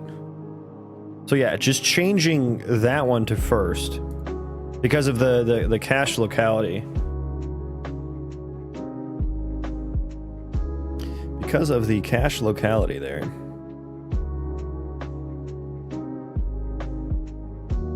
How big is the aggro, the faction data? 184. Damn. Because faction is 184. Faction, oh yeah. I bet we could cut this down, actually. I bet we could cut this down even more. Because I don't need all this data in one. I should partition this. Yeah, we should split this up. I bet we can get even better. Because all I need is aggro towards other factions. I don't get how C++ can translate to simulated physics in a virtual computer. Do you know a video that explains how that works? No, not off the top of my head. I mean, what you're asking is just kind of a general question on how game engines work. So I would probably search for something along that line, those lines. But like I can tell you how, like, I have my own velocity processor, and that is mainly how my physics work. I don't really handle collisions all too much, but I can kind of give you a base understanding, I think. So velocity is a vector, right? Which a vector can be a direction and a magnitude. And you basically just have a vector for velocity and a vector for location. I say vector because that's the Unreal Engine term. I think vector, I think that's the standard term, a vector, yeah. So a vector, you know, it's an XYZ. And so you have an XYZ, which means you'll have a location XYZ for like a position in the world for like your entity. You can apply some velocity to it. And so like for me, my entities might want to run towards another entity. What I need to do is I just need to take their two locations. What you can do is subtract the target location from the start location. That'll give you the direction. And so then I can just add velocity equal to, you know, whatever I want the max speed to be on that entity. I can just set the velocity to that direction, you know, with the magnitude being that max speed.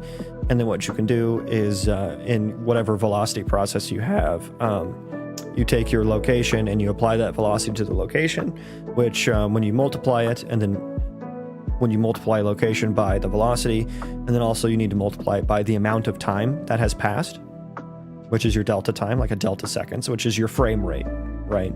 You'll want to multiply by your frame rate to move him, you know, that distance, that velocity distance each frame. And, you know, if your frame rate's high enough, that looks very smooth and you can't even tell, right? So that's how something like velocity gets processed. Now, collisions, you know, we start to get more complicated there. Collisions at the end of the day are just a geometry problem. And so for me, I do handle a little bit of collisions in a custom way myself. Like for some of my projectiles, every frame, I can check if they are within the bounding cylinder that I use to represent an entity. And so a bounding cylinder is represented by an entity in the form of a radius, a pawn radius, and a half height. So you have the half height of the cylinder and then the radius of the pawn. Those two things together, plus the location, I can determine if anything is intersecting with it, right? And then I check that when I need to. So it's just a combination of geometry and like velocity, basically. Do you have a name? No, my mother never named me, actually, which is kind of weird. Kind of weird that happened like that. For the game. No, I don't. I don't have one for the game. And the game is just called My Project at the moment. But yeah, I want to split this up. I want to split up the faction data. So we can have the faction def, and then we can have the faction aggro data. So let's do that. Faction aggro entity data. And so I'm going to just probably duplicate this data for now. Is that muted breakpoint? Use struct f faction aggro data. Get rid of that. Okay. So all I want in here is this aggro towards other factions.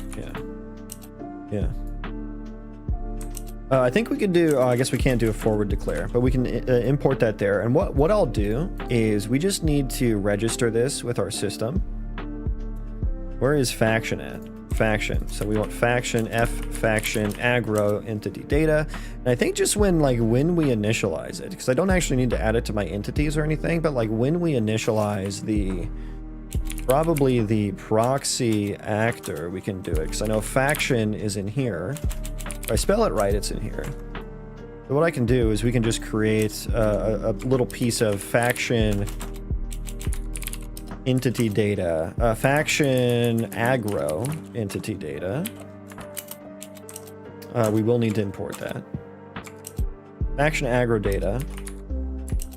And then let's get the aggro towards other factions. We're going to set that equal to the faction data dot faction dot aggro towards other factions. There we go. So we're just going to copy the data for now and see how well it works. Let's also add it, make sure we add it to our subsystem here.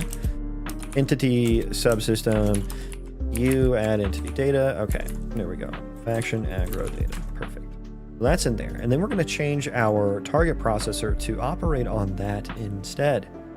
And it's a much smaller piece of data. So what's going to happen is that we're going to benefit from cache locality like 10 times more. Like, look how big this data is. 80. Fuck. Okay, that's kind of big.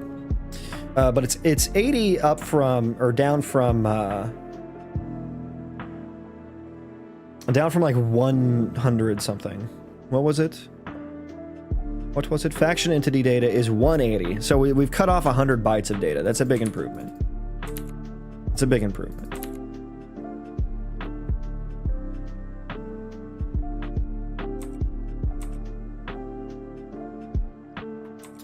Let's make another one of these.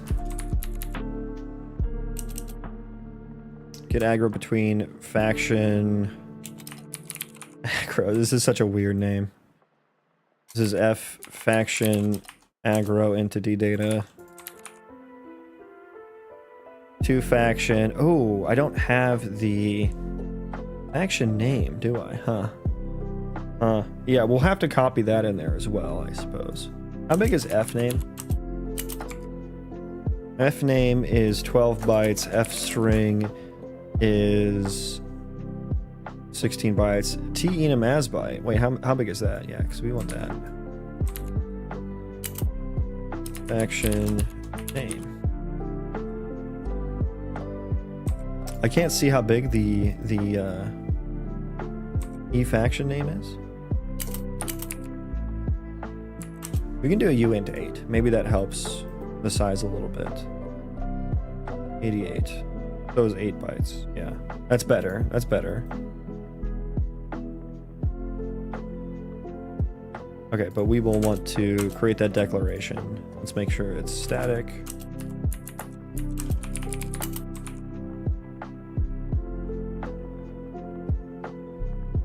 And then faction aggro entity data. Wire that up.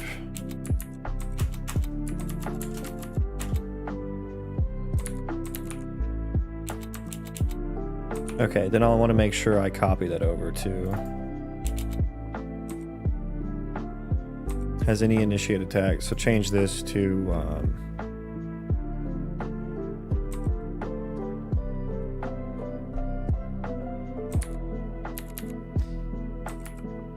I guess just change that to this type.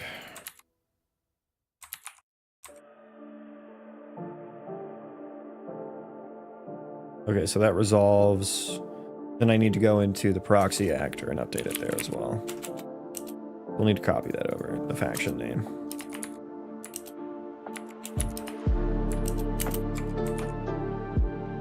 Faction data, faction name. Okay. Rebuild that.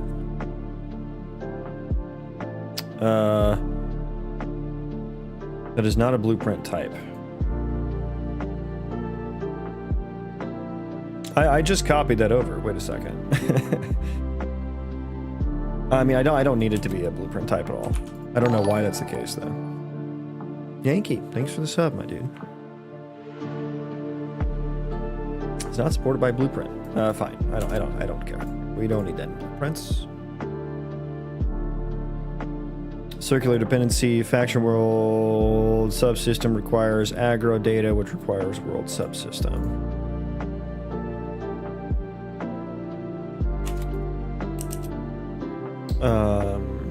Enum e faction name enum. Wait, can I forward declare enums or no?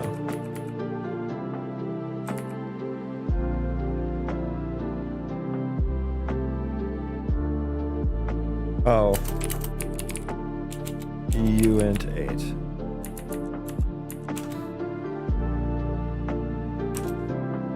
There we go. Faction name, aggro type. Okay. Aggro type, let's do uint 8 as well. Okay, now rebuild it. Now rebuild it.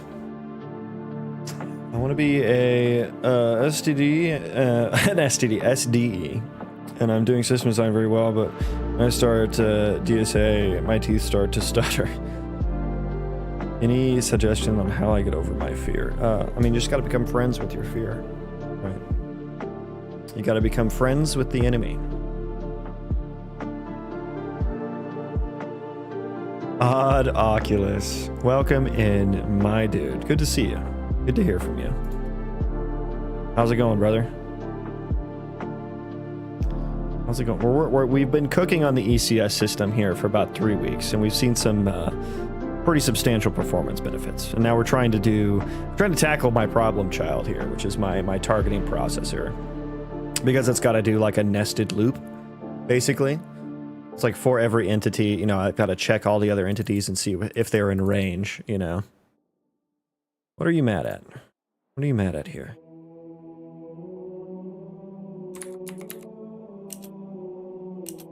Yeah, yeah. Why are you mad at that? Why are you mad at that?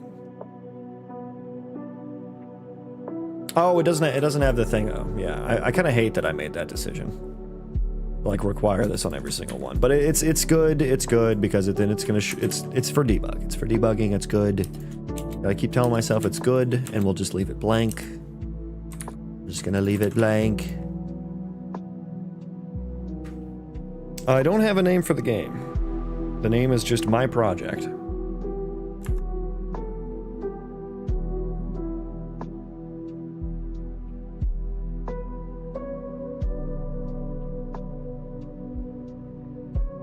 Okay, so compile. Compile. Okay, so what I just tried to do here is I tried to split apart my faction data into smaller pieces so that I can benefit from a higher level of cache locality. So that when we do these for loops, we can grab more data from the cache line that's relevant.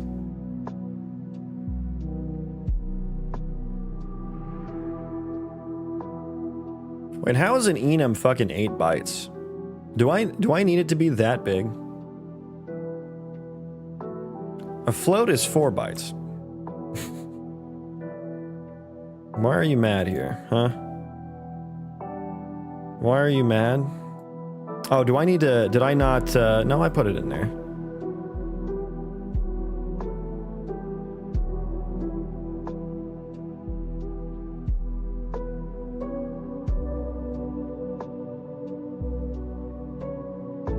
See reference, blah, blah, blah, blah, blah. Target processor. Ah, yes, I see it now. I see it now. Faction data was incorrect. Yeah, okay, so now let's rebuild here. Do you want to see the worst bit of C++ I've ever written? Look at how nasty this is. Look at how nasty that code is.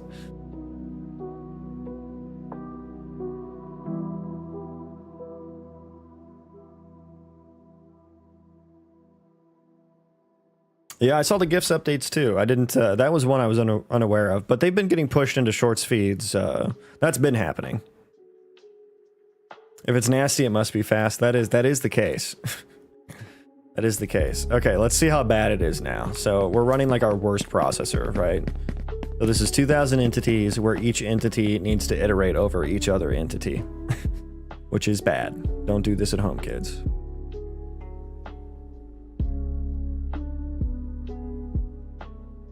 Yeah, but the GIFs thing, it's like, what, how are GIFs that much different than super chats, you know? Wow, we're actually under 125 milliseconds per frame, which is kind of crazy. Let's see how bad it is now, though. Let's see how much it is. I just need a few frames here.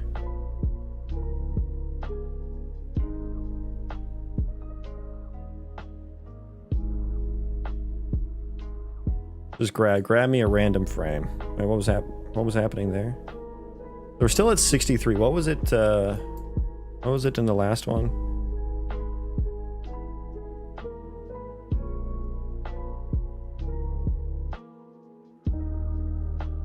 $83. So we got about 20 milliseconds off of that, and let's like actually validate those.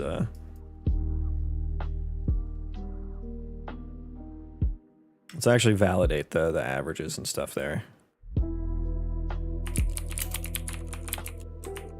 Yeah, it's really just the target processor is the absolute worst. Oh, so we're actually seeing like 89 median there. Wait, how did it get slower? What? No, that's not right. There's no way that got slower.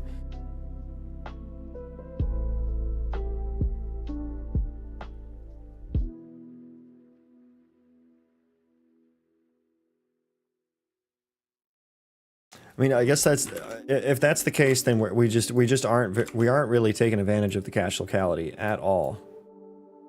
At all.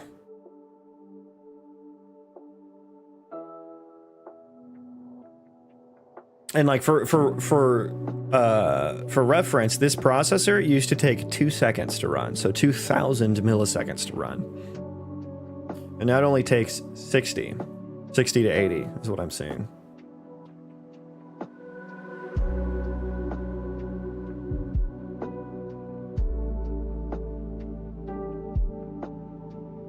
Yeah, I'm just using the editor stuff for like, I don't want to run a standalone one every fucking time I make a change, you know. I'm just using it for relative stuff.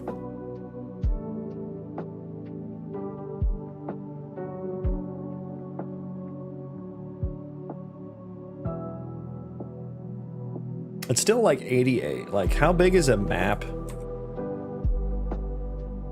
Is it better? Would it just be better to iterate over a list of factions rather than doing a map here? That would be interesting, right?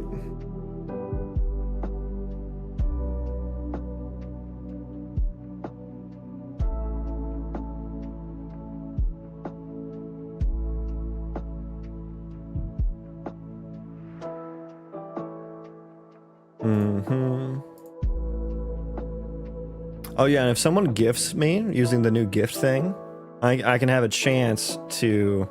I should have turned it on. Although I don't see it.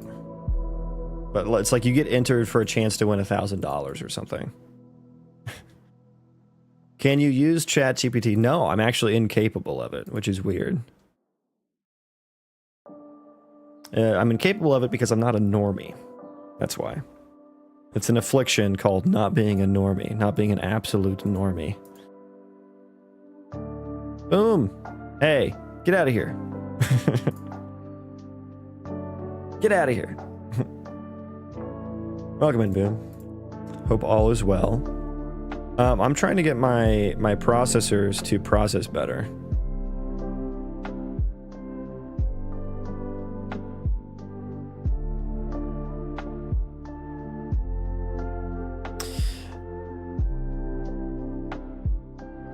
Yeah, I'm kind of at the almost limit of this. So it's like, if they're not the proper, like, first of all, if they don't have any initiate attack factions, we don't need to iterate over anything, right? So that's the biggest performance improvement. That's what we're gonna do. And then we do the check for the faction if all these other entities. Let's do the test where we actually do a realistic one. And we move the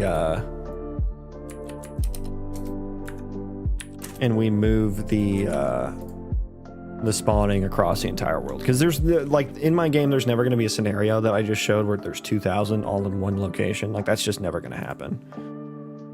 But let's spawn them all throughout the world to get a bit more realistic depiction here. Let's see how that's running in comparison.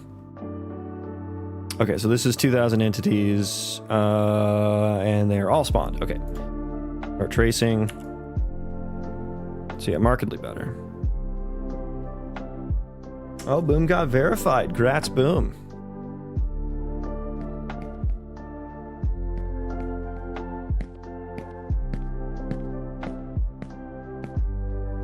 Did you rip the compass from Lyra? No, I ripped it from a YouTube tutorial. Is there one in Lyra? That one's probably better. I got verified 3 years ago. Oh, okay, so it's not new. Okay, target processor in a realistic scenario running at 15 milliseconds. 15 milliseconds.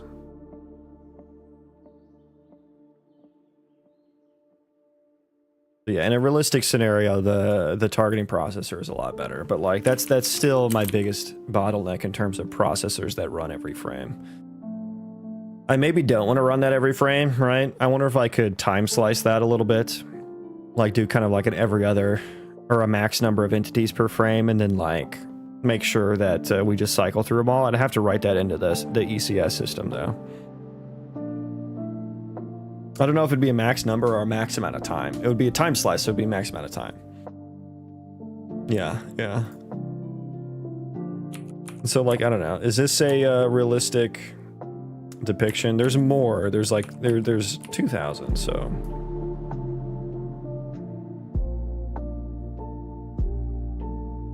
Odd, you getting back into the streaming game? I haven't seen you on in a while. You're doing a lot of research.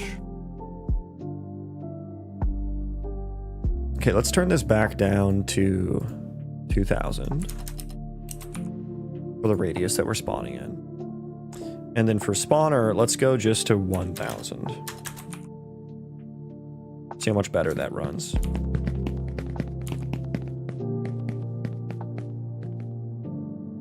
Oh yeah, that dude, it runs so much better than 2,000. 2,000 is like heavy.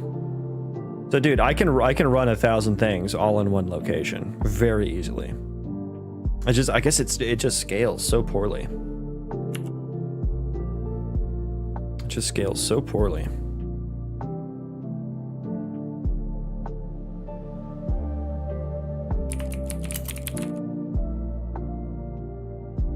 Yeah, 21 milliseconds median time. So yeah, that's actually, it's so great. That's so crazy, actually.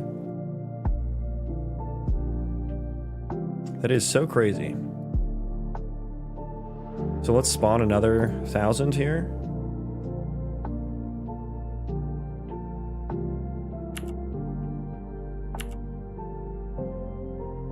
Spawning another 1,000. Okay, so now we're at 2,000. And then this is like, runs like absolute dog water.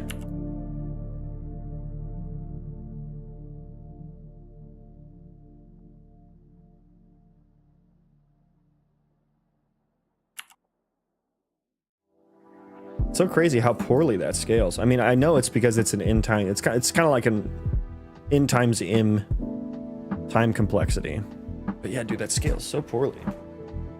Let's look at some of this. Iterate out entities.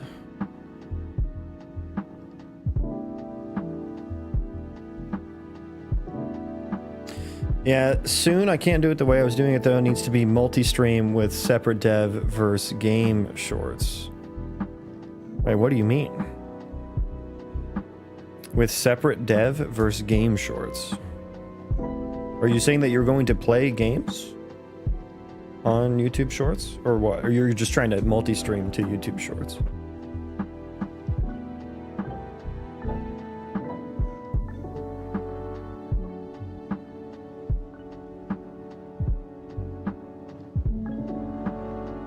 Iterate out entities. What is this? Within dist. Yeah, that's gonna be an absolute blip on the radar. Oh, we never get there though. Yeah, we never get there.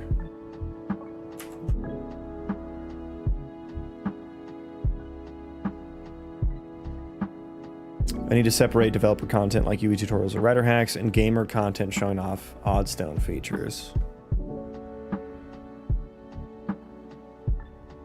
Well-edited gaming content is literally 100 times more impressions. Yeah. And then shorts just kind of exist as a way to get exposure for your channel. Like, you don't actually generate that much revenue from it, from what I've seen. Not really basing that on my own analytics, because I have very little, but from what I've seen on like posts and stuff. Like, shorts don't actually make that much money. It's the longer form videos that do. Yeah, I want to make a few videos myself. Definitely not going to be my main goal, but like, editing videos is hard, man. It's kind of a pain in the ass.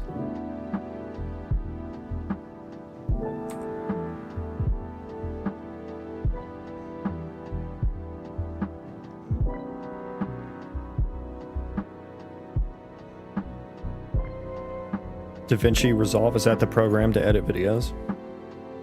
I don't know. I've never edited a video before. Get good so that it doesn't take so long, or pay an editor.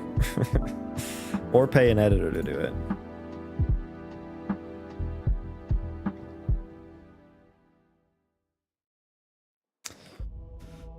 Let's do another check here. Should I run one with combat to see? I mean, in combat, it actually gets a lot better because they don't need to iterate. They don't need to do this if they already have a target. It's so lame, like how small of... It's so lame how small of a piece of gameplay this is and how large of amount of a time it takes up. Like, this is literally only for entities that are not current, that don't currently have a target, that are alive, and that have some faction that they can initiate attacks on.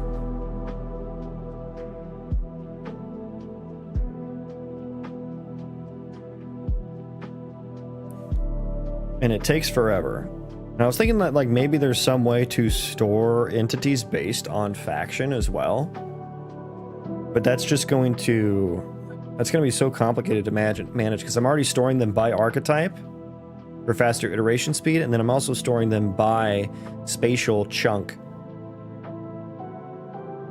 to help with the large scale case, you know,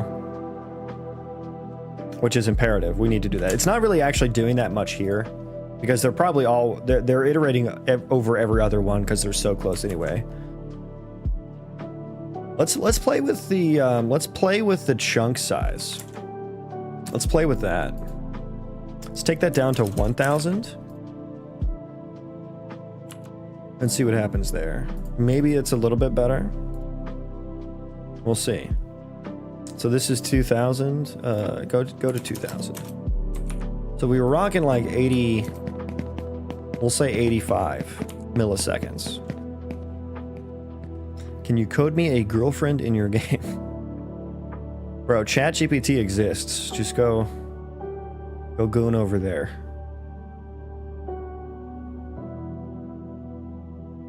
I feel like I feel like this feels like it's running better. I feel like it feels better. Yes.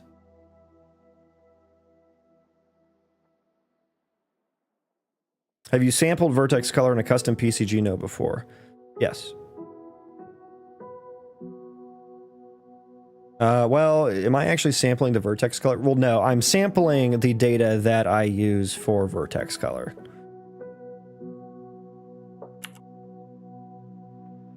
But I'm pretty sure if you play around with the world hit ray query, the thing that actually samples points, it has a built-in thing for that. 98. Okay, that actually took longer. It actually took longer.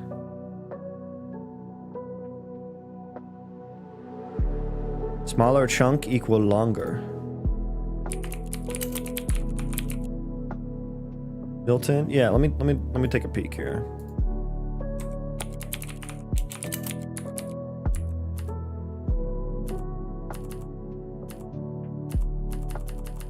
Where's my forest thing go?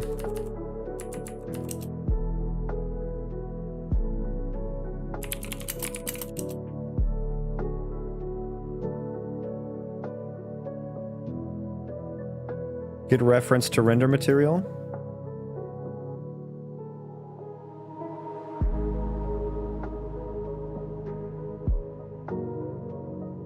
Get UV chords. Will only work in complex traces. And you need to turn on support UV from hit results. No, that's not really, apply metadata from landscape. Get reference to physical material.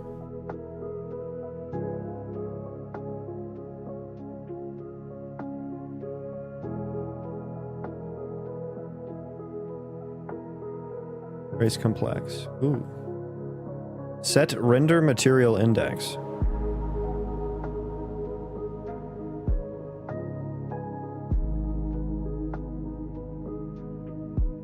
So for me, my own chunk surface sampler kind of has that data baked in. So I of course I wrote it myself. How about that? Let's go to the world.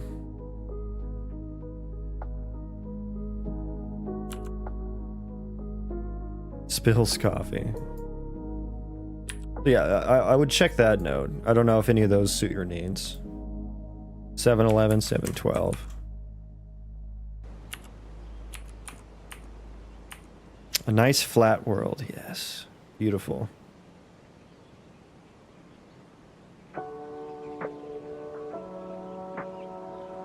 Yeah, no, nothing built in is allowed here.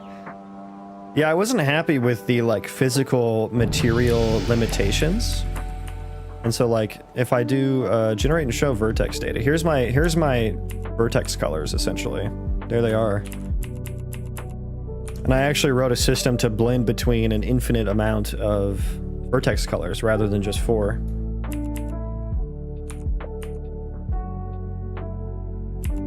And I can prove that.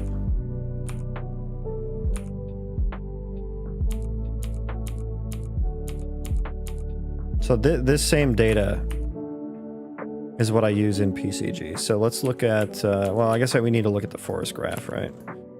I just like a debug show. So I'm filtering by like, just give me one that has like a little bit of everything. There we go. That's probably good.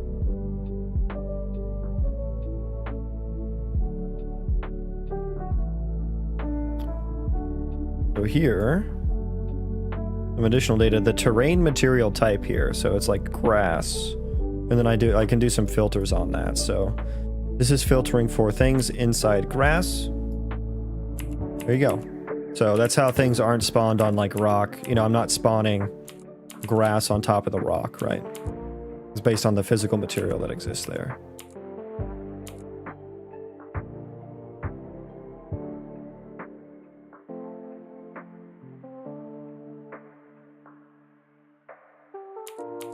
And so if you're using physical materials, it seems like that's built in. I don't know if the vertex colors are or not.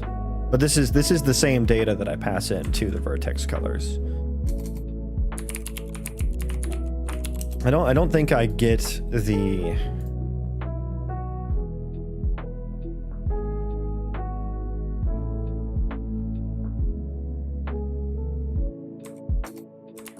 I don't think I actually use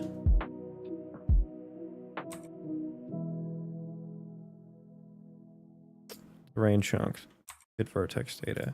No, I store it separately. I store it separately.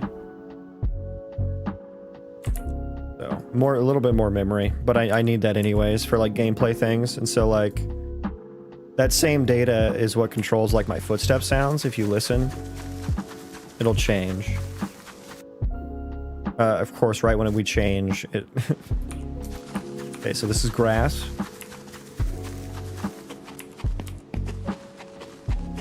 Now it's dirt, and there's a little bit of stone here.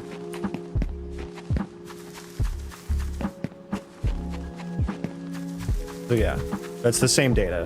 And eventually I'll use that for like, I want like a bug faction or a bug race, and they're gonna spread creep, you know, very Zerg-like. And so I want the move speed to be slower on that terrain. Right, and I'll also need it for like the deformations. It's because like you want dirt to react differently than stone. Of course that's terrible. Of course that's terrible. So you referenced world hit ray query node and made your own. Yeah, so that's how I got around not needing collision at all. So like my PCG doesn't need collision anymore because it just uses the raw data from my terrain chunk output. So like all this stuff here, like there's no terrain chunk here. Like the mesh isn't just invisible, it's straight up deleted.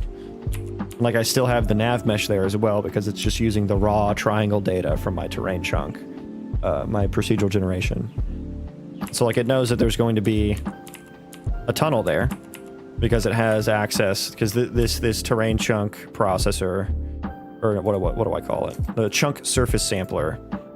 Just calculate point using barycentric coordinates to ensure the point stays on the same plane as the triangle. And but yeah, it works in the same way. The sampler, like you can, when you connect a world hit ray query, you connect it to like a surface sampler to create points. But I just do that all in one go, and I use the same thing. And I can give it like how many, what the density of the points is that I want. And I can filter by like normals as well. If I only want surface, if I want only like the overhangs for the caves or like the bottoms, you know, there's a lot I can do with it. So this is like what powers generating all the points, and will let me run the whole world without ever having any meshes or any collision turned on. Yeah. So yeah, no mesh there.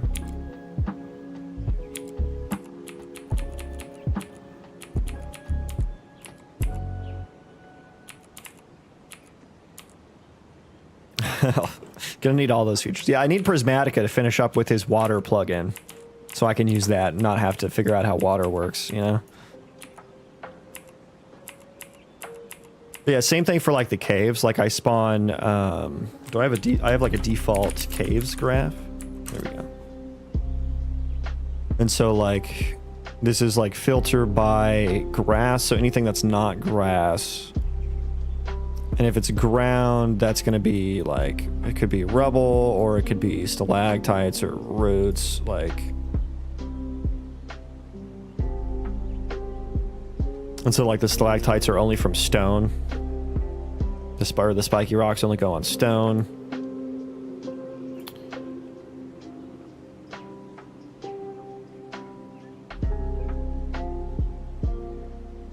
Ceiling, roots. Yeah, so like putting a debug on that. Should debug here in a second. I hope. Yeah, the roots only spawn from ground on ceilings, right? Can you do your thing? I sent you my debug, please respond.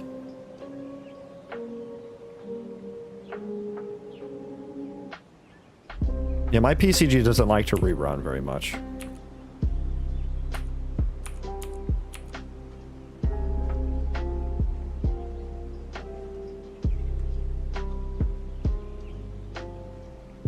Dare I click force regen? There we go.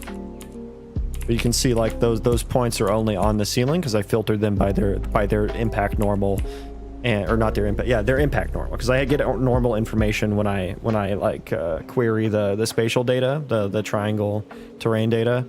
I know what direction it's supposed to be facing as well. So I have the normals, I have the position, I have the vertex colors as well, and so all that comes together into me being like, hey, yeah, put roots on ceiling, on dirt ceiling. Don't put them on stone ceiling. Yeah. I never PCG'd before, but now I can with the stolen spaghetti. Hey, that's fair. My only ask is if you do something cool with it, you have to share it with me. Right, I showed you yours, now you have to show me. Wait, no, I showed you mine, now you have to show me yours. That's how that saying goes.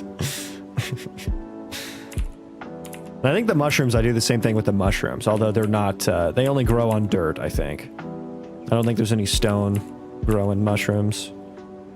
Greeny boys. I showed you yours. Now show me mine. Yeah, yeah.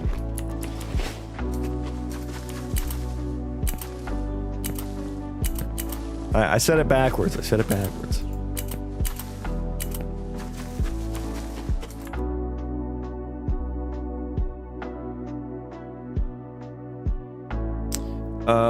Let's do a new seed. 712, 713.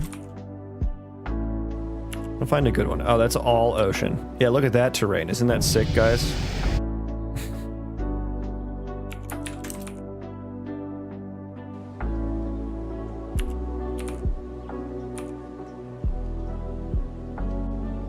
Yeah, a little bit more exciting. It's still all flat terrain noise, though.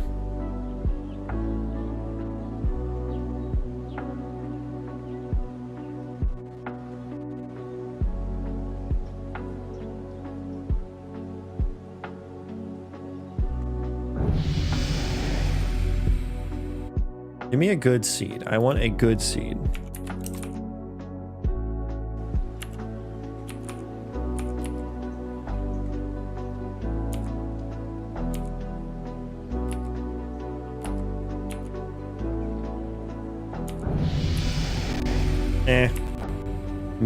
A mid seed, another mid seed.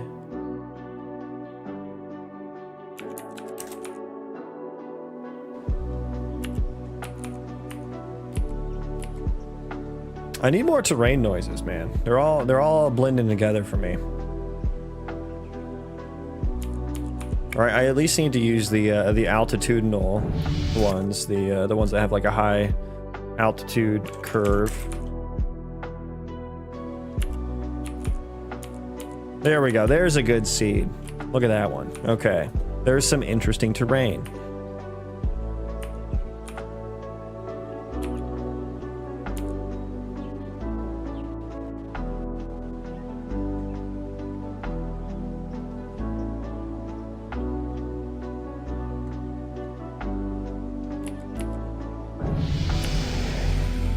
Wee.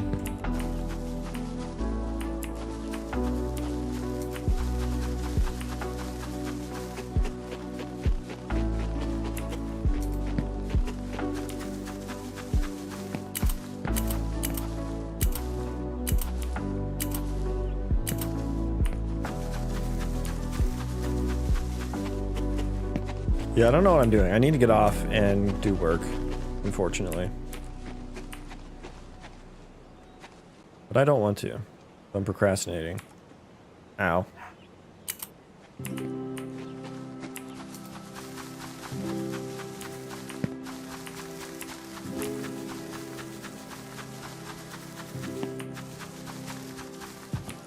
Give me the sunflowers. Give them to me.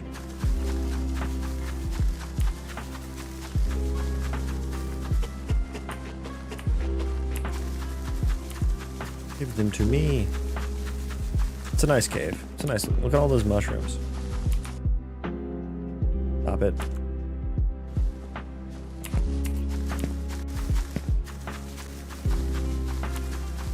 What's the next main gameplay feature? Well, before I switched over to the ECS stuff, I was just working on Colony Sim tasks. So probably just more Colony Sim stuff, like colony raids and whatnot. Well, I need to refactor the building system as well. But yeah, just more Colony Sim things.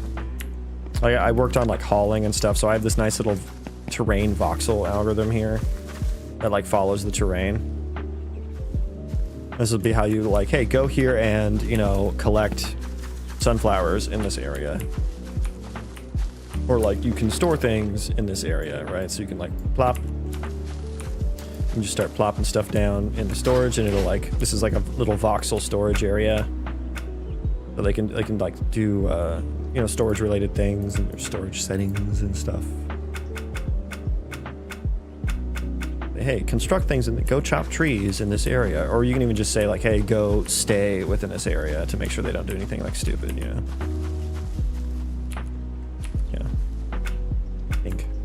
Nice and pink. I did foraging, I did construction. We need to do some more though. I need to do like tree chopping and mining. Probably the next big ones that I'll do. But yeah, just making the colony simulation actually like do things and have a loop. I think there's already like a bit of a loop, like my first little loop, and that's just like you can keep them from being hungry, although being hungry doesn't do anything. But they'll actually like grab food from storage or like from within a storage container. So you can like put things in it, like that's food. And so like if I had a colonist here and he got hungry, he would actually go here and grab that food and eat it. And if there was none in your colony storage, he would go search for some.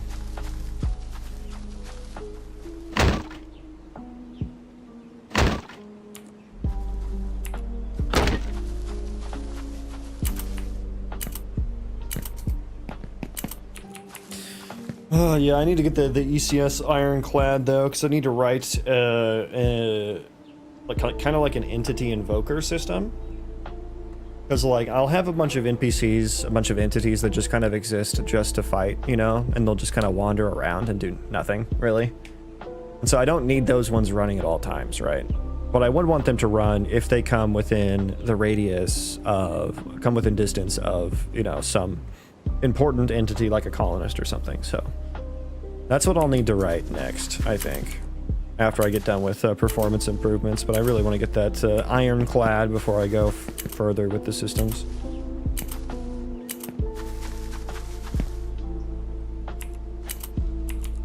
Oh dear.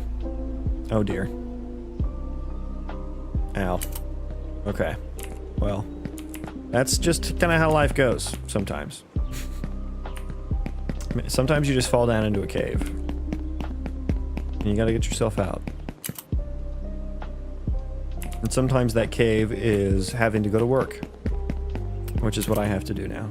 So I'm gonna find someone to raid.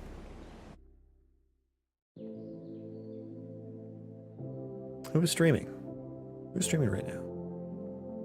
Imaginary Villain is streaming. I don't get a huge chance to raid him very often, and he raids me quite often. So I'm gonna send you guys over to him.